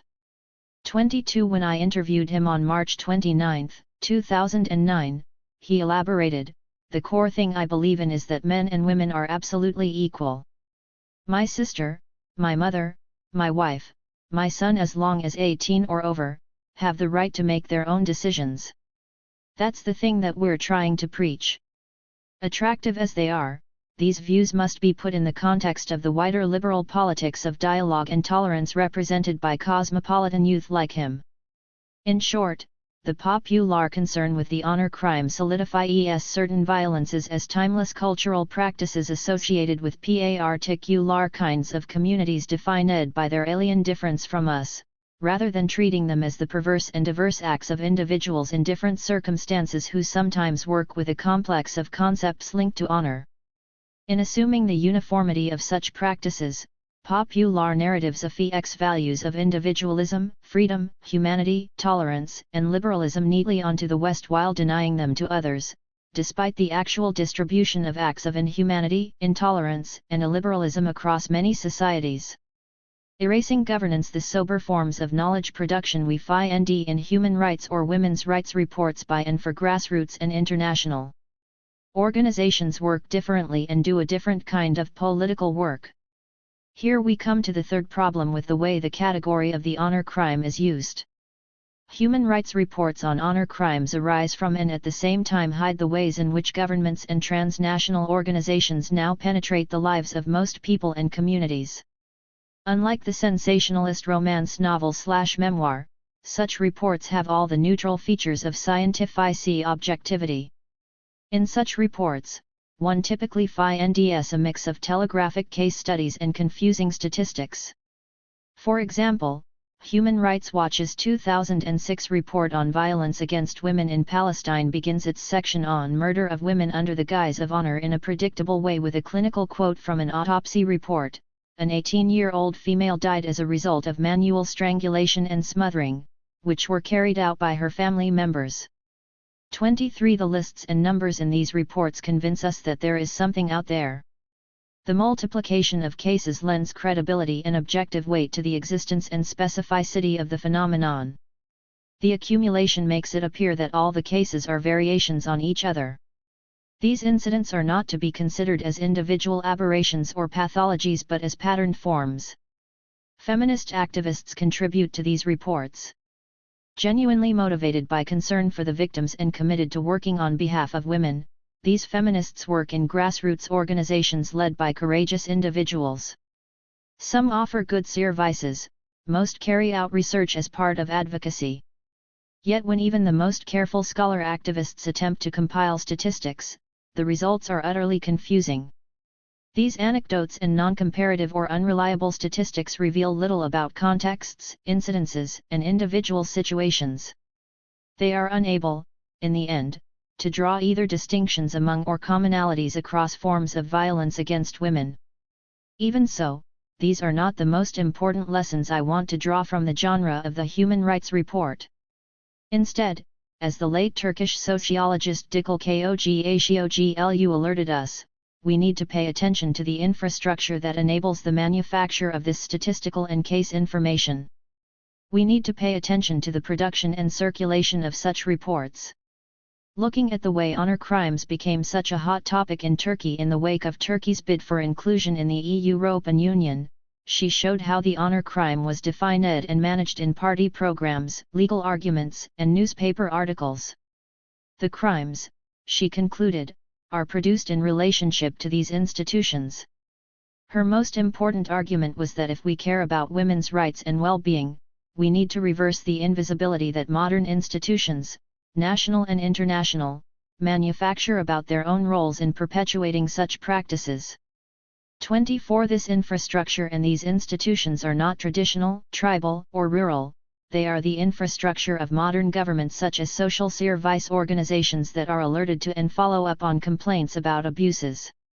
25. They are often run by middle-class, educated women committed to justice, versed in contemporary feminist politics, and connected to wider networks that are willing to work with state agencies and even international organizations. In Europe and the United States, they serve immigrant women. In other countries, they focus on the poor and the rural. In addition, there are the police who go to the crime scenes, arrest killers, and investigate violent incidents. Almost every report of an incident by the Jordanian journalist Rana Husseini mentions that the brother or father either turned himself into the police immediately or waited for the police to come and arrest him. The extensiveness of the Swedish police records actually allowed Wiccan to write her book about Fadime. Then there are the medical institutions, from hospitals to morgues. Rana Husseini's AC knowledgements include special mention of the pathologists at the Jordanian National Institute of Forensic Medicine. Forensic medical teams determine cause of death, conduct autopsies, and even routinely administer virginity tests.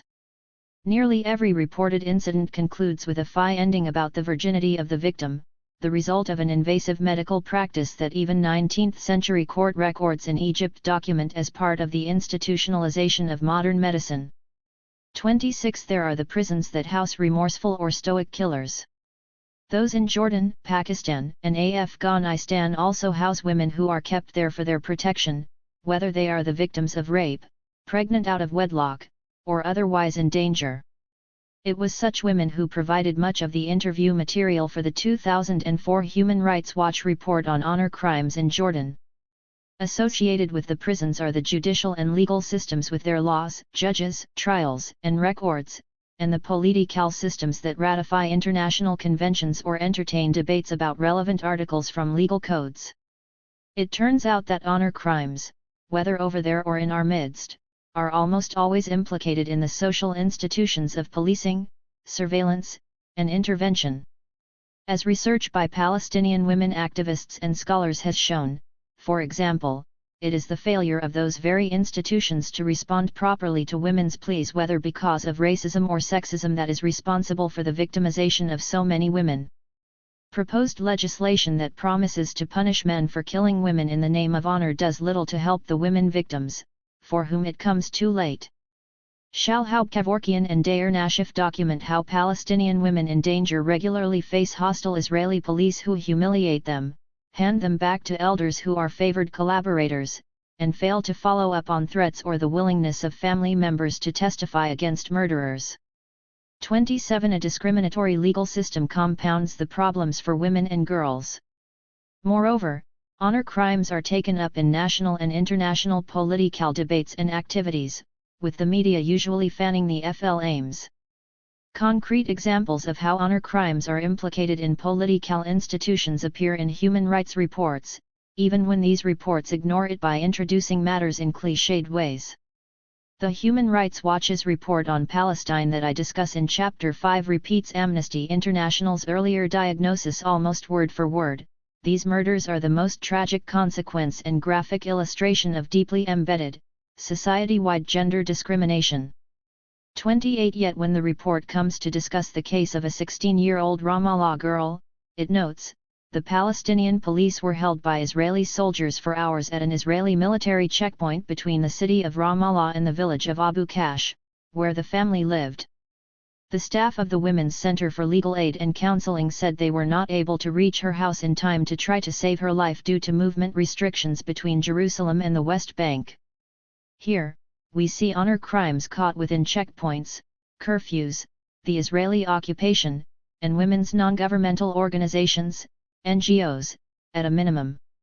And finally there is the media, newspapers, magazines, television, film, and now websites through which honor crimes are filtered, whether in exposes or cyber campaigns. Dime turned to the press for protection and then was hounded by it.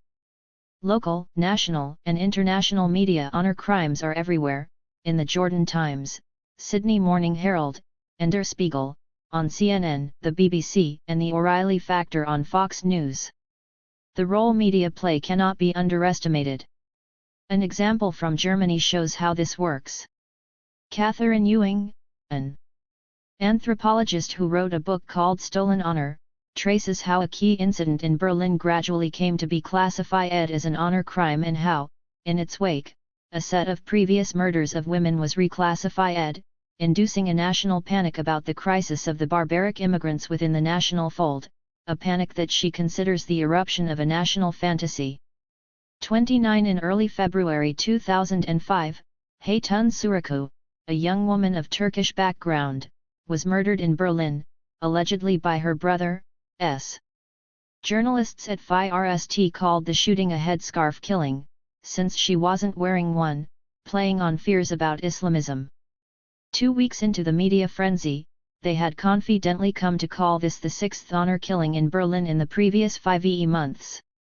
Ewing argues that this spate of honor killings in Berlin was not likely even a statistical anomaly, but an artifact of classification. A range of murders under various circumstances retrospectively came to be labeled honor killings. 30 Most involved husbands killing wives, which does not fit the definition.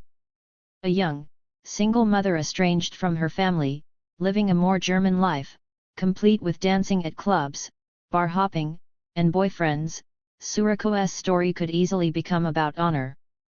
Confusing details like hints that she had a diverse sexual life or that she might have been the victim of incest dropped quickly out of the news. However, Ewing urges us to focus on the institutional and historical context in which she was murdered and became a symbol. In the neighboring Netherlands, the filmmaker Theo van Gogh had just been killed by a Moroccan immigrant for his role in producing Submission, Ayaan Hirsi Ali's anti-Muslim hardcore Orientalist film that I discuss in Chapter 3. Although the Islamic Council condemned German Turkish youth for self-administered justice and deplored cultural traditions, the right in Germany took advantage of this incident to tar the Muslim community and multiculturalism. The context was one, Ewing argues, in which immigrants could serve as a focal point for the country's ills and a threat to the democratic principles that are the foundation of the German state. 31 In contrast, people who knew the social scene well attributed the murder to the gender politics of boys in gangs created in response to neo-Nazi racism and post-9/11 anti-Islamic sentiment. Honor crimes by then had become a signifier for both the machismo and the cultural authenticity of youths of Turkish origin. They had also come to stand in for Germans' fears of an untamed parallel society in their midst. Turkish women's rights activists, for their part, seized on Suriku's murder to campaign against honor crimes. In the end, this frenzy incited a good deal of speculation on Suriku's lifestyle, at the center of which again were the erotics of sexual freedom and the fetish of personal choice. In Europe, honor crimes are also closely connected to border control and what Miriam Tickton, the anthropologist whose work on illegal immigrants and humanitarianism in France I quote in Chapter 3, calls the policing of immigration and immigrants. These are matters of national and international administration, not culture. 32 Nasira Gwenif Soulamas, a French scholar who has written about the stigmatization of North African immigrant men for their sexual deviance, links this phenomenon to efforts to mask the new forms of social and economic domination experienced by working-class young people of non-European origin and to the precarious lives into which they are being forced, as sons of the formerly colonized. 33 In the United Kingdom, the major study of honor crimes was conducted by the Centre for Social Cohesion, a conservative think tank devoted to the study of religious, Islamic, extremism. Asylum cases, the extension of welfare benefits, and most interestingly, the issue of visas, an issue we saw lurking in Layla's memoir of forced marriage. Honor crimes are often said to be committed because girls refuse marriages that are related to acquiring visas for their spouses. Also confirm how embedded honor crimes are in Europe and immigration politics. Jacqueline Rose provides more support for these arguments with her eloquent decoding of the role of obsessive discussions of the honor crime in the Europe and politics of immigration, her criticism of its branding as archaic or tribal when it is so thoroughly connected to modernity and nationalism, and her praise for those who insist that we must refuse to generalize but instead enter the complexity of lives. 34 In a comprehensive comparative study of the relationship between media and political debates on honor-related violence in Britain, Germany, Canada, and the Netherlands, Anna Korteweg and Gaki Yurdikul too have shown how unhelpful the common stigmatizing discourses are. They insist that policy must be built on a recognition of the way that such violence is actually shaped by immigration experiences. They show that targeting this form of violence will be more effective if it is framed as a variant of domestic violence. They recommend that women's groups be made full partners and the emphasis be shifted toward empowering women as citizens rather than calling for restrictions on immigration. 35 In addition to nation-states worried about immigrants, honor crimes involve international organizations, UN bodies, donor communities, and local grassroots NGOs. If you look at them closely, in fact, you see that honor crimes do not occur outside of these modern state institutions or those of the international community. Honor crimes cannot be analyzed as if they were free-floating or rooted in ancient codes and tradition-bound cultures. The honor crime gives legitimacy and resilience not just to all the mechanisms of regulation, surveillance, and mass mediation intrinsic to modern state power but also to the specific forms and forms of contemporary transnational governance, whether neoliberal economic institutions or humanitarian intervention of the feminist or military sort. The winds of change. This brings us to the fourth problem with the way the category of the honor crime works. Blaming culture means not just flattening cultures, stripping moral systems of their complexity, and hiding the most modern political and social interventions that no community escapes. It means erasing history. In all the discussion of honor crimes, where is the recognition of the dynamic historical transformations that are affecting women, families, and everyday life in all communities, including those associated with honor killings? A constant refrain in the alarmist literature on the honor crime is that it is on the increase, even if virtually every article or book published in the past decade cites the inexplicably unchanging figure attributed vaguely to the UN of 5,000 honor killings per year, worldwide. Even Dahlia's mother, in the fictional Honor Lost, seems to have known the figure. There is, of course, no proof of this, since we have no reliable evidence of prevalence in the past and there are, as everyone concerned has noted, formidable problems of reporting and classification in the present. It would not be surprising, however, to find that familial violence against women might indeed be increasing in some social contexts. The question is where one would look for explanations. Studies from Europe, Turkey, and Palestine/Israel have noted some relevant factors. They have described the retrenchment of family under insecure conditions among Kurds, reactions to racism in Britain, Germany, and France, and deliberate policies of strengthening traditional patriarchal authority among Palestinians in Israel. In many settings, we see contact with alternative moral systems and competing forms of authority, differential incorporation into the state and its institutions, including schools and labor markets, and clashing forms of control, just to mention a few of the circumstances that might affect family violence.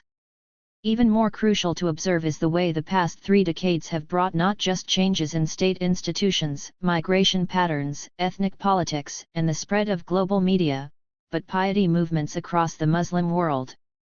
Alongside the Islamic revival come arguments for the Islamization of law and society that are taking different forms.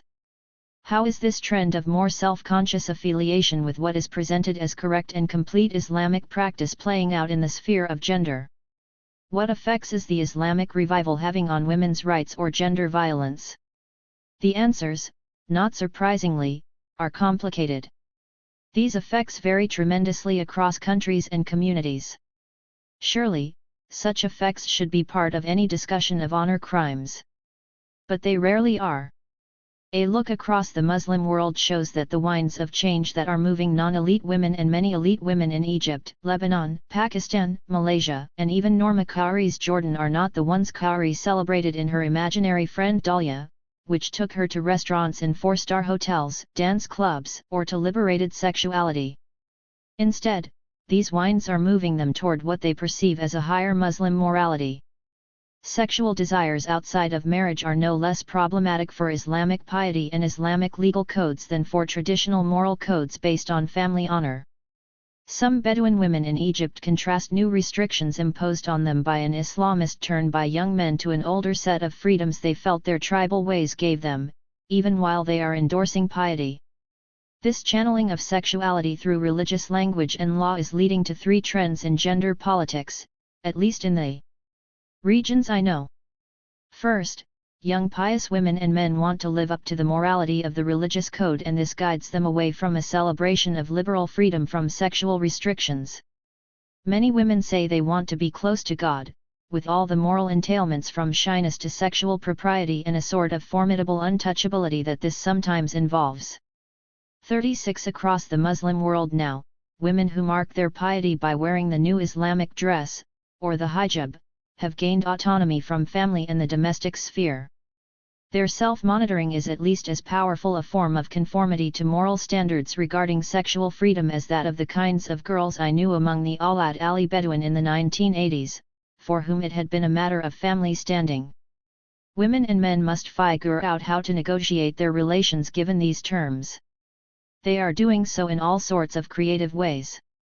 Not insulated from pop music, Tele 6 Zion, co-educational institutions, and leisure activities and consumption, they have made use of institutions like temporary or urfi, secret, marriages. They also struggle with themselves and society. 37 Many attribute women's embrace of the hijab as a public assertion of morality, not just religiosity, for those who are massively present now in schools, the workforce, and public space. 38 Second, with the Islamization of states and legal systems in the last quarter of the 20th century in countries like Pakistan and Iran, radically new modes of regulation and enforcement of moral standards tied to sexuality, new vocabularies and conceptions, and new forms of authority, and resistance, have developed. Some incidents have even been described as state-sponsored honor crimes. This means that morality is being given religious grounding and is mediated through channels that claim the authority of Islam. The voluntary embraces of morality described earlier are taking place alongside more official interventions in moral discourses, including their manipulation. A new language is coming into play, one of sin and zina, the crime of sex outside marriage. This dominates state efforts at Islamization in places like Iran and Pakistan, as well as the lively internal legal and social challenges to such efforts wherever they are being imposed. Third, a consequence of this situation is that tensions have emerged between Islamic religious institutions and community regulation. In recent years, major religious leaders in Syria, Lebanon, and elsewhere have issued legal opinions, fatwas, condemning honor crimes as unlawful. As Lynn Welchman, a legal scholar based in London, has shown in her analysis of the sudden public intervention that the Islamic Chief Justice of the Palestinian Authority made in 2005 on the subject of murder in defense of honor, Islam, and Islamic law, the Sharia, are coming to be invoked more and more against honor crimes. This has new jurisprudential, legislative, and social consequences that have yet to unfold. At the same time, the honor crime, and women, have become pawns in political battles. In Jordan, we have good documentation on how the honor crime was manipulated by politicians from the Islamic Party in their resistance to the efforts of feminist campaigners backed by the Jordanian royal family to reform penal law. These populist Islamist politicians stymied the efforts by linking these reforms to a Western plot to undermine Jordanian society and morality. This is ironic given that the laws on which the honor defense relies came into Jordanian law from the Napoleonic Code, Ottoman law, and British common law. 39 These changing responses to sexuality and honor signal important transformations not just in the discourses but also in the institutions through which the honor crime now travels. Any diagnosis of gender violence that attributes it to culture backward, traditional, or barbaric distracts us from these kinds of historical dynamics that are essential to an analysis of violence and to responsible efforts to mobilize against it. It is time to stop talking about deep-seated cultural beliefs, ancient codes from the desert, and efforts to understand how people in certain alien cultures could want to kill their daughters. Even feminists from the Muslim world need to be more careful. Although they tend to be vigilant about racism and wary of the dangers of civilizational discourse, they sometimes let their fears of Islamic fundamentalism distort their understandings. The women living under Muslim laws, Ulamel, campaign called Stop Stoning and Killing Women, that I discuss in Chapter 5 conflates a bewildering range of practices and puts into service the fascination with horror and sex that attach to the timeless honor crime for their anti-fundamentalist agenda. Dilemmas for concerned activists. The seductive power of the honor crime, with its unique mix of sexual titillation and moral horror and its capacity to subsume and consume diverse acts, has allowed it to emerge as a robust category that does significant political and cultural work. My intention in challenging the usefulness and accuracy of the category is not to defend or excuse the violence it tries to name, nor do I wish to undermine the value of much of the reparative work carried out in its name. Instead, I have sought FIRST to redirect our attention to the historical conditions and precise political configurations that lead certain figurations of suffering to become objects of earnest and widespread concern while so many others go unremarked or unlabeled. Second, I wanted to trace the varied impacts of this structured concern, nowadays framed in the hegemonic language of our times as violations of women's rights. I would not want to say, as some might, that familial violence is not a serious problem, pointing out, for example, that more women die in traffic accidents. I am not even saying that we should look at how many, more, women fall victim to structural and military violence, whether through the malnourishment of poverty or the burning flesh of aerial bombardment. There is no excuse for brushing under the rug the harms of interpersonal violence and ignoring its gendered or sexed forms. It is the achievement of feminism to have made violence against women and sexual violence public moral and legal issues, not hidden or taken for granted matters of private life. However, it is a problem when we consistently fail to compare murder and assault rates by intimates between societies in which women are allegedly victims of honor crimes and those in which honor is not invoked as a motive, justification, or legal excuse. The specifics are important, and as an anthropologist, I am committed to going deeply into different systems of gender, power, and morality. But as part of the attention to specifics, we also need to look systematically at all the political and legal institutions through which everyday life, including violence, proceeds in various places. My main concern has been with the determinants of the cultural construction of the honor crime and the effects of its deployment.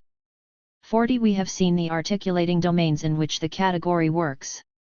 We have examined the work of the honor crime in distinct projects and scales of power and have begun to untangle its effects in different spheres and locales.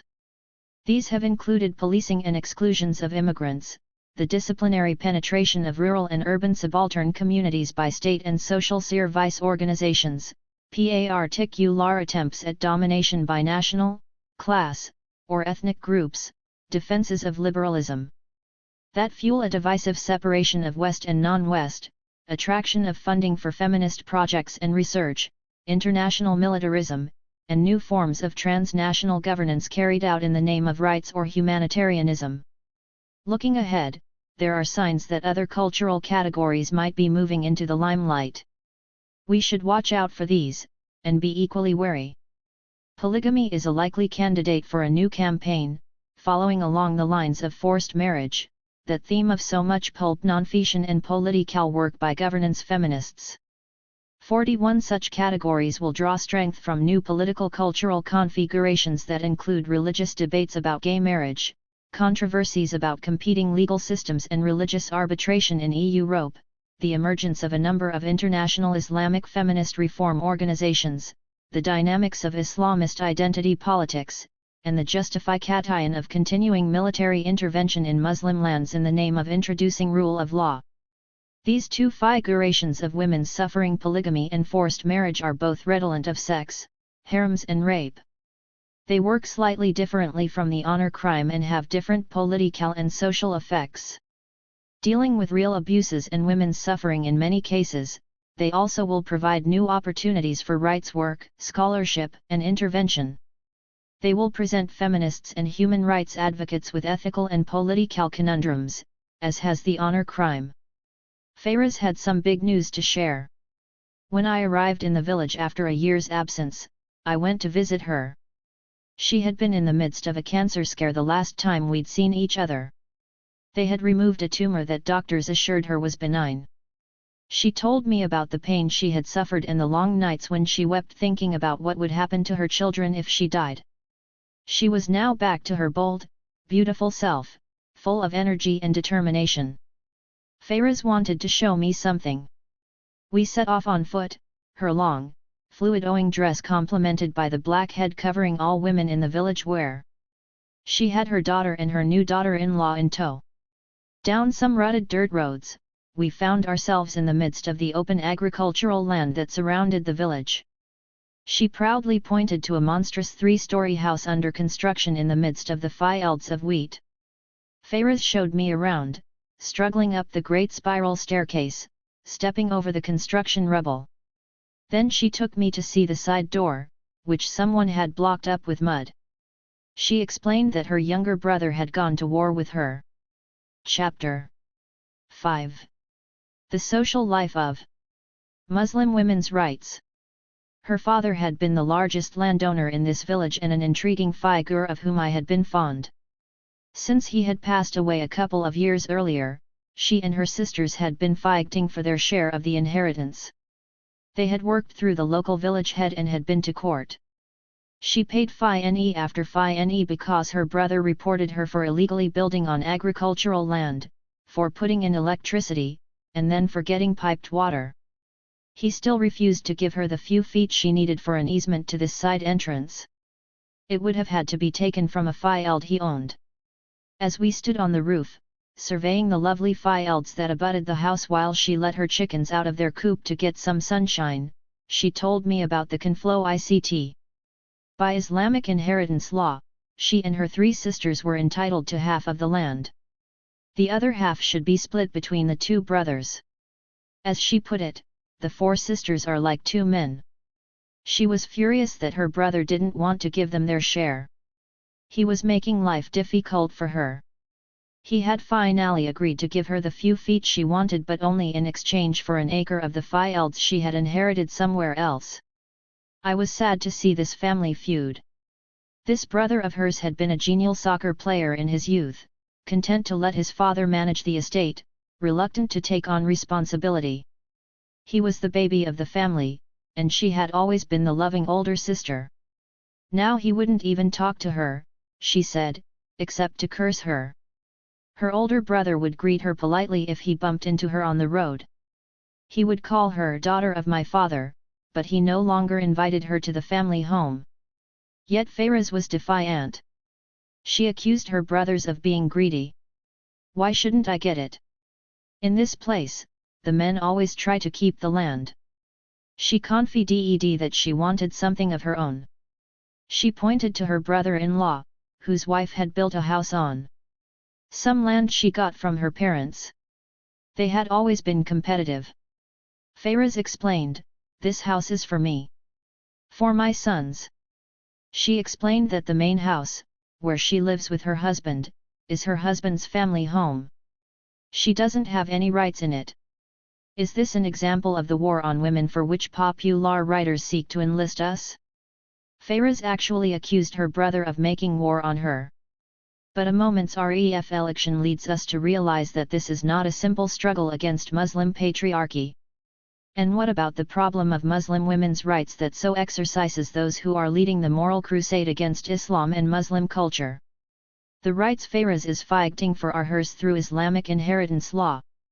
The community elders and the state courts both uphold them. Her brother, even though he has become more religious than in his soccer-playing days, ignores them.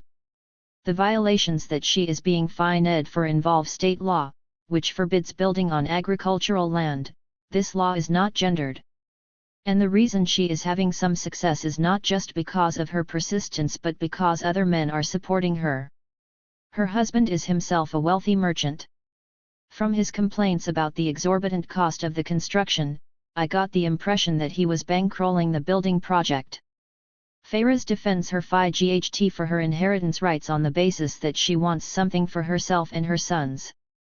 But, of course, these are her husband's sons too. Each has a FLO of the house. Now Fayraz's children will inherit from both sides of the family. I tell this story about Fayraz to remind us that Muslim women's rights are pursued in particular places through a variety of institutions and instruments, including state and religious law. We need to recognize that Muslim women's rights something to FIGHT for, debate, consider historically, see cross-culturally, make happen, or GANAs around, fund, and examine in action have very active social lives in our contemporary world.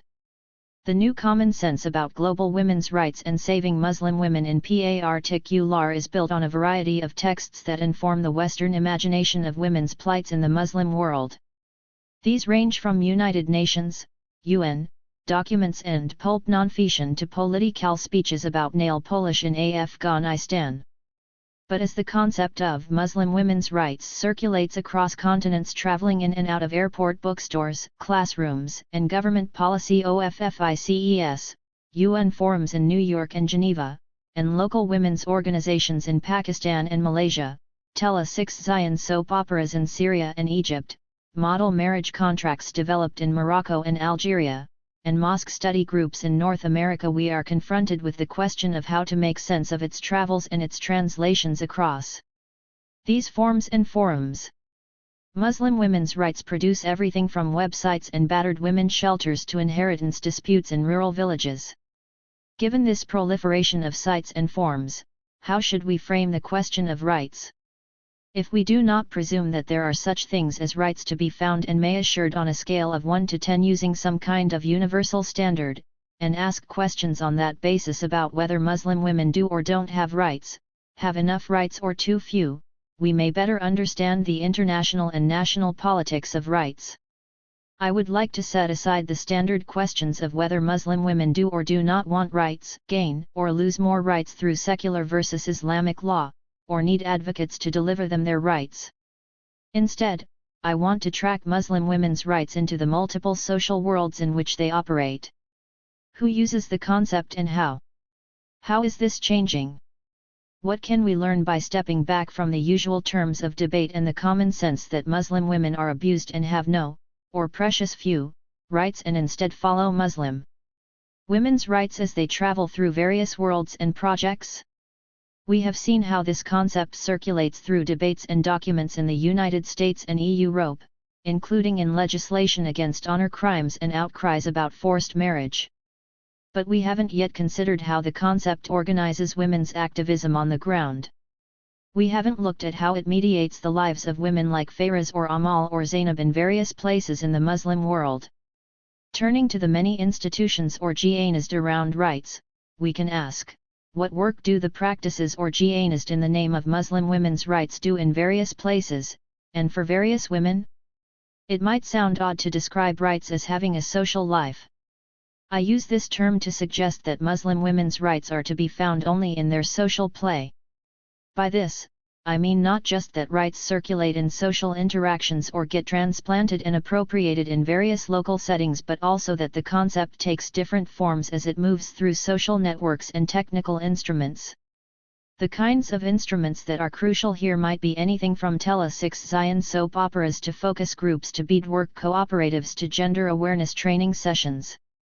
I use the term Muslim women's rights not because there is something that unites all Muslim women or makes their lives and access to rights unique, but because, as I said from the outset, the notion that there is such a thing and the work and debates framed in terms of this concept have become commonsensical. I could have picked any number of locations where organizations work for women's rights or where women are fighting for their rights. I focus on Egypt and Palestine here because these are regions in which I have studied feminist activism. 2. Egypt, in shifting fields. Egypt is a good place to examine the social life of women's rights. Its rich history of women's activism has been well documented, and it boasts a very significant number of educated women involved in organizations that promote women's rights and offer women services. Many of these organizations are part of what might be thought of as the development industry, with women's empowerment as a goal. Women's rights, not framed, for the most part, as Muslim women's rights for good political reasons, given the history of nationalism and the mixed Coptic and Muslim population, have had an especially long and busy social life there.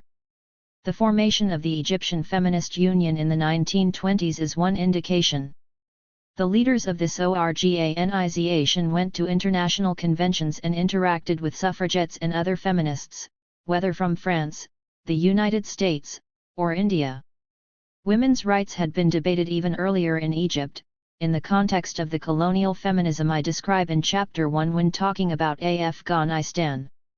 The most significant early moment was when the modernizing nationalist Qasim Amin published an influential book in 1899 called The Liberation of Women.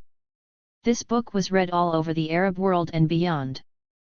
After the critical period of what scholars call state feminism under Gamal Abdel Nasser in the 1950s and 1960s, when independent women's organizations were shut down but sweeping legislation was put in place guaranteeing women education, jobs, labor rights, maternity leave, and various forms of state welfare, a new phase began under President Sadat and continued under Hosni Mubarak, who was deposed dramatically in 2011.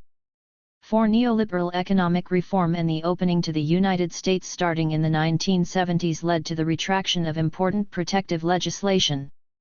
This paved the way for various civil society organizations from the Islamists to women activists, many working through the paradigm and projects of development to play a more active part in society while picking up some of the pieces of social welfare now abandoned by the privatizing state under structural adjustment. A wave of new women's non-governmental organizations, NGOs, were formed in the 1980s and 1990s, enhanced by the full re-entry of international foundations such as the Ford Foundation, the Population Council, and the United Nations International Children's Emergency Fund, UNICEF, and massive aid from Europe and governments and the United States as part of the dividend from Egypt's peace with Israel. The traffic in women's rights was intensified with Egypt's participation in international conferences in the mid-1990s, most notably hosting the International Conference on Population and Development and sending delegates to the Fourth World Conference on Women in Beijing. 6 significant international funds ensured that women's rights and service organizations became a growth industry. During the Mubarak period, there were tens of thousands of NGOs operating in Egypt, despite dire restrictions on civil society organizations and periodic government crackdowns. Women's NGOs reflected perfectly the transformation of the political and economic terrain in Egypt and confirmed how critical such factors as transnational political organizing, economic exchange, class relations, and national historical shifts have been to the social life of women's rights. A study of women activists in the 1990s had already pointed out the link between women's organizations and the wider context. Naj al-Ali, an anthropologist now based in Britain, suggested that the debates and conflicts among these women's organizations were a mirror of Egyptian political culture. 8 debates about foreign funding were fierce as activists sought political independence and worried about American influence. This was true even though a later study based on a survey of 60 Egyptian NGOs showed that local organizations tried hard to get foreign funding even while complaining about the ways this funding constrained their choice of projects and forced local organizations to tailor their objectives to suit the priorities of these agencies. 9. The political economic context affected women's rights most forcefully by setting down the channels through which they operated and setting up the technologies that mediated them. The 3 most significant shifts in the social life of rights in Egypt in the decade before the revolution were, 1. Their takeover by the government, 2. Their entanglement with Islamic institutions and religious discourse, and 3. Their commercialization or corporatization. Beginning in the 1990s, not only did government organizations like the National Council for Women or foreign NGOs come to mediate women's rights differently, but the politics, projects, and self-presentations of groups working for women's rights shifted to reflect the transnational appeal of human rights and to respond to the local situation in which religiosity has gained tremendous legitimacy. The dramatic uprisings in Egypt in 2011 that toppled the regime reconfigured the political landscape, with women's rights issues attracting media attention and mobilizing many groups in relation to the elections and the new constitution. It is too early to tell how the electoral victory of the Muslim Brotherhood in 2012 will affect the social life of women's rights in Egypt over the next decade. 10. What is certain is that the issues have electrified the international sphere and media, and sparked local debate from the first moments of the demonstration in Tahrir Square. 11. The governmentalization of rights. The way women's rights had been taken over by governmental organizations in the decade before the uprisings can best be seen in the establishment in 2000 of the National Council for Women, NCW, by presidential decree. As one observer noted, under the auspices of Suzanne Mubarak, wife of the then Egyptian president, the council was set up to advise the presidency and the government on the effect of public policies on women. 12. Some of the leaders of the NCW were respected individuals like the leaders of its predecessor, the National Council for Childhood and Motherhood, set up by Suzanne Mubarak in 1988, even though they worked with this governmental organization, something that often detracted from trust and respect, given the reputation of the regime. Yet there was initial suspicion by many in the NGO world just after the NCW's formation. Rather than judging the NCW, let us ask what role it played in the field of women's rights in Egypt. The NCW tried to be inclusive, inviting the participation of many women previously active in women's issues in Egypt. They were invited as individuals, not as representatives of their organizations. This weakened the NGOs. 13. The NCW, run by the wife of the president, not surprisingly received significant funding from the Egyptian government, the United Nations Development Programme, and many foreign sources including the United States Agency for International Development, USAID. Many of the smaller, more radical feminist NGOs would not accept this kind of funding. The significant number of projects conducted under its auspices suggests that the NCW became the major institution through which women's rights gained both visibility and practical existence in Egypt. The NCW channeled funds along particular social and political lines. The funds for women's rights that the NCW could make use of were not negligible. The estimated cost to the UN system for one project outlined in the 2006 United Nations Development Assistance Framework was to have been $340 million over the 5 years, which did not include the amount to be contributed by the World Bank. 14. In taking a lion's share of development assistance available for women's projects, the NCW could determine who could be active in the business of promoting women's rights. 15. State organizations' involvement in defining and producing women's rights was not the only change in the social field of Muslim women's rights in Egypt in that period. There was a decided shift in the kinds of projects and languages that defined work on behalf of women in Egypt due to the internationalization of women's rights in the NGO world. In a sense, the NGOs themselves are part of what Janet Hawley and her colleagues have called governance feminism, in which elites speak for women and use their gender expertise in influential institutions. 16. Human rights language came to dominate women's rights advocacy in Egypt. International support for women's rights organizations also merged the interests of educated professional women in Egypt with the international hyper-concern about Middle Eastern and Muslim women's rights discussed in previous chapters. This led to the proliferation of organizations and projects and the sort of transnational governance structures found in many countries of the Global South. This is well illustrated by the Association for the Development and Enhancement of Women, ADEW, an organization founded in 1987 to provide microcredit to women heads of household. 17. With a hugely impressive list of international donors, ADEW eventually came to boast literacy programs, health services, legal awareness seminars, and a shelter. It operated from 15 OFFICES in 5 different areas of Egypt with a staff of 200. 18. Accommodating Islamic institutions and religious discourse. A second characteristic of the social life of women's rights in Egypt in the past decade was the new accommodation with religious institutions and ideology. Although most of those involved in the OFFICHAL world of women's rights work in Egypt, like elsewhere, believed that women's rights are under threat by rising conservative Islamist elements, and are now wondering how to respond to leadership by the Muslim Brotherhood, there had been various ways to respond, especially in a world of close social and personal ties. The more explicit engagement with Islam could be seen clearly in the NGO world, as well as in governmental organizations. The Center for Egyptian Women's Legal Assistance, SOLA, offers a good case for analysis. It was founded in 1995, and is located in a poor and crowded informal neighborhood in Cairo. It had been set up there to help just this sort of population. Even after it was better funded, it refused to leave the area because of its commitment to serving the community. SOLA had started small, with just a couple of rooms and file boxes for furniture. 19 Headed by a female attorney, Azah Slayman, many of the staff are also women lawyers.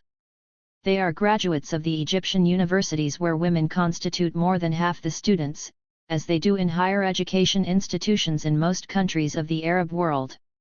Given financial support initially by such organizations as the Canadian International Development Agency and Dutch Oxfam, and later by many others including the Now or Never Fund of the Global Fund for Women, the Ford Foundation, and the Sawyeries Foundation, 20. SOLA expanded its mission from legal aid to raising awareness about violence and children's rights, lobbying at the national level, conducting studies and publishing research, and providing direct services including adult literacy education, democracy training for children, and sexual and reproductive health education for teenagers. SOLA's initiative in 2008 took the organization in a relatively new direction that represented a shift in the social life and institutional mediations of Muslim women's rights. The particular dynamics were Egyptian but, as I argue in Chapter 6, what SOLA was funded to do reflected a global trend. The trend has been toward highlighting the religious identities of women, even though the NGOs are not faith-based or linked to a particular religious organization. 21 SOLA was dedicated to demonstrating the compatibility of the UN Convention on the Elimination of All Forms of Discrimination Against Women, CEDAW, and Sharia, or, more correctly, Islamic family law. SOLA took up this project in response to both the larger cultural-political context in which religiosity has been increasingly respected and the concerns brought to them by the ordinary poor women, men, and youths they serve. Siham Ali, the lawyer who spoke to me about SOLA, explained that people in Egypt tend to be suspicious of anything that comes from the West. Some have accused CEDAW of seeking to destroy the family and undermine religion. This new project was intended to counter that ignorance. For this, SOLA was going to root itself through new institutional networks, enlisting experts in Islamic law, and particularly a respected and non-controversial professor of Islamic philosophy at Al-Azhar University, the great religious establishment in Egypt. 22 SOLA was not the only NGO to be dealing with Al-Azhar. In the UN Development Assistance Framework for Egypt 2007-2011, Al-Azhar is listed as a partner of the National Council for Women and several ministries, including that of religious endowments, in the pursuit of two goals: changing perceptions of women's rights and combating gender violence. 23 Commercializing rights in one of the more dramatic shifts since around 2000 and symptomatic of a tilt toward a neoliberal model for civil society, Dr. Iman Baibars, the feminist co-founder of ADEW, became the coordinator of the Middle East North Africa Fellows Program of Ashoka. Ashoka describes itself as the global association of the world's leading social entrepreneurs. In a Tele6 Zion interview, Baibars explained, "We are the venture capitalists of the social sector."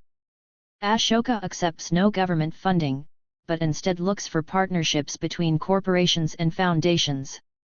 24 The business language of Ashoka's creed is on its website, we believe that the growth of a global citizen sector begins with the work of individual social entrepreneurs. These entrepreneurs drive the sector forward, responding to new challenges and changing needs. They are rooted in local communities but think and act globally. They are the ultimate role models and the pillars of Ashoka's trademarked vision of everyone a change maker. 25. This is the third path that was being taken in the evolving social life of Muslim women's rights in Egypt, at least before the revolution. Women's rights talk began to operate in a commercial world. The dramatic change could be seen most clearly in the work of the Egyptian Center for Women's Rights, ECWR, founded in 1996, only a year after SOLA. The ECWR's website announces its liberal ideology. CWR's work is based on the belief that women's rights are an integral part of human rights and are key to any substantive progress towards building a democratic culture and development in Egypt and the Middle East region. 26. But the ECWR makes a novel appeal to socially responsible corporate sponsorship. One of the ECWR's high-profile campaigns was against sexual harassment on the streets. 27. Without denying that harassment of women occurs on the streets of Cairo and other cities, I want to draw attention to one aspect of their campaign that is crucial for thinking about the social life of rights. The ECWR mobilized innovative technologies for this depoliticizing issue that has no structural analysis of gender inequality and no target other than men with bad cultural attitudes.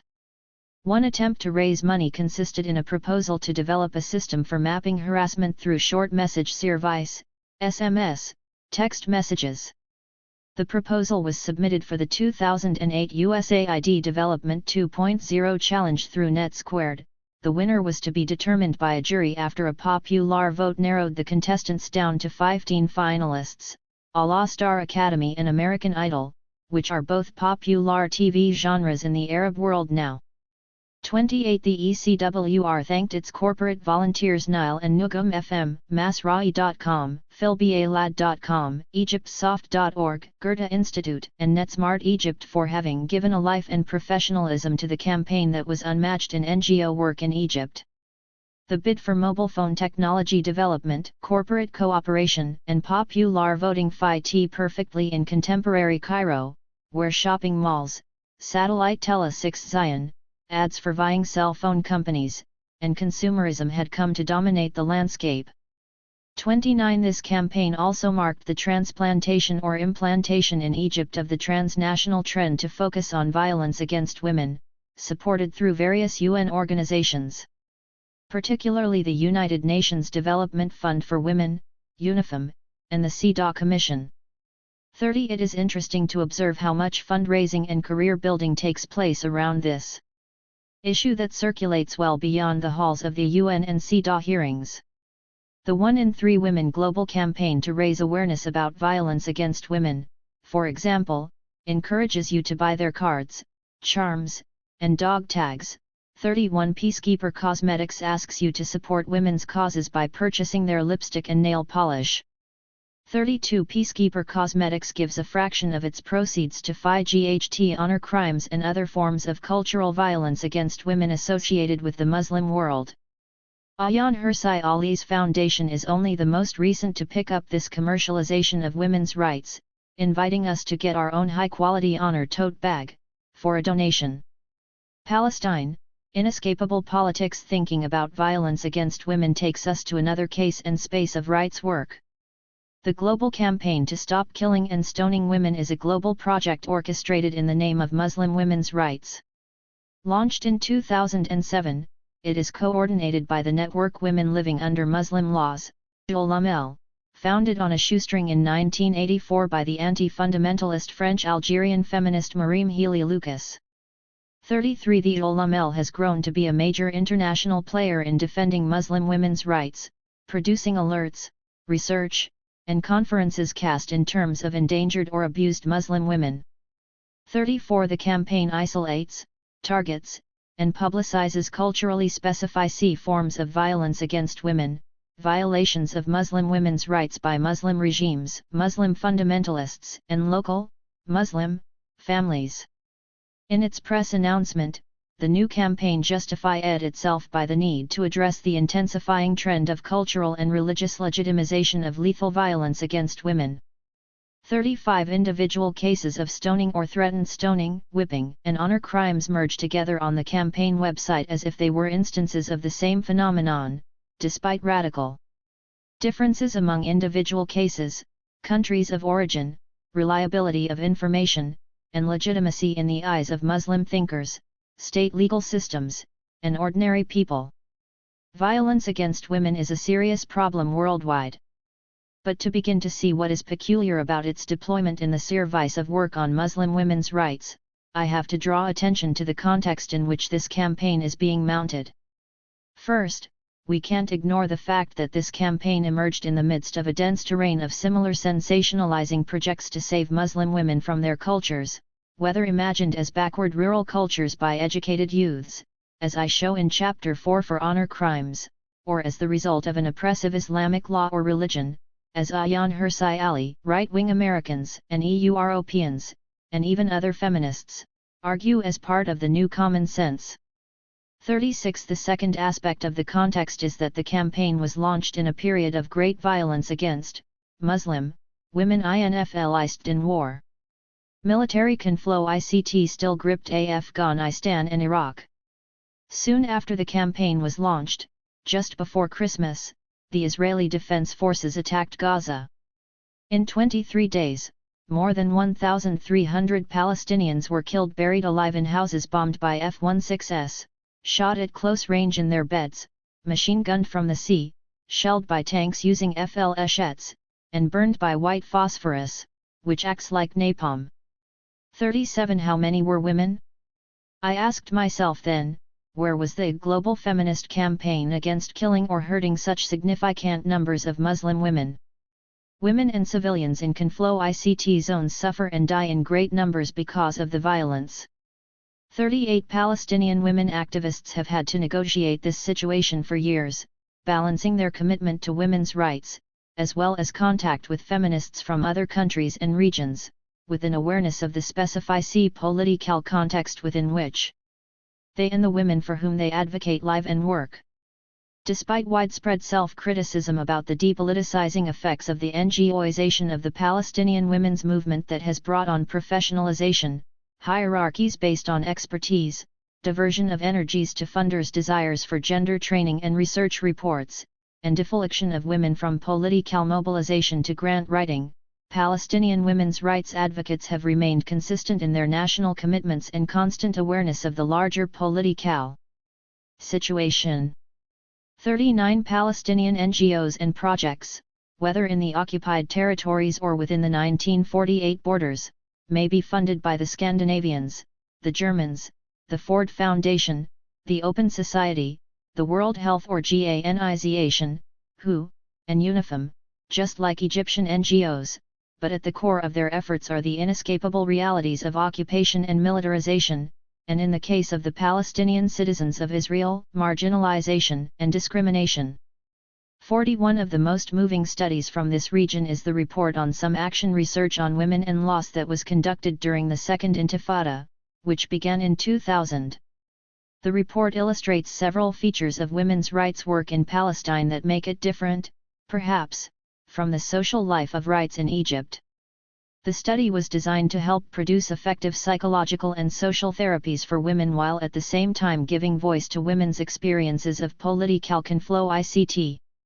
As Nadira Shalhoub-Kevorkian, the initiator of the study, argues in her chapter in Women, Armed Conflict ICT and Loss, the mental health of Palestinian women in the occupied territories, the project was to stand at the crossroads between human rights violations, mental health, and research.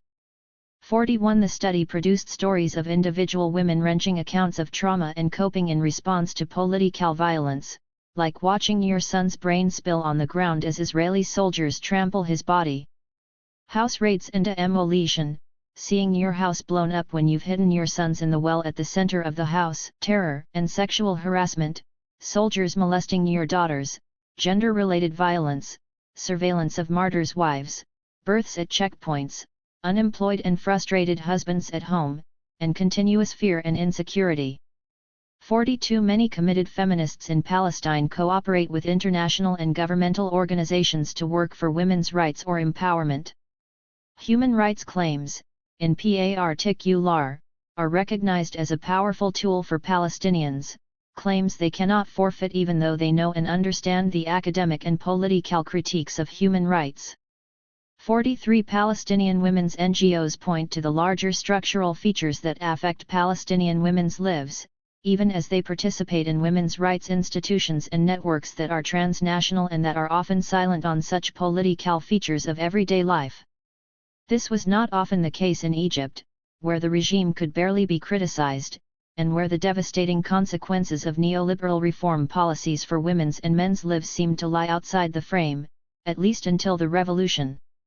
The problem Palestinian rights workers face, according to Penny Johnson, a researcher at Birzeit University, is that those scholar activists like Shalhoub Kevorkian who assist international organizations such as Human Rights Watch, HRW, are sometimes dismayed to find that none of their analysis of violence of the occupation and siege and its effects on women and families is included in the FINAL reports. 44 Johnson complains that a question of security, one such HRW report, isolates domestic violence and implicitly gender relations and Palestinian families from all the contexts in which they function. She charges that such reports ignore the effects of occupation and siege on the Palestinian Authority's ability to enforce law and do not take into consideration the effects of pervasive violence and economic strangulation on Palestinian family relations. 45 If Hali's governance feminism nicely characterizes much of Egyptian women's rights work. Islajad and others have similarly shown how the establishment of the Palestine National Authority in the West Bank and Gaza, and particularly its patronage of femocrats alongside the proliferation since the 1990s of foreign-funded NGOs, led to what they call the demobilization of the Palestinian women's movement, which used to be political. 46 Paying careful attention to the types of work, forms of organization, hierarchies, and social networks the new means of pursuing women's rights have entailed. The social life of rights reveals that there has been a gradual disempowerment of women activists. Jad is most concerned about how this has left the field of grassroots women wide open for Islamist mobilization, about which she has been uniquely open-minded. 47 But I think she underestimates the distinctive way that even the depoliticized NGO technologies of gender training courses might still, in the highly charged Palestinian national context, intersect with and enhance other sorts of women's rights work carried out in more activist veins. A hint of this can be gleaned from the story another researcher, Sama Aweda, tells about her first encounter on a trip to the Jenin refugee camp that also formed the subject of the study of women's loss by Shalhoub Kevorkian. 48 The multinational delegation she accompanied in order to get into the devastated refugee camp was organized by the Union of Palestinian Medical Relief Committees. When they arrived, they were greeted by some young men doing medical relief. When these young men found out there were 2 Palestinians who had managed to come with the international delegation, they were excited to hear that they came from women's centers because, it turned out, these young men had previously had some gender training by the Jerusalem Women's Studies Center. They even recognized her name from their training course materials. Such crossovers from gender training to therapeutic and political work characterize the field of women's rights work in Palestine because of the peculiarities of this national context. Hybrid circuits in everyday life. If we now understand more about the shifting fields of women's rights work in Egypt and the tight nexus of women's rights and national politics in Palestine, we still need to think about how Muslim women's rights are mediated outside of the direct reach of these local advocates and defenders of women's rights. For all of these professionals, sometimes held up as brave heroines for fighting for women's rights in their own societies, there are women, other than themselves, who are imagined as the targets of their protective efforts. How do Muslim women's rights circulate in the lives of these grassroots beneficiaries? I want to return to the village I know in Upper Egypt to look at how the social instruments of rights mediate women's lives there. We need to understand how the circuits of rights within such villages intersect with and diverge from those we have been following in elite urban and international sites. What happens when we turn to communities of women who seem to lie outside the catchment areas and social networks of Egyptian women's rights groups? I turn to these women not to discredit or disparage the professionals and activists who plow the social fields of Muslim women's rights, but to give a sense of both the reach and the shapes of discourses of Muslim women's and girls' rights far away from the metropolitan centers where they are so vivid, variegated, and well-funded. 49. I have traced some nodes in the international circulation of rights going in and out of the various women's organizations that promote them, the donor foundations that fund these organizations, and the states that entangle with a rights agenda in two particular countries, Egypt and Palestine. As an anthropologist who works in rural communities, I also want to ask how Muslim women's rights run, if they do, through ordinary women's lives. When I was doing research in Egypt on women's rights organizations in 2008, I took a break and went back to some of my friends in the village to talk about this new project. Many had something to say, just as Zainab would 3 years later, when she criticized the government. A couple of young women I'd known since they were girls immediately launched into an animated discussion of a popular Tele6 Zion serial that they had just finished watching during Ramadan. It featured Egypt's biggest film star, Yusra. They told me the plot: a group of youths kidnap a female doctor and some nurses on their way home late at night and rape one of them. The show, they said, was about bringing these rapists to justice. They wanted me to know that rape is punishable by death. That they had paid attention to the message of the Tele6 Zion serial and were part of a national conversation is significant, but nothing new. Egyptian Tele6 Zion dramas often take up important social issues, as I explored in my book, Dramas of Nationhood. This serial, a matter of public opinion, had launched public debates on violence against women. After it was broadcast, the serial was discussed and the main actor praised at a celebration in Amman of UNIFEM's global campaign, 16 Days of Activism to End Violence Against Women. Another young woman showed that National Tele6 Zion had mediated women's understandings of women's rights in this Upper Egyptian village. When I asked her what she knew about women's rights, she said, "It's something Suzanne Mubarak is working on. It's about female circumcision." Indeed, one of the key projects of the National Council for Childhood and Motherhood that addressed violence against girl children was the push for circumcision-free model villages. Village women were tied into national discourses of rights. When I asked another woman and her teenage daughter if they knew of any local organizations for women's rights, they had no idea. They agreed that perhaps such organizations existed in Cairo, but they didn't know of any in their region. But then we got onto the subject of what happened if a woman was having troubles with her husband. The mother explained that their families would come together to try to sort things out and make peace. When I asked about inheritance, the subject that would several years later be at the heart of Farah's struggles, at FIRST she said that a woman could go to court. But, she added, it was more likely that people would come to talk to her brother if he was resisting. They would try to persuade him to give the sister her fair share. When I explained to her that the reason I was working on the topic of women's rights was that some Westerners consider Egyptian women oppressed, she laughed. No. They used to be, she said. That was in the past. Now there's progress. All the girls are getting educated now. Her generation had been required to help their mothers in the household, she explained. Now, they all wanted their kids educated. She and her husband were working very hard so that their kids could do well in school. He was encouraging his daughter to study French, in the hope that it would help her get into college.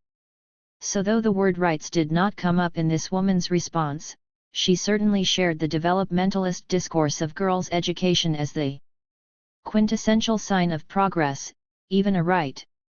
She knew full well that she had to work harder in the house and with the animals because her husband wanted more for his daughters. 50. This equation had been established and publicized by the state in schools and media since the dreams of national development in the 1950s became the stuff of mass consumption. Discussions with other women revealed the multiple mediations and registers of women's rights in this village. Aisha, a woman in her 40s whom I had met in a literacy class in the MID 1990s, gave me the best evidence of the hybridity of the concept of Muslim women's rights in this rural village and a sense of the multiple institutional circuits through which rights are produced and pursued. The literacy classes where I met her were themselves part of the national machinery of women's rights, sponsored by Suzanne Mubarak for a couple of years with local women graduates hired to teach, then discontinued for no reason. When I told Aisha that my new project was on women's rights in Egypt, she exclaimed, "Let me tell you, the woman in Egypt enjoys the highest level of rights. Truly. Do you know, Lila, that we have women ministers in the cabinet?" Ministers. The Minister of Social Affairs. The head of the Finance Ministry. All of them are women. Here in Egypt, the government has given women their rights, 100%. But then she went on to qualify this, but people, a woman's family, they are the ones who undermine her rights. Say it happens that my father leaves me 3 acres of land. Her brother comes along and says, "No, she shouldn't take it. The girl shouldn't take the land." Here, the government gives her her rights. Picking up on the shifting pronouns my father, her brother, I asked if this happened to her. She laughed. "This is just a for instance. Praise be to God," she added, so as not to be complaining about her fate, "my family doesn't have any land." Then she continued, "So the brother takes his sister's land. It happens. In some families. Not all, because some families give to the daughters. He says, 'I want the land. I'm a man, I should take the land.'" Her response to this imagined brother was, "But God, glory be to him, gives women an inheritance." 51. She then quoted the Quranic passage that mandates that women inherit. She concluded, "So if God sent down in the Quran word that a woman is entitled, that the woman should get her inheritance, how dare you fight this?" When I asked what a woman would do in these circumstances, she responded, "She goes to the government." Only a few seconds later, she modified this. "Well, first she goes to complain to the family. To the elders." Immediately after that, however, she gave a different example that related to their specific village. She reminded me that they had an important religious figure in the next village, a respected man whose father and grandfather had also been religious leaders. She said, "We go to him with any problem like this." Women do. Just then, her older brother walked into the room and she confirmed with him, "Isn't it true that a girl goes to the sheikh if she has a problem with her uncle or her brother?" "Yes," she complains to him. "It's normal." And he listens to her. Her brother nodded and then went on to tell a story of a major problem that the sheikh had resolved, interestingly, not between a girl and her family, but between a Christian and some Muslim families in a dispute over land. This showed the sheikh's enormous grace, generosity, and wisdom, and suggested why he had the respect of all in mediating arguments. 52. During this one conversation, Aisha talked about rights in multiple registers. She invoked national legal rights for women, she assessed women's rights in terms of political representation. She talked about local conflicts within and among families, and then, finally, she described the God-given rights granted to women in the Quran. In another conversation we had a year later, she defended Islam in general. She insisted that Islam says women are free to work and free to go to school. She then gave examples of important women in the Prophet Muhammad's time, Nafisa, who was a teacher, and Aisha who transmitted hadiths, the sayings of the Prophet. But, she added, some women had decided that freedom meant wearing short dresses with short sleeves and walking around the streets naked. There is too much freedom now, she concluded. Mixing yet again several registers of rights, she explained that this kind of freedom was not what Qasim Amin had meant. Here she invoked Amin, that classic turn of the 20th century Egyptian modernist reformer and author of the tract The Liberation of Women, who supported women's limited education and unveiling. In her discussion, Aisha also referenced the multiple institutions that mediate rights in Egypt. These are the forums through which individual women might seek justice, the courts with their lawyers, legalities, and papers, local family arbitration with its pull of emotions, hierarchies, and cross-cutting ties, and the institution of the local religious figure who would intervene in the name of Islamic rights and morality if a woman was wronged by her family. She did not mention NGOs, even though in a nearby region an extremely well-funded transnational humanitarian project was underway, dedicated to uplifting and educating village girls about their natural claims to rights, including the right to learn, play, and be physically mobile. 53 Like the other women and girls whose conversations about women's rights I have quoted, Aisha has learned these multiple ways of framing lives and asserting rights from Tella 6 Zion, from school, from religious study, and from the everyday lives of those around her. Community members tend to have few secrets, so their knowledge of the possible is rich and intimate. When I returned to visit Aisha in 2012, a year after the uprisings and in the immediate aftermath of the parliamentary elections, I was struck even more that everywhere I went, women and girls wanted to talk. 54 They were talking politics. At the national level, they were stunned by the unfolding revelations about just how corrupt the regime had been from top to bottom, and just how vast the scale of wealth appropriation and theft by the elites had been. They were especially scandalized by the discovery, or rumor, that Suzanne Mubarak had taken for her personal property the jewels of Queen Najli, the mother of the former monarch, King Farouk. These belonged to the nation, they insisted. They were furious that the former president's year-long trial was probably not going to deliver justice. They expressed a special empathy for the families of the young people killed in the streets by security forces during the first weeks of the uprisings, the martyrs. They deserved justice. At the local level, they were excited about the parliamentary elections that had just taken place. They were eager to talk about the campaign platforms. Their concerns about the Muslim Brotherhood had been eased by the reassurances that they would not ban tourism, but only ask that tourists respect local morality. They liked that idea. But some also joked about aspects of the process. The Muslim Brotherhood had arranged for transportation to take girls and women to vote, but the young women shrewdly noted that the expectation was that they would support the party's candidates for parliament. As one girl said mischievously, "But how would they know who we voted for?" Everyone commented on how before, people had not been able to talk. Now there was a strong sense that they could. They would not go back to silence and despair.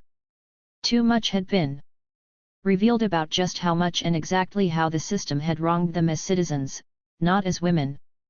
In an ethnographic study of the interaction between a Scandinavian feminist NGO and the Village Women's Organization it supported on an island off the coast of Tanzania, Christine Wally has argued that a universalizing term like rights accumulates meanings from multiple sources.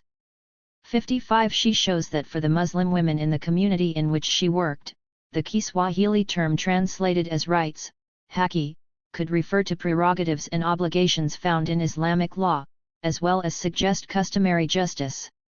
But she also found that in the Independenque and socialist periods, haki had accumulated other meanings that were tied to ideas of citizenship. More recently, the term had come to be used in the context of international human and women's rights frameworks that the leaders of this organization encountered when they were sent to conferences by their Scandinavian funders. As a consequence, when a woman asserted or claimed her rights, one simply could not know what register she was using, which meaning, of rights she was referencing, or whether in fact these all inflected each other, producing a dense sense of rights. Wally's challenging presentation of the way conceptions of rights are layered in one grassroots situation is intriguing, and seems to describe women's mobilizations of rights in Egyptian villages well, too. Wally did not pursue what I attempt to showcase here, the need to do a more sociological tracking of the networks, institutions, and technologies that mediate such rights. In the Egyptian village from which I have been drawing my examples, it is clear that even though there are no women's rights organizations, comments like Aisha's reveal the ways national and international enterprises of women's rights have shaped local conceptualizations of rights and made certain institutions, from schools to state courts, central to their pursuit. At the same time, her comments also reveal something worth noting, How many social institutions and imaginative frameworks outside of the dominant work of NGOs and government are part of local women's active pursuit of justice and their imagination of rights? The religious idiom of Islamic law only now becoming a track for rights in urban centers, as we see in the case of the legal rights or Ghanization, Sola and the local moral force of popular religious authorities, alongside the extended family that remains the most significant social form, exceed the frames and social institutions of more official women's rights work in Egypt. We need to find new ways of thinking about Muslim women's rights that sensationalized international issue that is so entangled with military intervention and transnational feminism, progressive foundations and right-wing think tanks, elite careers and welfare administration, literary commerce and marginal lives. An ethnographic approach that tracks the social lives in which the concept partakes may be more useful for understanding this subject and the moment we are living than moral posturing that judges women's rights to be either collusion with imperialism, to be denounced, or a hopeful sign of universal emancipation and progress, to be celebrated. I have offered an alternative, approaching Muslim women's rights as something that makes and remakes the world. How, when, and where is the concept deployed? What transformations of social and individual lives are produced in its name? Who enables that work and is in turn enabled by it? What new paths of power and channels of capital, financial and cultural, does it open up? Anthropologists have urged us to study the social practice of rights and to closely observe rights talk and implementation. 56. I argue here for something more, to trace carefully, across multiple terrains, the way both practices and talk of rights or as social and political fields, producing organizations, projects, and forms of governing as much as being produced by them. If we take this approach, there is no alternative but to go into the details of Muslim women's rights as they move in and out of particular locations and communities. In Cairo, the women's rights industry creates careers, channels funds, inspires commitments, gives credibility to new actors, creates and disrupts social networks, and legitimizes intellectual and political frameworks and ideals. Women's rights provide a conduit for foreign intervention and government involvement in ordering the daily lives of both the middle classes and those at the margins. Women's rights are subjects of corporate sponsorship and adopted as a symbol of modernity, but they are also, and increasingly so now, the objects of struggle among religious institutions and organizations, especially Islamic parties and movements, and have been taken up by new forms of feminism that some call Islamic feminism, as I explore in Chapter 6. Juxtaposing the Egyptian case to the Palestinian reveals how dependent the operation of Muslim women's rights is on the larger political situation. We need to look at the organization and resources of countries and the configuration of international interest. Palestine may have women's NGOs that are just as well funded as Egypt, but the nature of the work they do, the social networks they forge, their links to international and national institutions, and even the class relations and solidarities among the women and their beneficiaries differ dramatically from the Egyptian case. 57. Anyone seriously interested in Muslim women's rights must follow them as they move. The village in which I've been fortunate to work over so many years houses the kinds of marginal women often imagined to be the beneficiaries of rights work, traditional women in need of rights and empowerment. The women and girls in this village are not members of any women's rights organizations or recipients of their funds. They have not been the objects of rights, except through a short-lived government literacy program for women in the 1990s, in which Fayraz learned to write her name, and a few equally leading initiatives by individual Europeans for handicraft production. The fragments of conversation on the subject of women's rights I have reported from this village demonstrate that no one is unaffected by the circulation of discourses on Muslim women's rights and the practical ways their pursuit is being negotiated. At the same time, these fragments indicate that the framework and the projects of Muslim women's rights do not begin to exhaust women's conceptions of rights or their experiences of trying to assert them. All of us who are concerned about women's suffering and well-being find ourselves in a world saturated with talk about rights and the institutions small and large, local and transnational that have arisen to defend them. I entered the territory of rights because of my consternation about the ways Muslim women's rights were being put to political use for intervention in Afghanistan. Then, during the past decade, I began exploring other regions and tributaries of this rights system. The advances of feminists into the international and local organizations for women's rights led me to understand that rights activists, as discussed in Chapter 5, were not outside of power, even if their sense of solidarity with other women and feeling of common subordination might distinguish women's rights work from some other forms of international rights work or humanitarian sentiment. Perhaps because I was such a latecomer to this territory, someone whose anthropological research over 30 years had not been organized around rights, human or otherwise, I continue to struggle with the framework. 1. I experience some uncomfortable. Chapter 6. An anthropologist in the territory of rights.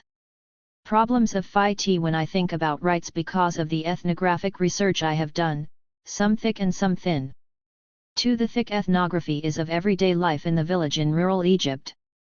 The thin is some modest research on organizations that promote women's rights and empowerment in and across the Muslim world. Muslim women's rights work is taking new creative forms. Rather than talk about the more secular non-governmental organizations, NGOs, that have dominated the scene since the 1970s and that I discuss in Chapter 5, I focus here on the newer initiatives of Islamic feminists. Taking both conceptual and practical rights as objects of study, other anthropologists have shown that rights can be performative. They make things happen and they mobilize people, and that the rights framework can be transplanted and translated into other languages, what Sally Mary has called vernaculars. 3. They have traced how rights instruments and language are produced through a social machinery that operates in many sites, from United Nations, UN, and government OFFICES to NGOs around the world. 4. Some anthropologists have stood by indigenous people and other disadvantaged groups to defend their rights, others have been more wary of engagement. 5. Even when they have supported marginal groups, they have been conscious of the double binds and paradoxes. In Australia, for example, the demands of liberal multiculturalism have placed Aboriginal Australians trying to make land claims in the odd position of having to prove cultural authenticity and continuity when the very same settlers who took their land had devastated their culture too. 6. Anthropologists working in Africa have shown how human rights work has ended up promoting new social distinctions, opening career paths for some, and depoliticizing neoliberal reform and transnational governance. 7. Many anthropologists have realized that human rights claims depend on treating human suffering at the natural level of bodies, displacing other sorts of more political claims, such as those based on people's citizenship. 8. When they challenge the innocent morality of the rights regime, anthropologists join a number of political and legal theorists who have asked whether humanitarianism is the new face of colonialism. Some have pointed out the paradoxes of rights-based arguments, that they allow people to make claims, but lock them into FIXED identities defined by their injuries rather than freeing them from these identities into a world of equals, or they absolve the perpetrators of past violence by making them the defenders of rights. 9. Transnational feminist theorists have worried about the implications of linking women's rights to human rights. Ratna Kapur's INFL Yenchel analysis of the way rights discourses construct third world women as victim subjects, and Inderpal Grual's charge that human rights is a regime of truth linked both to welfare and forms of power are both exemplary. 10. My own discomfort with the framework and practices of rights for those who want to address suffering and promote social justice stems from something additional that I clarify by looking not at conventional secular human or women's rights, but at some new initiatives that seek to establish women's rights through Islam. They do so by seeking to reform Islamic law, particularly family law, or by offering non-patriarchal interpretations of the Quran. My ambivalence about these activist projects, diverse, innovative, and potentially transformative as they may be, arises from thinking about them in light of what I know about women's lives in rural communities in Egypt. Women like Zainab, Aisha, Amal, and others I introduce in this book are the imagined beneficiaries of these Muslim feminists' efforts to guarantee women's rights through a more indigenous framework. 11. These are the same oppressed Muslim women that, as we have seen, other moral crusaders seek to save. My argument is in two parts. In a sociological sense, I ask whether initiatives like these can be understood outside the frames of global governance that are tied to class privilege and education, even though the participants work with a shared sense of religious community and admirable religious knowledge. Second, I ask whether any legalistic framework of rights or gender equality can do justice to the complexity of women's lives and suffering. An intimate look into the troubles women face in one Egyptian village leads me to conclude that there is always a certain incommensurability between everyday lives and the social imagination of rights, whether by outsiders, by veterans of women's activism in the region, or by these new cosmopolitan Islamic feminists. I use the situation of one young woman, Khadija, to articulate my discomfort with a rights frame. She is a victim of domestic violence. Violence is considered a classic violation of women's rights and has been the focus of transnational feminism for years. It is also the focus of at least one of these new Muslim feminist initiatives. 12. My concern here is that the selective rendering of women's lives in the Muslim world in terms of rights risks reinforcing existing, and sometimes malicious, simplifications of their complicated lives and experiences. This is the case even though most of those working to improve women's rights in these communities do not share these negative or simplistic views, and even though women across the world now, even in villages such as this one in rural Egypt, as we see with Aisha in Chapter 5, use various hybrid and sometimes contradictory languages of rights to assert claims. Women's rights and Islamic reform. A couple of recent initiatives suggest that a new social configuration and playing field for advocacy of Muslim women's rights is emerging.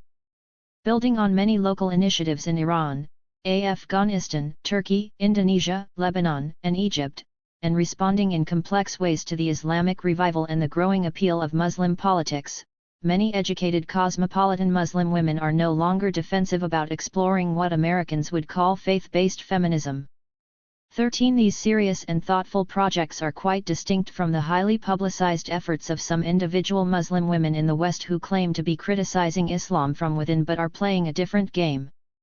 14. They are also distinct from the political engagements of many women across the Muslim world who have joined Islamist political parties and movements, women who, without appealing to a rights language, have challenged gender norms in their communities through their political activism and public service. 15. I would like to look closely at two initiatives before asking how they might relate to the everyday lives of some women in one village. The first group to consider is Musawa, which means equality. Launched in Kuala Lumpur in February 2009, it calls itself a global movement for equality and justice in the Muslim family. It was spearheaded by a leading organization of what many call Islamic feminism, a Malaysian-based feminist organization called Sisters in Islam.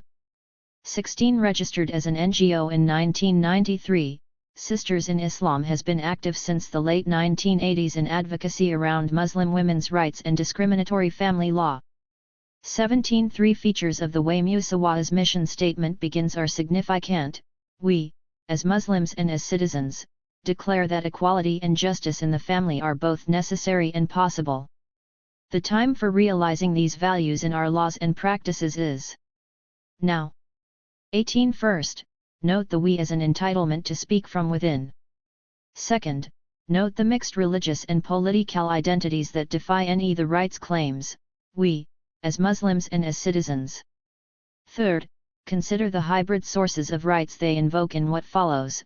Musawa declares that equality in the family is possible through a framework that is consistent with Islamic teachings, universal human rights principles, fundamental rights guarantees, and the lived realities of women and men. Musawa's reasoning follows two principles. They prioritize the objectives of Sharia rather than the legal schools, as they have developed historically, and they insist that there must be a fight with the contemporary world. Here is the way they put it. Muslim laws and practices must reflect justice, which is the indisputable objective of the Sharia. They must also uphold equality, which is an essential part of today's understanding of justice.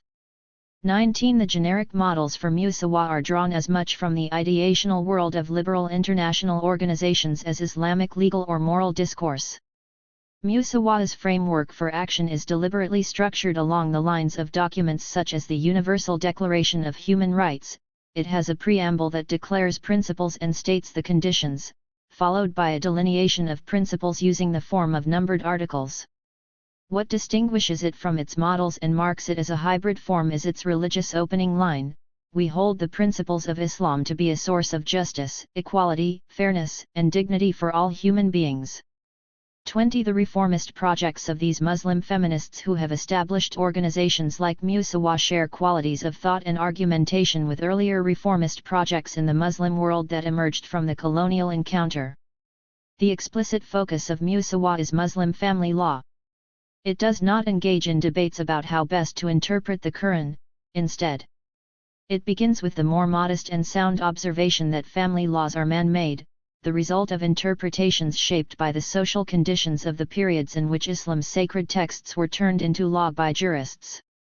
21. However, it also follows the standard modernist reformist arguments of the last century that one must seek an ethical Islam, true to its spirit and guided by the objectives of Sharia, and thus to make Islam appropriate for contemporary realities. The targets of Musawa's critiques are the Muslim jurists and the claims to expertise and authority of those conservatives who follow them. To support its stance, Musawa reminds people of the importance of diversity of opinion in the Islamic tradition, points to specify verses of the Quran that promote equality, exposes the way human interpretation has corrupted understanding, and highlights concepts within the tradition that could support human rights. 22. The vocabulary of democratic liberalism saturates Musawa's arguments. Holism is a key concept in Zaina Anwar's introduction to their resource book, Wanted, Equality and Justice in the Muslim Family. 23. She points out that women's groups in various Muslim countries have begun to explore a broader, more holistic framework that argues for reform from multiple perspectives: religious, international human rights, constitutional and fundamental rights guarantees, and women's lived realities. 24. One aspect of holism for Anwar is therefore to limit the role of religion. She advocates treating religion as only one source for policy and legal reform. 25. The first major research project Musawa undertook was a study of the common ground between the UN Convention on the Elimination of All Forms of Discrimination Against Women, CEDAW, and Muslim family laws. 26. Some have celebrated sisters in Islam, women living under Muslim laws, Ulamel, and now Musawa is heralding a new enlightenment in the Muslim world. This suggests that at least some people associate these reform initiatives with the tradition of secular liberalism.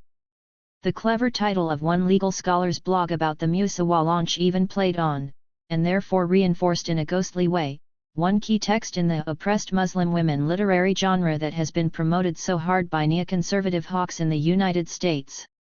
Madhavi Sundar's Reading the Quran in Kuala Lumpur INFL Azhar Nafisi's best-selling reading Lolita in Tehran.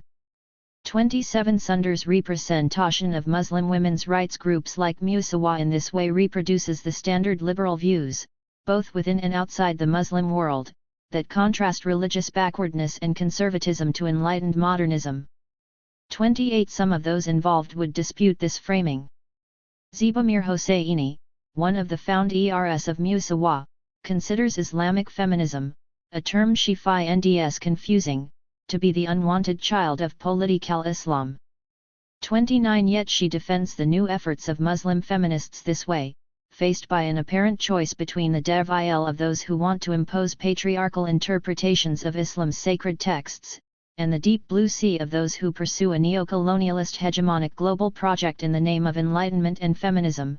Those of us committed to achieving justice for women and a just world have no other option than to bring Islamic and feminist perspectives together.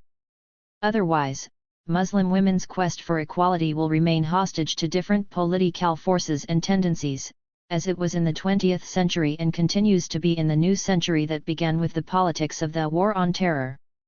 30. Not as far along in its institutionalization is another initiative that dovetails with Musawa. It treads some of the same pathways and has some overlapping membership. With a very different kind of institutional base, a more cosmopolitan and deterritorialized outlook, and a more explicitly religio-spiritual cast, the Women's Islamic Initiative in Spirituality and Equality, WISE, had its THIRD public event in 2006 in New York. 31 out of this conference came the decision to form a global Muslim Women's Shura Council, consultative body, to address the perceived lack of women's participation in the discourses on Islamic law. WISE is directed by Daisy Khan as part of the American Society of Muslim Advancement, ASMA, formerly the American Sufi Muslim Association, though nowhere in their current materials is this acknowledged. Founded in 1997 in New York by her husband, Imam Faisal Abdel Rauf, ASMA is closely connected to an initiative he directs, the Cordoba Initiative, dedicated to Muslim West understanding and bringing back the atmosphere of interfaith tolerance and respect that we have longed for since Muslims, Christians, and Jews lived together in harmony and prosperity 800 years ago. 32 Moderation, pluralism, toleration. These are the key liberal terms that he believes are crucial in a polarized world. 33 In 2008, I was invited to participate in and observe one of WISE's preparatory meetings. This is the kind of field work that anthropologists of human rights do when they work with lawyers and commissions, or observe the social processes of the bureaucracies that establish and negotiate human rights issues. What struck me most about the day-long deliberations was the creativity and unpredictability of the process by which they made collective decisions. No sweeping critiques about rights regimes or humanitarianism as the new colonialism can capture this quality. The women who gathered for this meeting brought to the table a cultural imagination formed by modernist and liberal Sufi ideals, United Nations, UN, and human and women's rights documents, models of transnational feminist or Zionism and activism, and academic conferencing. They brought tools of knowledge, drawn from everything from Quranic exegesis to feminist historiography and quantitative social science. 34 In a survey sent out to members just before this meeting, the steering committee had proposed 5 potential issues to research and then use as the testing ground for its THIRD fatwa, or statement as they began to call it, to draw away from the negative cast of fatwa in the West and perhaps not to antagonize official sources of fatwas in different countries. The statement was to constitute the focus of the official launch of the Women's Shura Council in July 2009 in Kuala Lumpur, the same place where Musawa had just had its launch. The membership overwhelmingly voted for 2 issues, domestic violence and women's religious authority. Yet in the give and take of the meeting, a consensus emerged around a slightly different focus for the Shura Council's THIRD pronouncement. A few strong personalities led them to an ambitious project: they would deal with domestic violence in tandem with violent extremism. Over the course of the day, and with thoughtful objections being raised by different participants to aspects of what was being proposed, how was extremist violence a gendered issue?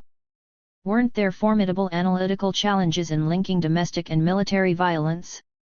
Weren't the religious textual sources that would have to be brought into conversation quite diverse? Wasn't it dangerous to invoke the term jihad, a general enthusiasm developed for jihad against violence as the Shura Council's THIRD campaign? 35 Although the staff communicated their criteria for choosing an issue, its importance to women, its likely support by women, its feasibility in terms of research, its ability to draw media attention, and the level of resistance it might provoke from traditional institutions, the outspoken women at this meeting, mostly academics, journalists, and lawyers, went their own way. My ethnography, thin as it was, revealed that the outcome emerged from a lively social process, not a conspiracy or any sort of engineering. Those with strong convictions, good analyses, and experience shaped the result. Diverse in outlook and background, with family origins in South Asia, the Arab Middle East, Turkey, Iran, and the United States, some of the participants were experts on Islamic law and practice, while some were experts on the Quran and the history of Islam. Some seemed to be using the vocabulary and tools of Islam strategically because of their imagined persuasive power for others. Others were secure in and vocal about their convictions that they were doing this to be good Muslims. Some were devout followers of Sufi sheikhs, learned and philosophical students of the faith and veterans of interfaith dialogue. Some covered their hair, some didn't. Notably, Some were sharply critical of Western imperialism, while others were more supportive of the U.S. government's war on terror. 36 The discussion was heated at times, but the women remained civil and respectful. The democratic, inclusive, and positive tone set by the director helped the women work hard toward the common goal of determining what the Shura Council might best do. WISE had already achieved a good deal in its 2 years of existence. It had a structure, a talented staff, a strategic plan and vision, and a major conference and several planning meetings under its belt. It had hammered out a compact that, like Musawa's, drew on Sharia by grounding its commitment to women's rights in the 6 objectives of Sharia: the protection and preservation of religion, life, the intellect, the family, property, and dignity. These, the accompanying letter sent to the membership explained, had a long history in the Muslim tradition and are rooted in the Quran. 37 WISE had also been successful in fundraising. It had just won a €1 million grant from the Dutch Foreign Ministry's MG3 Fund, an initiative related to the Third Millennium Development Goal of gender equality and the empowerment of women. 38 As Daisy Khan stressed at the meeting, WISE planned to facilitate and enhance the work of others, not to compete. And indeed, several years later, in June 2011, they launched the Inclusive Muslim Women's Web Portal and have supported numerous initiatives. The meeting I attended was followed 4 months later by a 2-day retreat at which certain principles were agreed upon. Again, there was an unanticipated outcome in terms of content and rhetorical strategy. The major breakthrough of the brainstorming meeting was ending a way to link domestic and extremist violence. Drawing on the Islamic tradition, the two were linked by the question of good and bad leadership. 39 The Queen of Sheba story was used as the Orga Nizing parable. At this retreat, the worldly participants brought into play multiple models and genres of representation and argumentation. The women shared deep Islamic knowledge and the skills and vision of the cosmopolitan professional women who get heard in transnational women's rights initiatives. They are fluent in the languages of English, rights, and bureaucratic unspeak. 40 The document they produced, like that of Musawa, had a preamble. WISE also used the social science-based instruments of democracy surveys and polls. Even more prominently than in the case of Musawa, WISE's commitment to religious exegesis and Quranic quotation blends with the conventions of culturally secular international rights work. Initiatives like Musawa and WISE's Global Women's Shura Council seem to be the wave of the future. Although they build on a decades-long tradition of Muslim women's activism, some of which has been explicitly grounded in religious identity and conviction, they are finding surprisingly strong support now from Western foundations and governments. 41 Their efforts are commendable, particularly in light of the recent forms of Western hysteria around Sharia and headscarves represented in controversies discussed in previous chapters, such as the British and Canadian outcries about religious family arbitration councils and the European bans on burqas, not to mention absurd proposals such as the Jihad Prevention Act introduced by a Republican member of the U.S. House of Representatives in 2008. The bill would require aliens to attest that they will not advocate installing a Sharia law system in the United States as a condition for entry visas and even naturalization. 42 As with the crude criticisms of NGOs in places like Egypt, where facts of outside funding could be and often have been blown out of proportion and used to discredit rights initiatives in the service of either the religious right or a government anxious to limit independent political activity, one must be cautious about making too much of foreign funding of Muslim feminist projects of internal reform. 43 Yet as time goes by, the causes that the Global Women's Shura Council has adopted have aligned surprisingly well with the cliched causes familiar to us through our study of sensational media and pulp nonfiction. Prominent are the usual cultural violations such as female genital cutting, stoning, honor killings, and forced marriage. 44 It is worth examining the new consensus in the international rights community and among many Muslim feminist activists and scholars that Islam and women's human rights must be reconciled and that internal reform is necessary. A human rights lawyer and scholar published an important article in 2006 about the crisis facing international NGOs like Human Rights Watch, HRW, and Amnesty International that have been working in the Middle East and Muslim world.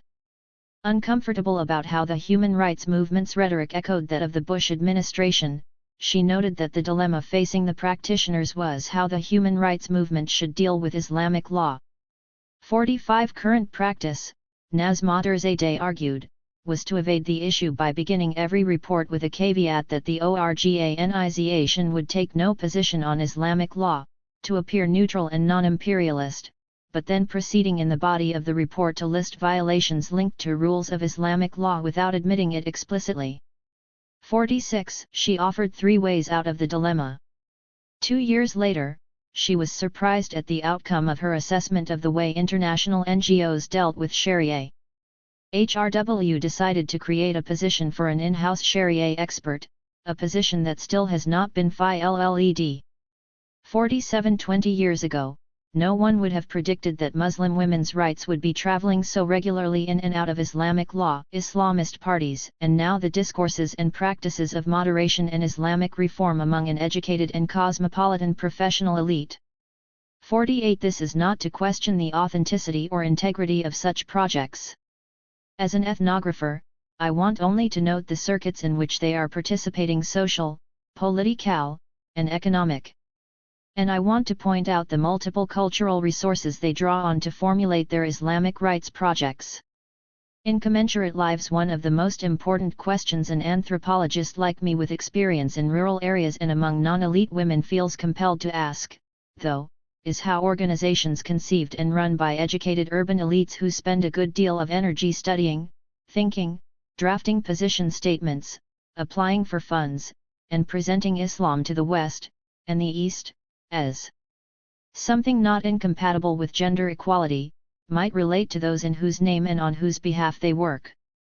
These new feminist groups operating within the framework of Islam hope to ameliorate the lives of grassroots Muslim women by finding locally and personally meaningful resources. They also hope to avoid accusations that they are importing foreign ideologies or devaluing women's commitments to being good Muslims, even while most of them insist that religion, on the liberal model, is a matter of private faith. How do these new reformist projects, with their constructions of women's rights in terms of Islamic law and tradition and the Muslim spirit yet arising from these women's own social locations in global fields of feminist governance in which elites from the South have a very visible and prominent place fight with the everyday lives of some ordinary Muslim women in particular communities? No one can represent or speak for ordinary women, but I think it is fair to use the life stories of women in one Upper Egyptian village that I know to clarify the conundrums we all face when we try to think about the complex terrain of women's rights in the Muslim world today. These women's experiences can help us reflect on the existing frameworks for addressing Muslim women's problems, whether those that origin as initiatives like WISE or Musawa, or those of any other international and local projects of empowerment and rights advocacy. There is a profound incommensurability between the lives of these particular grassroots women I know and the terms in which they are being imagined in the field of rights, including Islamic feminist versions. One way to see this incommensurability is to consider dimensions of what religiosity or piety means to women these days in this village. The varieties and tensions among everyday forms of the religious life are obvious, as is the way Islamic thought and practice have changed in this village over the past 50 years. This makes clear the particular caste and the class politics of some of these projects of Islamic reform that go under the name Islamic feminism. When we juxtapose village lives and international projects, we are forced to ask how far visions of a modern enlightened interpretation of the current or legal reforms guided by the objectives of Sharia take into account the variety of meanings of Muslim religious experience for women like the ones I know. A more urgent question that presents itself is, what authority and channels might such projects find in order to compete with existing authorities and institutions on the ground? In this particular Egyptian village, these range from teachers in the Azhar school system or the local Quranic after-school programs to popular televangelists, from Sufi brotherhoods to new Islamic studies institutes for girls. Islam in village life is variegated and constantly evolving. There are generational differences related to the political, social, economic, and cultural transformations in Egypt over the past decades. Older women think of themselves as good Muslims and wear modest, loose clothing and cover their hair. The oldest generation also still wears the traditional black wool cloak over their clothes for formal occasions, but this has been replaced by the more fashionable abaya, or tailored overcoat, for women in their 40s. Although the national trend to become more strictly observant had already reached the village when I arrived in 1993, older women's regular prayers were nothing new. For the younger generation, the key factors have been the simultaneous spread of the influence of education and Tele-6 and the Islamic revival. Young women and men increasingly express their faith in other ways and dress differently. Some young women wear jeans with various forms of long-sleeved fashion tops or tunics. Some wear sweaters and long skirts. These are urban forms of dress that link them to Luxor, across the river, and Cairo, the distant capital. No one would think of leaving the house without a hijab or headscarf. The more fashionable wear colorful hijabs that change with the current styles. But not all the young women are like this. Those who attend the Azhar schools, a parallel system that follows the national curriculum but includes more rigorous Islamic studies, pull their hijabs more fully over their hair and wear long shapeless dresses, which can be of pretty fabric, however. These are the girls whose families prefer schooling that is not co-educational, where the fees are lower and the opportunities to pursue a higher education more plentiful. Multiple religious activities engage girls in the village. Most girls and boys are sent from a young age to the traditional kutab to learn Quran as an after-school and summer holiday activity. More recently, a modern Islamic institute for girls has opened in the next village. Young women are eagerly taking up training in religious studies both for its own sake and because it is meant to prepare them to teach in the Azhar schools where there is a shortage of women teachers. For one young woman I knew, working toward the certificate was her salvation from boredom. Having finished her vocational business degree, she found herself stuck at home. It was hard to go from dressing up and heading off to Luxor every day to study, take exams, mix with other girls, and endure the pleasant annoyance of the boys who hung around the school to sitting at home. An avid soccer fan, she came alive cheering her teams on TV. But most of her time was taken up with lonely housework that she did to relieve her mother, who was busy herself with the cows and sheep that helped supplement her husband's income from farming and a low-paying but skilled job. Only a marriage proposal would give her a different life because there is precious little employment in the area, especially for a girl from a poor family with no connections. While she waited for someone to ask for her hand and perhaps mindful of the increasing number of young women in the village who never got asked, the religious institute gave her an intellectual challenge, an unimpeachable moral claim to be out and about, after 4 years in the house, and possibly, later, a respectable way to make some kind of living. She could go for up to 8 years, she would get a certificate after 2 years, then another after 2 more. She said she liked knowing more about her religion and she absolutely loved studying, though she was finding the different interpretations of the 4 schools of Islamic law terribly confusing. All those in the Azhar schools, the kutabs, the university courses in religious studies, and this new kind of institute are becoming knowledgeable about Islam in ways their mothers, and even fathers, are not. They are literate and they study Islamic history, Quranic exegesis, and law. They are being empowered by this knowledge, and others, even their families, respect them for it. They have confidence and know more about their rights. They are also empowered in practice, as they have good reasons to be out and about, independent. But the kind of religious education they are receiving is, I think, conservative. So, although the students might be equipped to understand the grounds on which Musawa or the Wise Shura Council are making their arguments, insofar as they draw on Islamic concepts and sources, it is unlikely that they will ever hear such arguments as the compatibility of Sidah and Sharia. And the interpretations of women's roles in Islamic society they are hearing in such institutes are probably far from revolutionary or egalitarian.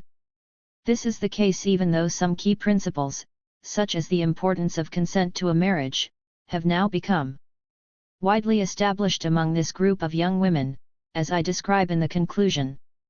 This new generation is participating in forms of religious life that are in tension with the more popular local traditions of religious experience and practice, some associated with the Sufi brotherhoods that are still quite strong in Upper Egypt.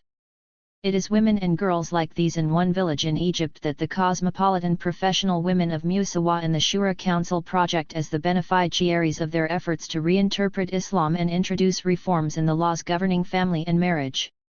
These are the sorts of marginalized women and girls the grant proposals promise to train in knowing their rights. Yet the distance is vast between the reformers and these girls and women embedded in the particular socio-religious institutions of one village in Egypt and similar ones elsewhere. What social or political mechanisms will bridge this? Violence in the domestic sphere. A different gap exists between the framework used by reform organizations and these village women's imaginations of social responsibility and individual desire. To explore this, I want to unpack one case of domestic violence in the village. Domestic violence is a cornerstone of women's rights work around the world and in international forums. In recent years, it is the most publicized issue. The United Nations Development Fund for Women, UNIFEM, succeeded by the United Nations Entity for Gender Equality and the Empowerment of Women, UN Women, is promoting. It is also a central element in the Wise Shura Council's THIRD campaign, Jihad Against Violence. Musawa would treat domestic violence as a key dysfunction in marriage and family. Reforms in Islamic family law and educating people about more just interpretations of Islam should address this problem. 4. This part of the world, as with honor crimes, such violence now labeled a violation of women's human rights is generally represented as the result of tradition or patriarchal culture. If many outsiders blame Islam for this culture of violence, the Muslim feminists of Musawa or Wise are quick to argue that the fault lies in cultures that, contrary to such arguments or those of Muslim conservatives, are actually based on insufficient knowledge of or incomplete adherence to Islam. Islam, they insist, enshrines justice, equality, human dignity, and love and compassion among humans and in the family. They can find plenty of textual evidence for this. Village women's lives confound for me this key subject of advocacy for women's rights. With these women in mind, I stumble when trying to apply the standard feminist framing of and solutions to domestic violence. The standard idea is that patriarchy is the problem. The solutions are shelters, police training, anger management training, media campaigns to increase awareness, the development of women's rights consciousness, holding governments accountable for not protecting women, and becoming modern. Nowadays, the tactic of Islamic feminists is to look for bases in Islam for care, love, and peace within families. 49. The situation of one young woman whose traumas have troubled me ever since I met her suggests the inadequacy of these frameworks and solutions. I sketch the contours of Khadija's situation to show why I am reluctant to mediate such an unhappy story through the language of women's rights, either Islamic or human. 50. Resisting the women's rights frame and exposing the poverty of the categories set by the violence against women, VAW, discourses, including on domestic violence. Her personal life needs to be understood in terms of both global forces that deform her life and local bonds of attachment and dependency that go without saying. 51. In the conclusion, I will also introduce a difficult personal circumstance that complicates her marriage, a special remainder. I insist throughout this book that there are always particulars that confound our easy attempts to generalize or to find quick fixes. Khadija's life need not be typical to teach us something general about the relationship between everyday life and rights frames. When I saw her mother in the spring of 2009, I learned that Khadija had just returned to her husband after a month or so of living back home. This had become a pattern in her 6-year marriage. Khadija was unhappy and her husband was sometimes violent. I knew Khadija complained that her husband did not like her to leave the house or go to visit her mother, even though she lived nearby. Khadija had said that he stayed at home most of the time. He would start drinking early in the morning, first he'd drink coffee, most villagers drink tea, then beer, then whiskey. During this latest escape to her mother's home, Khadija was taken by her brother to Cairo, which neither had ever visited, to consult a psychiatrist recommended to them by a European expatriate neighbor. According to Khadija's mother, the psychiatrist had talked with her daughter at length and told her there was nothing wrong with her except that she was unhappy. He told her to come and talk to him every 3 days and to leave her husband. As Khadija's mother explained, neither was possible. There was no way her family could afford to stay in Cairo for long or pay the psychiatrist's fees. Even the medicine he had prescribed was expensive and they could not afford to refill the prescription. But why couldn't Khadija leave her husband? Her mother put it starkly, she has 2 children already and 1 on the way. Who would support them? How could she bring them with her to stay in their crowded house? Khadija's mother and father were long divorced. He had little work and a new family to support anyway. Khadija's mother lived with and was supported by her brother, along with her son, her parents, and her widowed sister-in-law with her 3 children. This maternal uncle of Khadija's was the only one in the family with a job, and since he was a schoolteacher, it paid a pittance. The vectors of oppression that consign Khadija to remaining in this conflictual and violent marriage can be traced here not so much to culture or traditional forms of gender inequality as to poverty. Their poverty is a result of local family history, on the one hand, and broad political economic transformations on the other, which for at least a century have concentrated wealth in the capital and the north of Egypt, and that now, thanks to neoliberal reform, organize the distribution of property and welfare in even more unequal ways. Even beyond that, global inequalities that have their own colonial and contemporary histories have positioned places like Egypt in certain ways too condemned, it seems, to endemic poverty. These global, national, and local dynamics of inequality that have placed the poor under such pressure also have had a peculiar impact on Khadija's marriage because of how they have shaped her husband's life. Why does he drink in a community where most people do not and where their religion specifically proscribes it? In a region of Egypt where pharaonic sites have long attracted Western tourists and archaeologists, he and his brothers were among the first men in the village to get involved in tourism in the period after feminism, women's employment, and other transformations in Europe and the United States made independent women active participants in the global tourist industry. 52 As a youth, he mixed with tourists, drank with the foreigners, and took up with European women. Like many of the young men in the area who have done this in the last 25 years or so, he became involved with an older European divorcee. 53 These men have found a new way to make a living without having to migrate to Cairo or the Gulf. The European women build them houses, buy them taxis, partner with them to run hotels and music festivals, and occasionally take them home with them. Everyone knows that Khadija's husband has had a European friend for 20 years. But like most men, he also wanted to start a family. When he had saved up enough, he married this local girl. It was not surprising that Khadija's husband had chosen her, much younger, to start his own family. His mother seems to have been involved in arranging the match because she is always the one who intervenes to persuade Khadija to return. He built a house for Khadija in 2001, but didn't tell his European friend.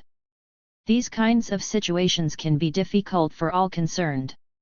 The tricky time for everyone seems to be when the European woman comes to visit. Some people say that at first she didn't know the truth. Now that she knows, others say she is jealous. 6 years into the marriage, though, Khadija's mother insists that his European wife adores his children and walks proudly around the village hand in hand with his little boy. I could understand why when I met this bright boy.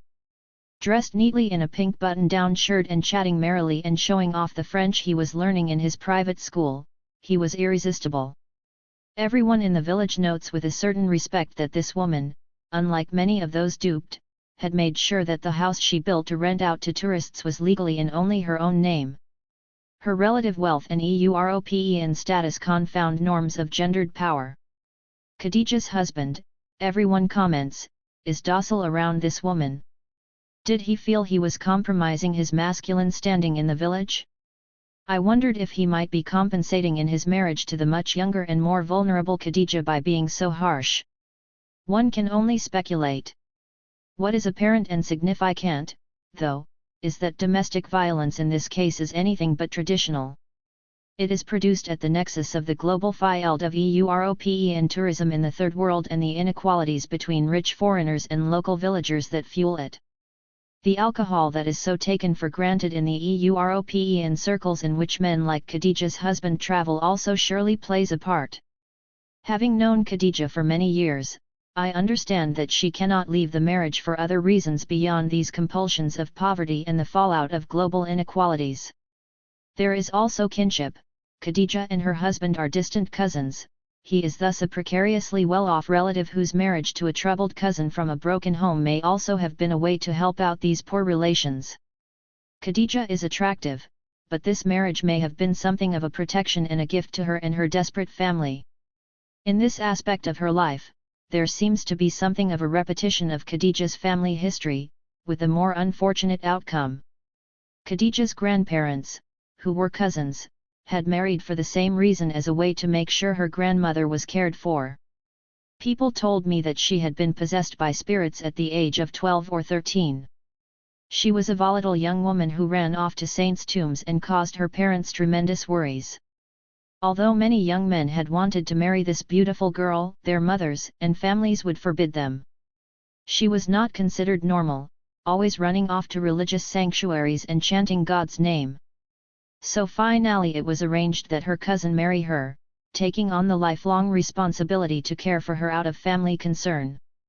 He got her treated and she was much better for a while. Her daughter told me that she was stable for about 10 years, but then reverted to her religious practices, periodically running off and leaving her family, including her 3 children.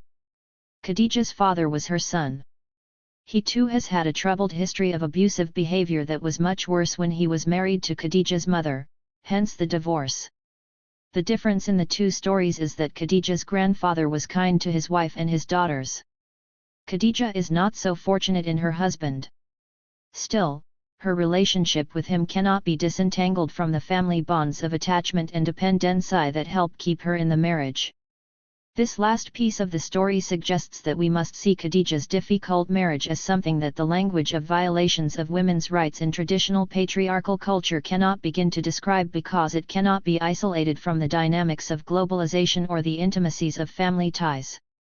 Given the layers of this story, we need to ask ourselves whether the framework of rights, even if expressed in the new, more indigenous initiatives to reform Muslim family law or to promote and publicize gender egalitarian interpretations of the Quran, can capture the complexity of Khadija's life situation. Would any approach that talks in terms of freeing her from patriarchal culture or saving her from Muslim men enable us to see the tangled strands of her suffering? Women in the village used other frameworks for judging and analyzing Khadija's unhappy situation. They had a variety of opinions about and degrees of empathy with Khadija. When I would ask them why she didn't leave her husband when he was violent with her, some would explain that she didn't want to end up like her mother, divorced and raising 2 kids on her own, or that she didn't want her children to grow up, as she had, without the love of a father. Others mentioned that she had wanted to marry this particular man, knowing full well his situation and his drinking problem. It was her choice and therefore she had some responsibility to make the marriage work. Some women blamed her for being too touchy and hypersensitive. They contrasted Khadija's Flid mother, who had provoked her ex-husband's violence, to Khadija's father's calm second wife who had managed just fine for 18 years to get along with her husband. And, indeed, he was good to her and his 3 children from this new family. The frameworks they used were drawn from local ways of understanding the many sorts of difficult situations in which women find themselves. Some frameworks were religious, based on the ideals of patience, sabr, or accepting one's fate and God's will. Others were based on intimate knowledge of what women value most and a fuller recognition of how messy life can be. They were quick to point out to me that Khadija had actively sought a 3rd pregnancy, giving up contraception. Did this suggest to them a perfectly understandable desire, even a will, to stay in the marriage so that she could have a full family life? This is a value that remains largely unquestioned in their social world, even if its realization is so often fraught. I don't think any of us would scoff at this wish. 6 months after Khadija's crisis and her trip to Cairo, she safely delivered a lovely baby girl. Khadija's mother confided happily to me on my next visit that from the moment of the birth of this child, Khadija's husband had stopped drinking completely. He had become pious, observing Ramadan for the first time in decades. Others told me that actually he had been very ill and the doctor had warned him that if he did not quit drinking, he would have complete liver failure. Either way, there was marital harmony for the moment. Everyone, including Khadija, was hoping it would last. Selective intervention. I have set side by side one set of social and moral relations in one Egyptian village to another set of relations that constitute new and interesting forms of rights activism by Muslim women working explicitly within an Islamic framework. Through this, I have shown why, from my experience, it seems that none of the kinds of global rights discourses at work in the world now are adequate for assessing or judging the lives to be redeemed. The single case of domestic violence I began to unravel was meant to shake our confidence that frameworks of women's rights or campaigns for gender equality capture or solve the kinds of vexing problems that women face. Activists working in the name of rights tend to come from certain social locations, work within political situations, and use particular cultural resources. It is not my intention to denigrate individual efforts on behalf of women or to dismiss any of the forms of activism or jihadist in the name of improving women's, human or Islamic, rights. I see these new projects of Islamic feminism, for example, like the more secular women's rights projects that came before them as having mobilized concerned, hard-working, creative, committed, and, in this case, impressively learned individuals. I do not deny that those who speak out for rights and gender equality may contribute to improving lives by making certain critiques of social inequality and social injustice possible. Some have provided legal and moral remedies for intractable problems. The political or strategic uses of dialects of rights have enabled political and moral gains and may offer future benefits for disenfranchised groups and individuals, including women, who learn to use this powerful language or who come to translate their grievances into its terms. In Chapter 5, I describe the ways some Egyptian village women now deploy multiple vocabularies of rights to make claims when they feel wronged, drawing from national political and legal spheres, local familial norms, and from knowledge of Islamic law and texts. However, we need to recognize the limits of this language. We need to see what it excludes and to recognize its links with institutions and political configurations. We also want to be aware of the violence that translating into this language might entail for people, even those for whom it feels like a mother tongue. In short, we have to be more realistic about the limits and locations of the vocabularies and imagination of rights. We need to be attentive to the intersection of rights work with a range of global and class inequalities. We must look closely at what various forms of rights work and women's advocacy actually produce in the world by way of careers, social distinctions, public discourse, new social and financial circuits, documents, legal debates, travel opportunities, intellectual excitement, and even hope. Some of these effects are unintended. Some may even harm the women they intend to help, especially when caught up in international politics. The intellectual tools of the rights frames that are common sense now turn out to be inextricable from the socially located political projects of the people and groups who put them to use. They are also not adequate for appreciating the complexities of women's experiences. This book is a long answer to the question of whether Muslim women have rights or need saving. I have examined the work and the frameworks of the many who want to do something about violations of women's rights globally, especially Muslim women's rights. There are the moral crusaders who view Muslim women as distant and different and want to save them. There are writers who have capitalized on the international political situation and individual women's traumas by selling sordid memoirs of sensational abuse and escape. There are hard-working activists leading organizations dedicated to fighting forms of gender inequality, including violence. Most speak a dialect of universal rights. Others use dialects specific to the Muslim discursive tradition. Some work at the international level, some work locally. Sometimes it is hard to disentangle the two. The vibrancy of this entanglement is clearest in the case of a new type of feminist who has emerged on the scene. She quotes fluently from the Quran, is familiar with Islamic law, invokes precedents from early Muslim history, writes sophisticated articles on the UN Convention on the Elimination of All Forms of Conclusion Registers of Humanity.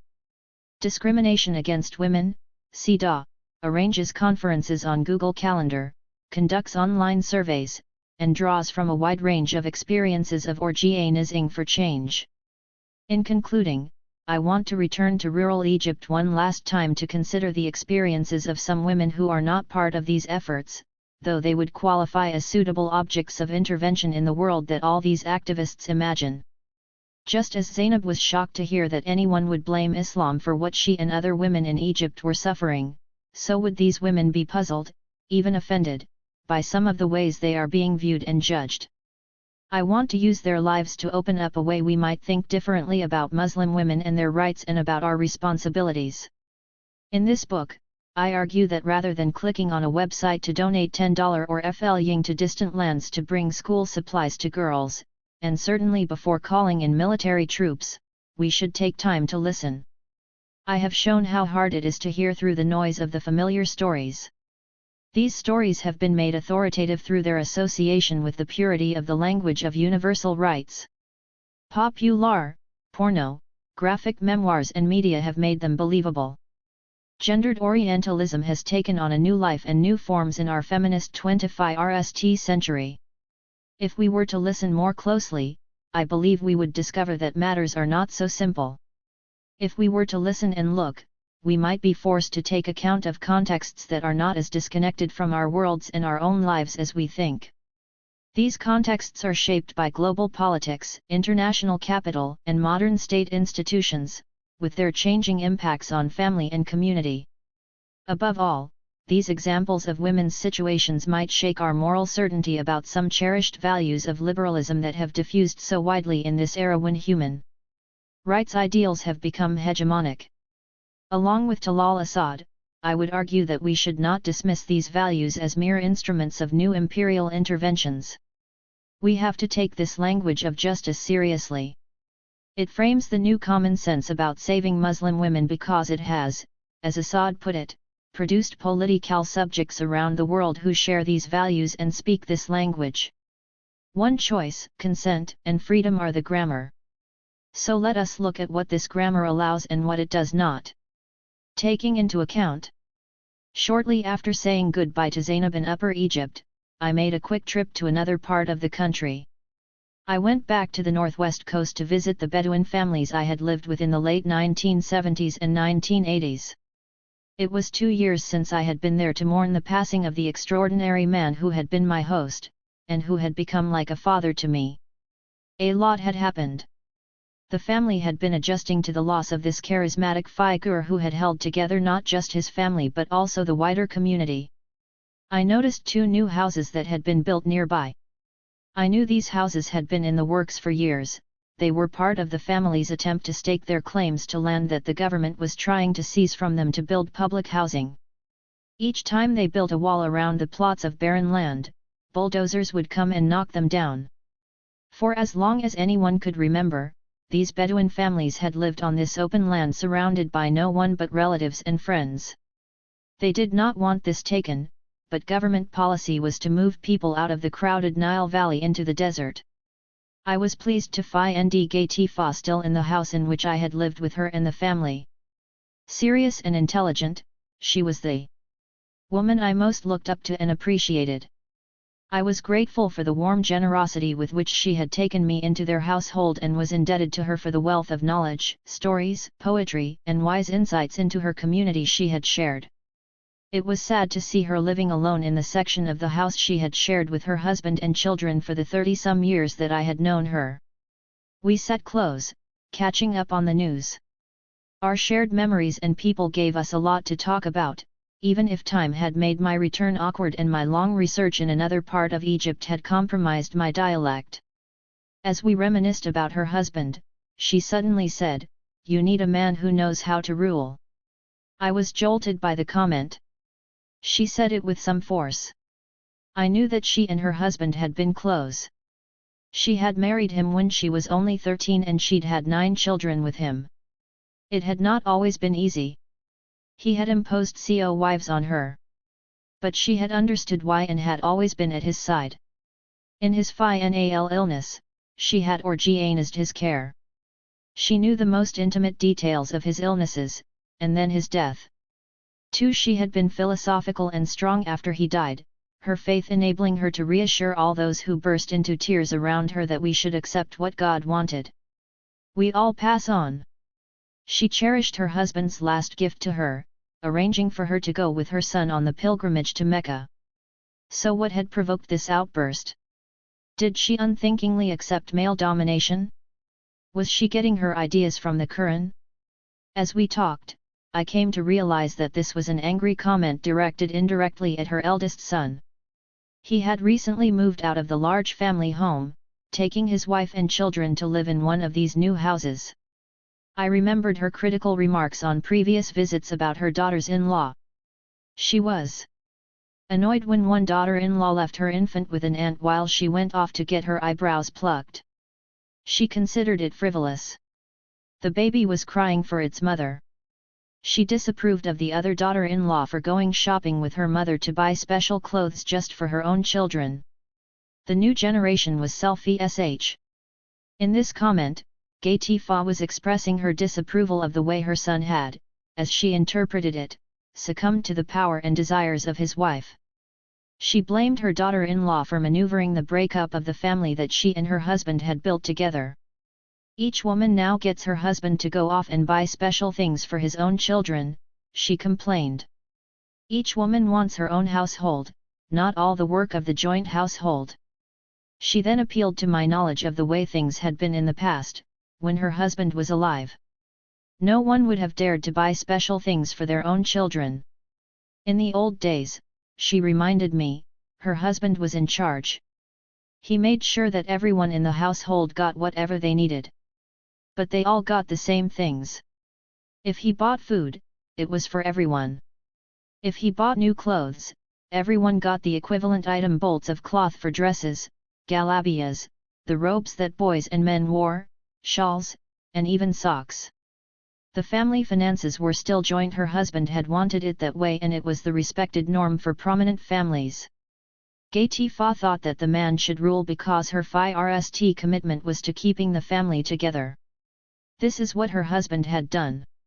She could not let herself think that her son might want his own household too. He should be committed above all to the integrity of the family and the honor of the kin group.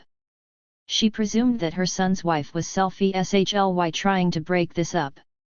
She could not see that this was a normal generational transition, much like ones she had seen so often in her lifetime, and that anthropologists have written so much about under the name the domestic cycle.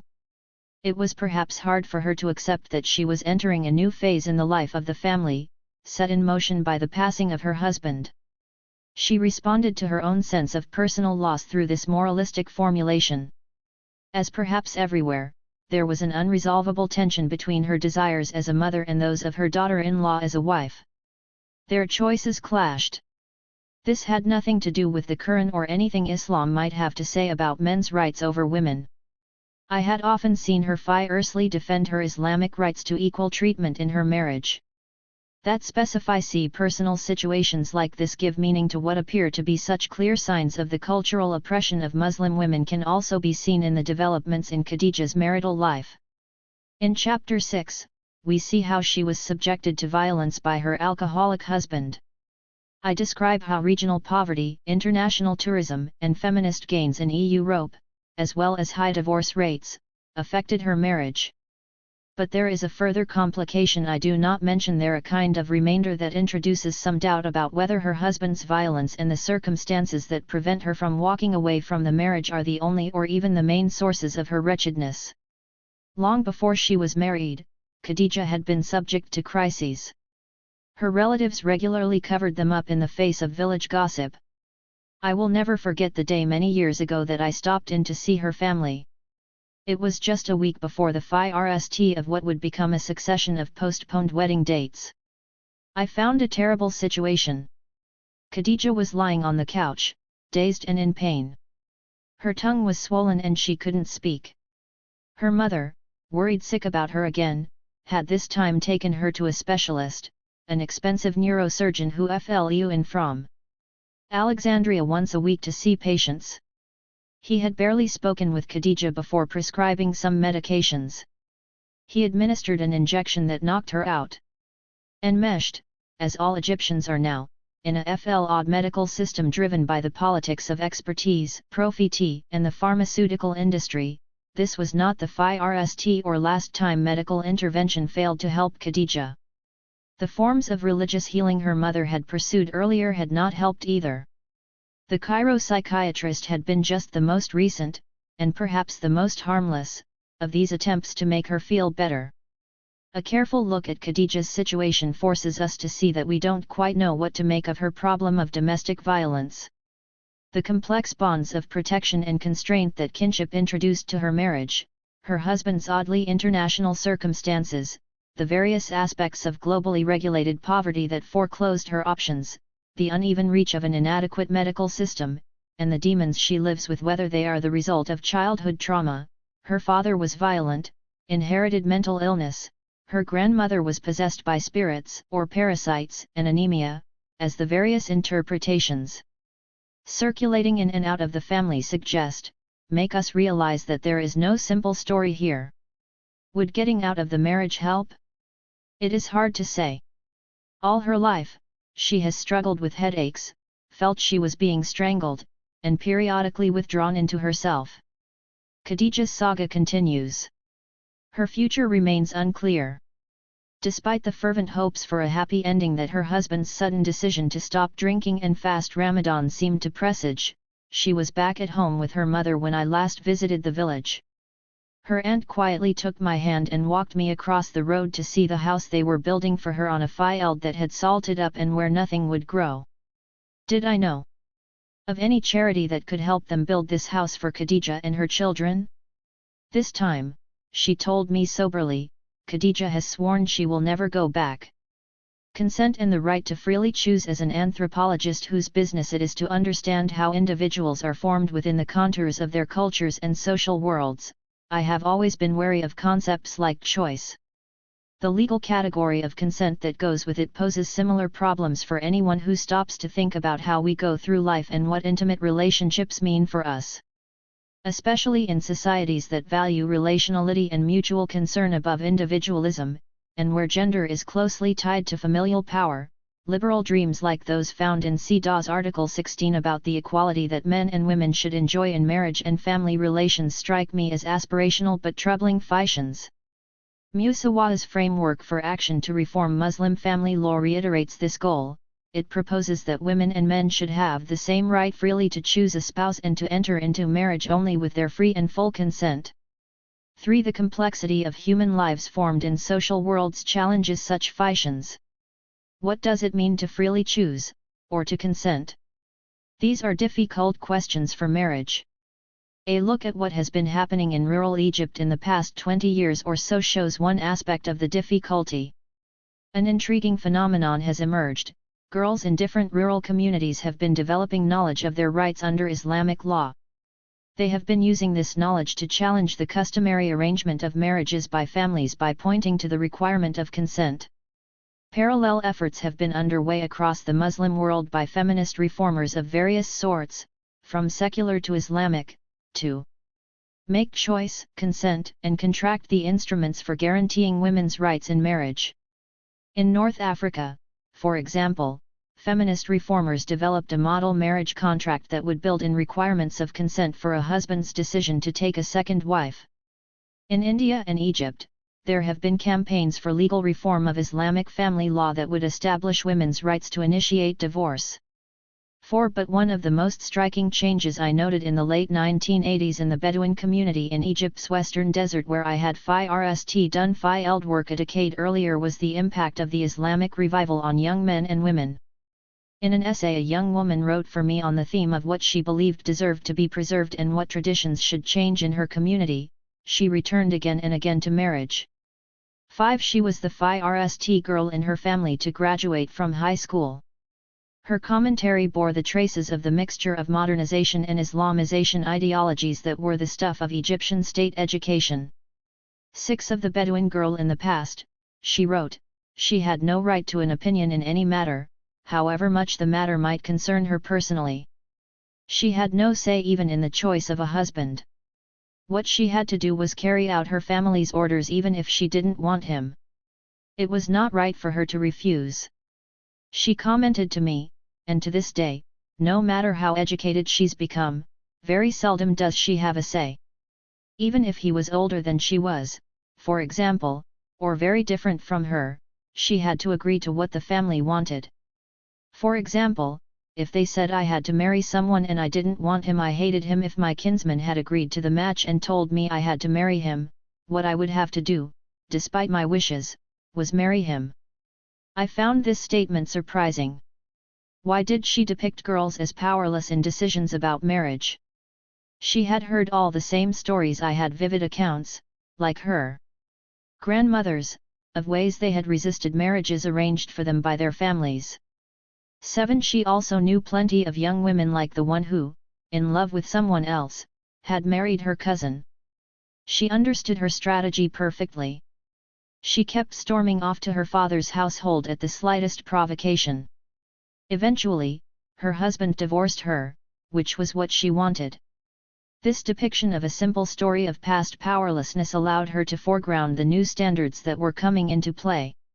Her religious training at school had given her moral ammunition against arranged marriage.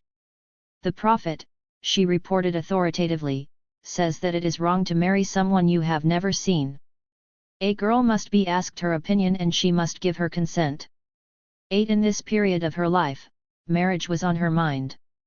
As her mother teased, now that she has her diploma, we're going to get her the other diploma.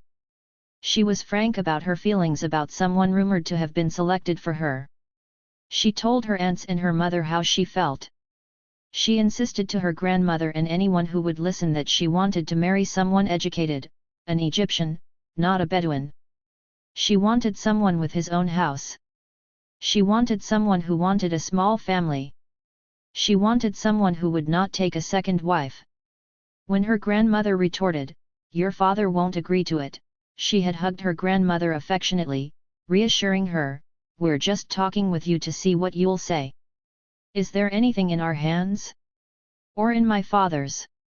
Only God knows what will happen." 9. More and more girls are invoking Islam to argue against customary ideas about the propriety of arranged marriages. 20 years later and hundreds of kilometers south, I heard the same confident insistence on the Islamic principle of the necessity of a girl's consent to marriage, thanks to the power of education and of the growing legitimacy of the Islamic revival. Women's rights activists, whether working on state law or the reform of Muslim family law, have drawn on the existence of guarantees intrinsic to the Islamic tradition, such as the requirement of consent to marriage. Musawa, the most significant reform initiative to have emerged in the past few years, lays out the principle in its framework for action. Arguing that in the 21st century, the provisions of the Convention on the Elimination of All Forms of Discrimination Against Women, CEDAW, which stands for Justice and Equality for Women in the Family and Society, are more in line with the Sharia than family law provisions in many Muslim countries and communities. It proposes that such laws must change to ensure such rights. Having the principle of consent in place, though, does not resolve the quandaries of young women as they try to decide whether to marry a particular person. In the village in Upper Egypt from which so many of my examples have come, families were still closely involved in marriage arrangements. There was no institution of dating, even though young men and women might get to know each other if their families were related or if they had been at school together. When a man or his parents went to a girl's parents to ask for her hand, the girl was always asked her opinion. But how do these girls form an opinion? Marriage everywhere is no small matter, and it is hard to know what the future holds. I was intrigued to hear the way people talked about how someone might decide whether to refuse or consent to a marriage. The broken engagement of Zainab's oldest daughter provided the occasion for many such discussions. She had refused several suitors during the past decade. Then one day, she agreed and got engaged. A close friend of her mother's made sense of her consent this time as a matter of fate, Nazib. As she explained. To me, that's when it works. You can say no, and I don't like this one or that one. But when it is meant to be, there's Nazib, you say okay. Another young woman affirmed that nowadays they always ask a girl if she accepts. In the old days, they didn't. If her family agreed to the match, she agreed. But again, on what basis? Girls now expect to sit and talk with the prospective groom and to get to know him a little, if they didn't before. But this can hardly tell either of them much about the person with whom they plan to spend their lives. Something else has developed to help girls decide. As this young woman who was studying at a new Islamic Studies Institute for Girls explained, when a girl doesn't know whether to consent or not, she should perform a certain prayer. During the prayer, it will become clear whether you should or should not accept the man. That is when you are so close to God, she confided, that He reveals it to you. If you feel during this prayer that He's not right for you, you say no. Both invoked a higher force, not inner feeling. Fate is, after all, God's will, and the special prayer to ask God for guidance in making one's individual choice is even more direct. Given how hard it is for anyone to decide whether a future intimacy will be fulfilling or miserable or whether something as long-term as a marriage might work, this reference to some guiding force to replace the formerly trusted parents makes sense. This is not the free choice idealized in Sida or Islamic feminist documents, but it is very much about consent and choice. In this case, though, the factors that shaped Zainab's daughter's decision about the marriage were more mundane. Her fiancé was the son of a friend of her mother's. Like many young men from this region, he was working in Europe. Lack of opportunity means that when young men can get out to find work, they do. He was fairly young and not unattractive. I recalled her positive words about him. She said she had asked him a lot of questions and found him easy to talk to. I was happy for her when I learned she was engaged. She had always been open with me and I enjoyed her company. She deserved to have a family of her own. A teenager when I first met her, she had worked hard in high school and done well. She was smart, sensible, and warm. She had always been a great support to her mother, who was raising a big family on her own. Keenly feeling her mother's hardships, she gradually took over all the household work and even the care of her younger sisters. She took her responsibilities seriously, but she was less needed now that they had the business and her brother had the cafe. So finally it seemed that she would be getting a life of her own. Yet 8 months later, she suddenly decided to break off the engagement. She returned the gold jewelry that had made her feel special. She created bad feeling between her mother and this friend. When I asked her what had gone wrong, she said he'd had very old-fashioned demands. He told her that he would be away a year at a time, working in Europe, and that during that time, she wouldn't be allowed to leave their apartment in his family's building, which was the next hamlet over. He told her that she could not go to stay with her own family while he was away.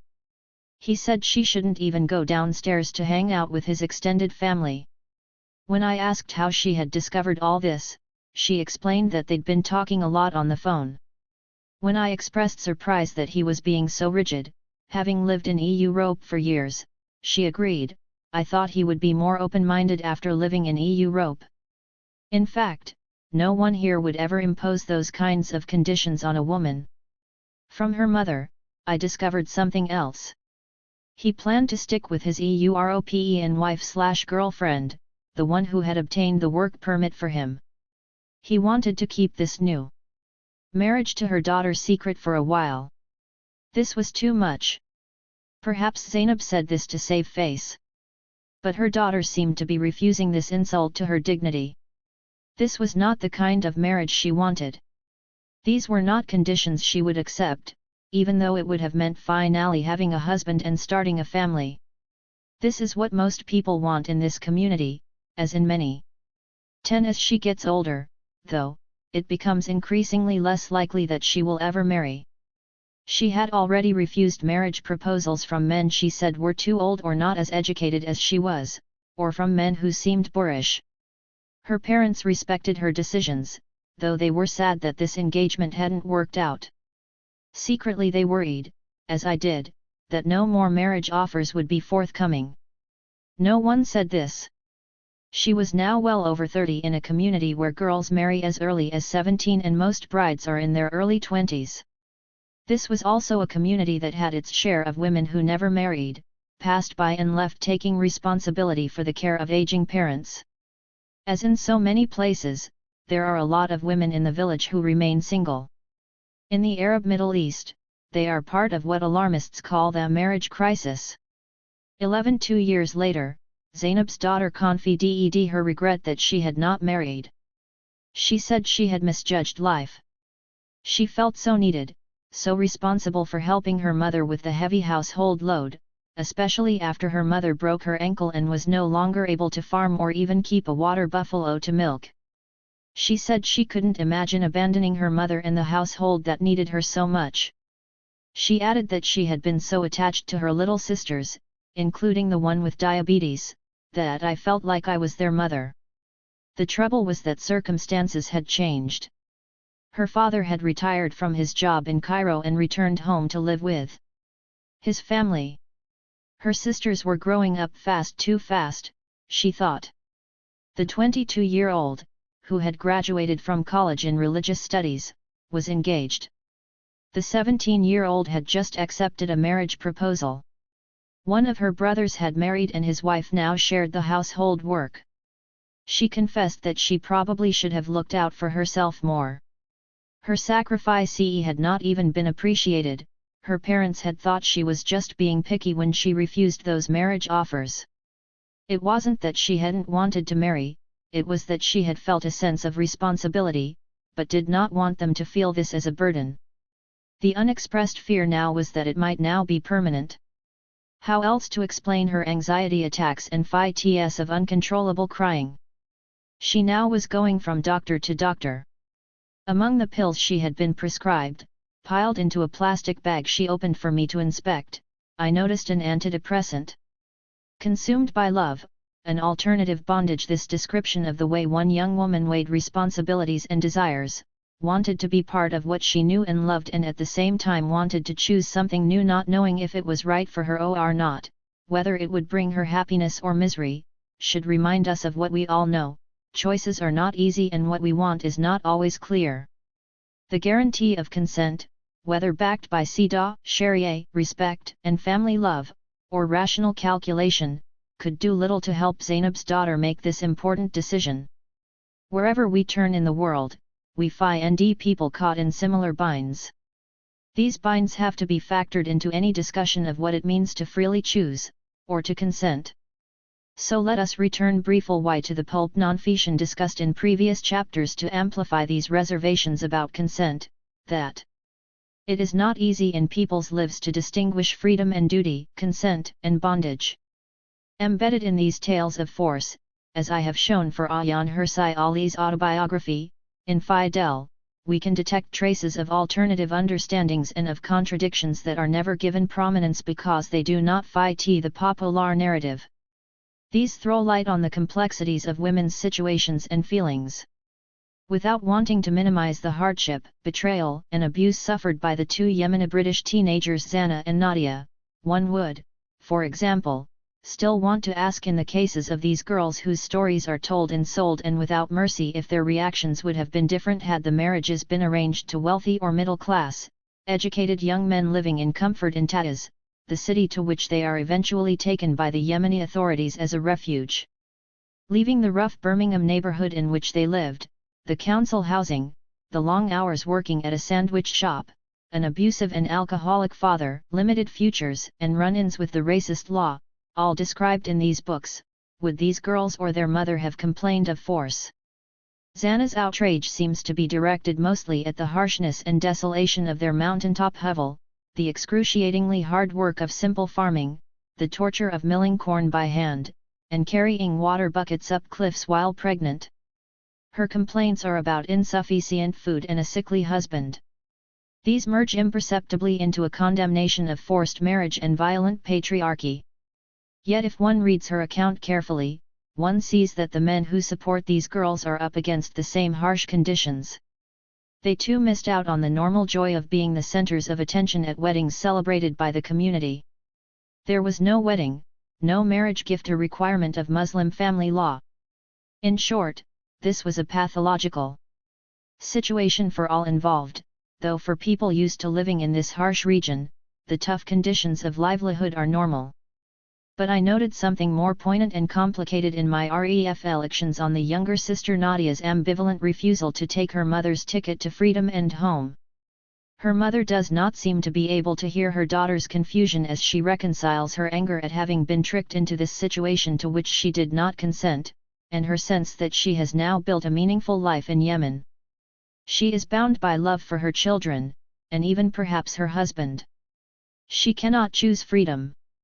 Nadia's all-too-human dilemma, like the dilemmas faced by so many of us at the other end of the life cycle who find their freedom compromised by caring for elderly parents or ill-loved ones, opens up new ways of thinking about Muslim women and their rights and wrongs. In a profound essay on sexual consent, Judith Butler goes beyond the usual critiques of legal consent by noting how consent might not be simply a core liberal value, but part of a strong fantasy of autonomy, hence, our intense attachment to the idea. She reminds us that, as Antonio Gramsci put it, consent is always manufactured, at both the personal and the political levels. We need to recognize the importance of power in determining choices. But most originally, Butler asks us to reflect on how, in matters of personal desire or intimacy, consent might not have much meaning. In the end, we can never know what we are consenting to when we say yes. How will it go? What will it mean to consent to a relationship? A deep unknowability characterizes all human desires, acts, and futures. A century of anthropological thought about humanity has established that our everyday understandings of the individual are culturally and historically specified, and that the dominant modern Western understanding of the self contrasts with many other conceptions of self that have valued autonomy differently, and have worked with more grounded perceptions of the interrelationship between self and other. 12 anthropologists also agree with Clifford Geertz that the best way to understand human nature is to recognize it as thoroughly cultural. To be viable as humans, we need a drastically long period of socialization within families and communities. 13 Yet, anthropologists have rarely gone the next step to see how, in certain circumstances, the values of consent and choice might be fetishized and defended in order to uphold for individuals the fantasy of being autonomous subjects. This is a dynamic I found at work in pulp nonfiction about forced marriage and honor crimes. Nor have they articulated so well how foundational for our humanity it is to be related to each other, even if so many of us who have written about people in other places have commented on the deep meaning that family ties hold for men and women. I certainly have done this in my studies of the Arab Muslim communities in which I have had a chance to live and do research. 14 In the final paragraph of her essay on sexual consent in law and psychoanalysis, Butler offers a poignant truth about the limits we all face as individuals and as people in our time and place who assert the value of freely choosing. The most basic fact of our existence, she reminds us, is that we are born into and depend on families we did not choose. There are forms of proximity, of living with, of adjacency and cohabitation that are radically unchosen, she writes. And these constitute a basic form of sociality that no one enters contractually, that constitute the social conditions of life to which we never consented, and which are finally indifferent to our consent. These are conditions we are nevertheless obligated to protect and defend, even though we never agreed to them, and they do not emerge from our will. As a philosopher, she can then make a general statement about how this situation shapes all of us. Those lives which exceed me and are not a matter of my choosing are a condition of who I am, and so there is no life that is exclusively my own. We are finally creatures of life, including creatures of passion, who need what we cannot fully understand or choose, and whose sexual and emotional lives are marked from the start from this being bound up with one another with unknowing and necessity. 15 These words give us a different way to think about Muslim women's rights. Here are some universals that are not normative and do not pretend to be abstract, carefully hiding their parochialism and politics. 16. Here are some universals that begin from the premise that we all share something as humans. These universals join us together instead of dividing us artificially into those who freely choose and those who don't, those who champion rights and those who do not have any, or don't have enough or the right kinds. This position has implications for how we think about rights, what we should do about women's rights, and whether or how we go to war for distant women. Invoking this kind of common humanity is not the same as fantasizing about the universalism of human rights. One might be reminded here of the famous photography exhibit The Family of Man, which was imagined as part of the wishful declaration of a common humanity in the post-war period. 17. That it was called a family of man is only one index of its historical specificity, of course. And that the preamble of the UN's Universal Declaration of Human Rights should defy any members of the human family by their equal and inalienable rights is very peculiar, given our experiences of actual families we know. Families are by nature contingent and ever-changing, their dynamics volatile, and their membership flexible. Anthropologists used to study kinship. They studied the bewildering array of ways that humans have imagined their social and emotional relations, as well as the logics by which they have organized themselves. They taught us about the different meaning people have given to their differences and affinities, and they have studied the various inclusions and exclusions of kinship, configured by the workings of memory and amnesia. Like novelists, they have marveled at the intense emotions and sharp interactions that shape individual experience and personhood within diverse families.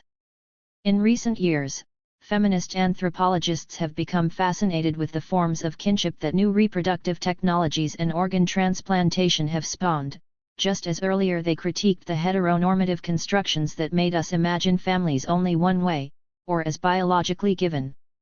18. On the ground, every family is different, even the happy ones, contrary to Leo Tolstoy's famous pronouncement in the opening of Anna Karenina. Families harbor distance and closeness, violence and love, indifference and passion. Does this make them a better model of the relatedness of people in the world than an abstract humanity marked by uniformity, or the agonistic oppositions of backward versus modern cultures or civilizations? Family is about living together, across individual differences, in ever-changing relations not just of affiliation or affection but of dependency, struggles over authority, and ambivalence. 19. As Roland Barthes said, commenting on the pietistic presentation of the magical natural unity of the family of man, what get lost are the differences, whose other names are history and injustice. 20. Justice, not a click away. I have shown that we can best understand rights as projects imagined and pursued by people in particular social settings, whether in their families or in court, in international organizations created to realize them or grassroots ones that use them as tools. Rather than asking, therefore, if Muslim women have rights, I suggest that we ask instead what the concepts of Muslim women's rights or the oppressed Muslim woman are doing in the world and who is making use of these concepts. I have uncovered some ways that a commitment to going to war for women's rights in distant lands participates in divisive and sometimes devastating political projects. But I have also called into question the capacity of any rights framework to capture the complexity of actual people's lives. I recognize that this language of justice has become a part of many women's and men's lives around the world. We do not have a monopoly on it, even if the sources and outlines of rights vary. We see this in Aisha's appeal to a mixture of rights drawn from state law, customary practice, and the Quran. By offering some glimpses into women's lives and dilemmas in some communities that lie on the other divide of the imaginative geography that fuels the clash of civilizations, I make 4 arguments in this book. First, like other women, the kinds of suffering that Muslim women undergo are of many sorts and have various causes, only some of which might be traced to religious traditions or cultural formations. These formations need to be understood in their fullness, not caricatured. Second, the violations of what might be widely agreed upon as rights to equality, safety, dignity, or even choice may indeed be patterned along gender lines in ways that are crucial to analyze. Yet we must realize that these patterns are configured differently in relation to opportunities and possibilities available to people in different communities and historical eras. So we want to be attentive to the ways gender structures violence as well as status, well-being, and options in each particular context. Third, none of us is immune to suffering or difficulties, or to the potential of violations of the most horrible sort. Our newspapers give daily evidence of terrible inhumanity in our own world. Yet we distract ourselves by focusing our gaze on spectacular wrongs elsewhere, led by those who are often well-meaning and sometimes self-righteous, and fed by sensational accounts, including mass-mediated memoirs. I often think of the short stories of Alice Munro, the Canadian writer, when I am confronted with sanctimonious talk about women's suffering elsewhere in the world. These stories about the everyday lives of women model the opposite of what a rights discourse does when it glosses the lives of women. Munro exquisitely captures their desperate searches for meaning or happiness in and out of marriage. She writes hauntingly about the compromises they make in life, the ambivalences they can't escape, the desires and dreams that die. She quietly draws out the sudden strength of character or the impulsive transgression, the misunderstandings between those who love, the ties that strangle, the lies that poison, and the judgments and solaces of social convention and religion. We usually fail to balance the universalizing discourse of rights, like the distancing forms of social scientific description, with this more human perspective when it comes to those we don't know well or those who seem culturally distant. 21. The failure to look for similarities is dangerous.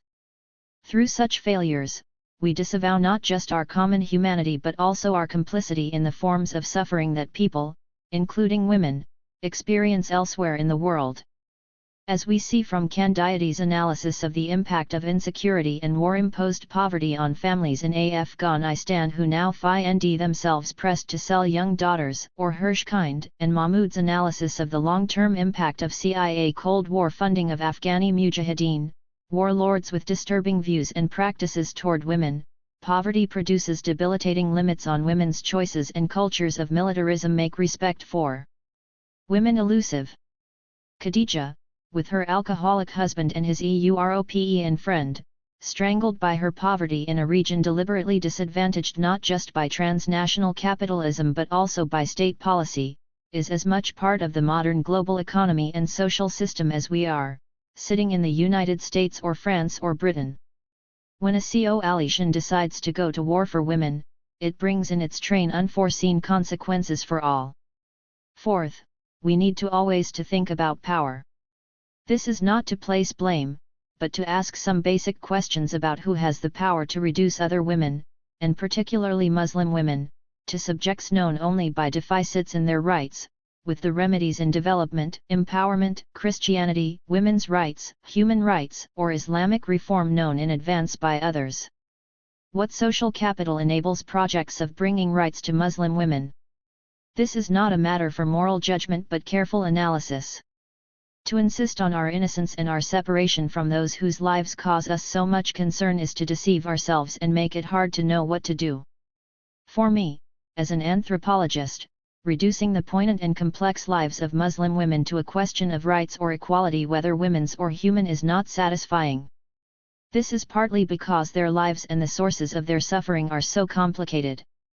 22. But it is also because the lives of the unschooled, the poor, or the rural seem to be more regularly rendered legible through talk about their rights and the violations of their rights than the lives of the rest of us.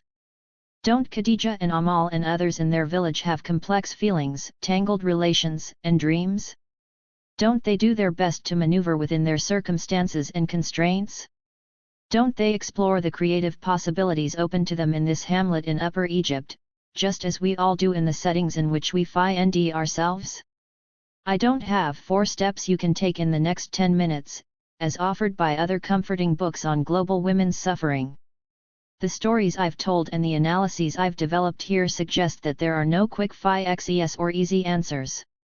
If pressed for an alternative formula, I would probably give the following advice: look and listen carefully, think hard about the big picture, and take responsibility. What can looking and listening teach us? This book has introduced you to some women in particular places who are trying to lead good lives.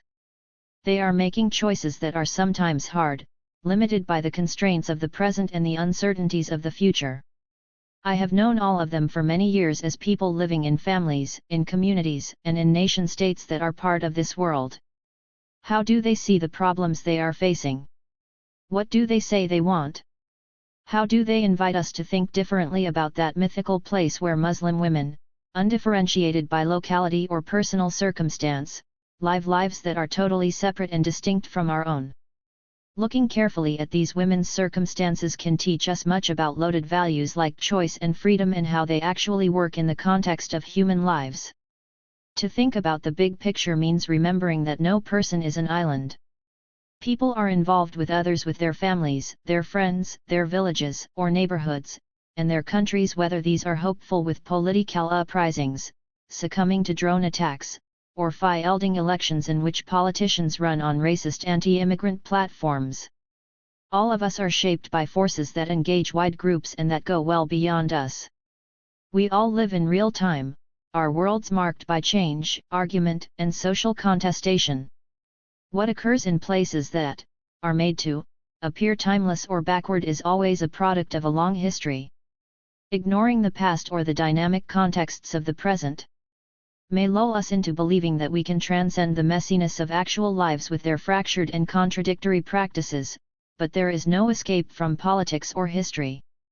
We should be suspicious of anyone who asks us to gaze on the sufferings of other kinds of women, as if they are not connected to us and what we do, including our governments and our financial institutions, and as if these women do not share our humanity.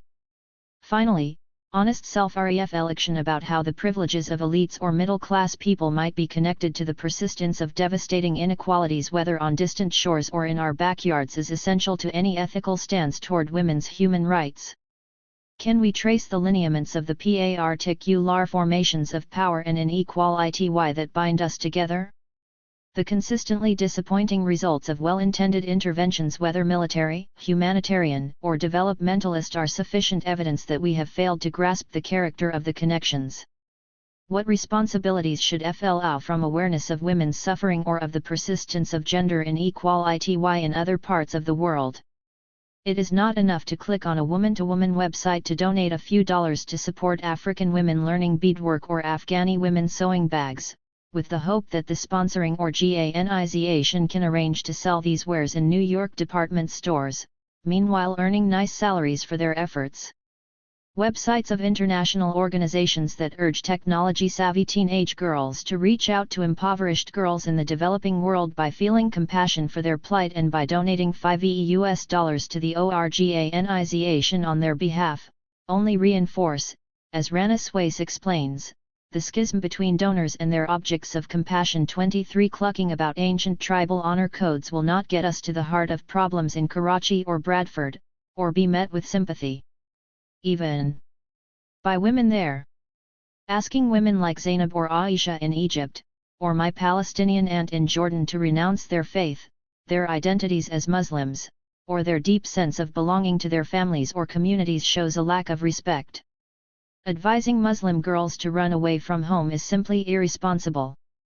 This book is about what lies behind such deceptively simple responses to problems we think we already understand or believe that we should act on even before we understand. 24 I have uncovered some of the ways that representations of Muslim women's suffering and arguments about their lack of rights work today, both politically and practically. I have followed Muslim women's rights as they travel through debates and documents, or GANA's feminist organizations and women's activism, ignite public passions, structure sexually violent memoirs, and mediate lives in villages, refugee camps, slums, and the halls of the United Nations. I have outlined what this framework, which seeks to capture distant women's lives only in terms of rights, present or absent, hides from us about everyday violence and forms of love. We need to ask what this framework, which evaluates lives in terms of rights versus culture, or religion, does for, and against, different kinds of women. I have shown how the key symbols of an alien Muslim culture from the veil to the honor crime have been deployed in current political projects of destructive warfare, chilling xenophobia, and lucrative humanitarianism. I am all too aware of the ironies of a privileged scholar in North America invoking the lives of poor rural women in distant lands to comment on the gap between such lives and the visions put forth by other privileged cosmopolitans. My excuse is that a devotion to observation rather than intervention in village lives has made me sensitive to the complexity of these lives, and even to their amazing richness. A commitment to studying the long histories of projects to remake women across the Muslim world has humbled me. 25 I cannot put out of my mind the global inequalities that make women such as those I have written about so much more vulnerable than we are to interventions, imagined or actual, by outsiders. The world in which I feel a moral pull to intervene is the world of the privileged in which I participate as an equal, not the world of village women elsewhere. In light of the global reach of rights work and rights talk, and their implication in forceful projects to remold human lives, I would rather use my knowledge and experience to intervene into the worlds of power that authorize and naturalize rights work and the sometimes dangerous understandings of human social life to which they are made to give rise. I would rather recognize that societies everywhere debate justice, struggle over power and right, and seek change. Others may choose differently. But I hope that it will be on the basis of careful analysis, critical self-reflection, and constant recognition of our common humanity, a humanity subjected to different forces and expressed in different registers. University.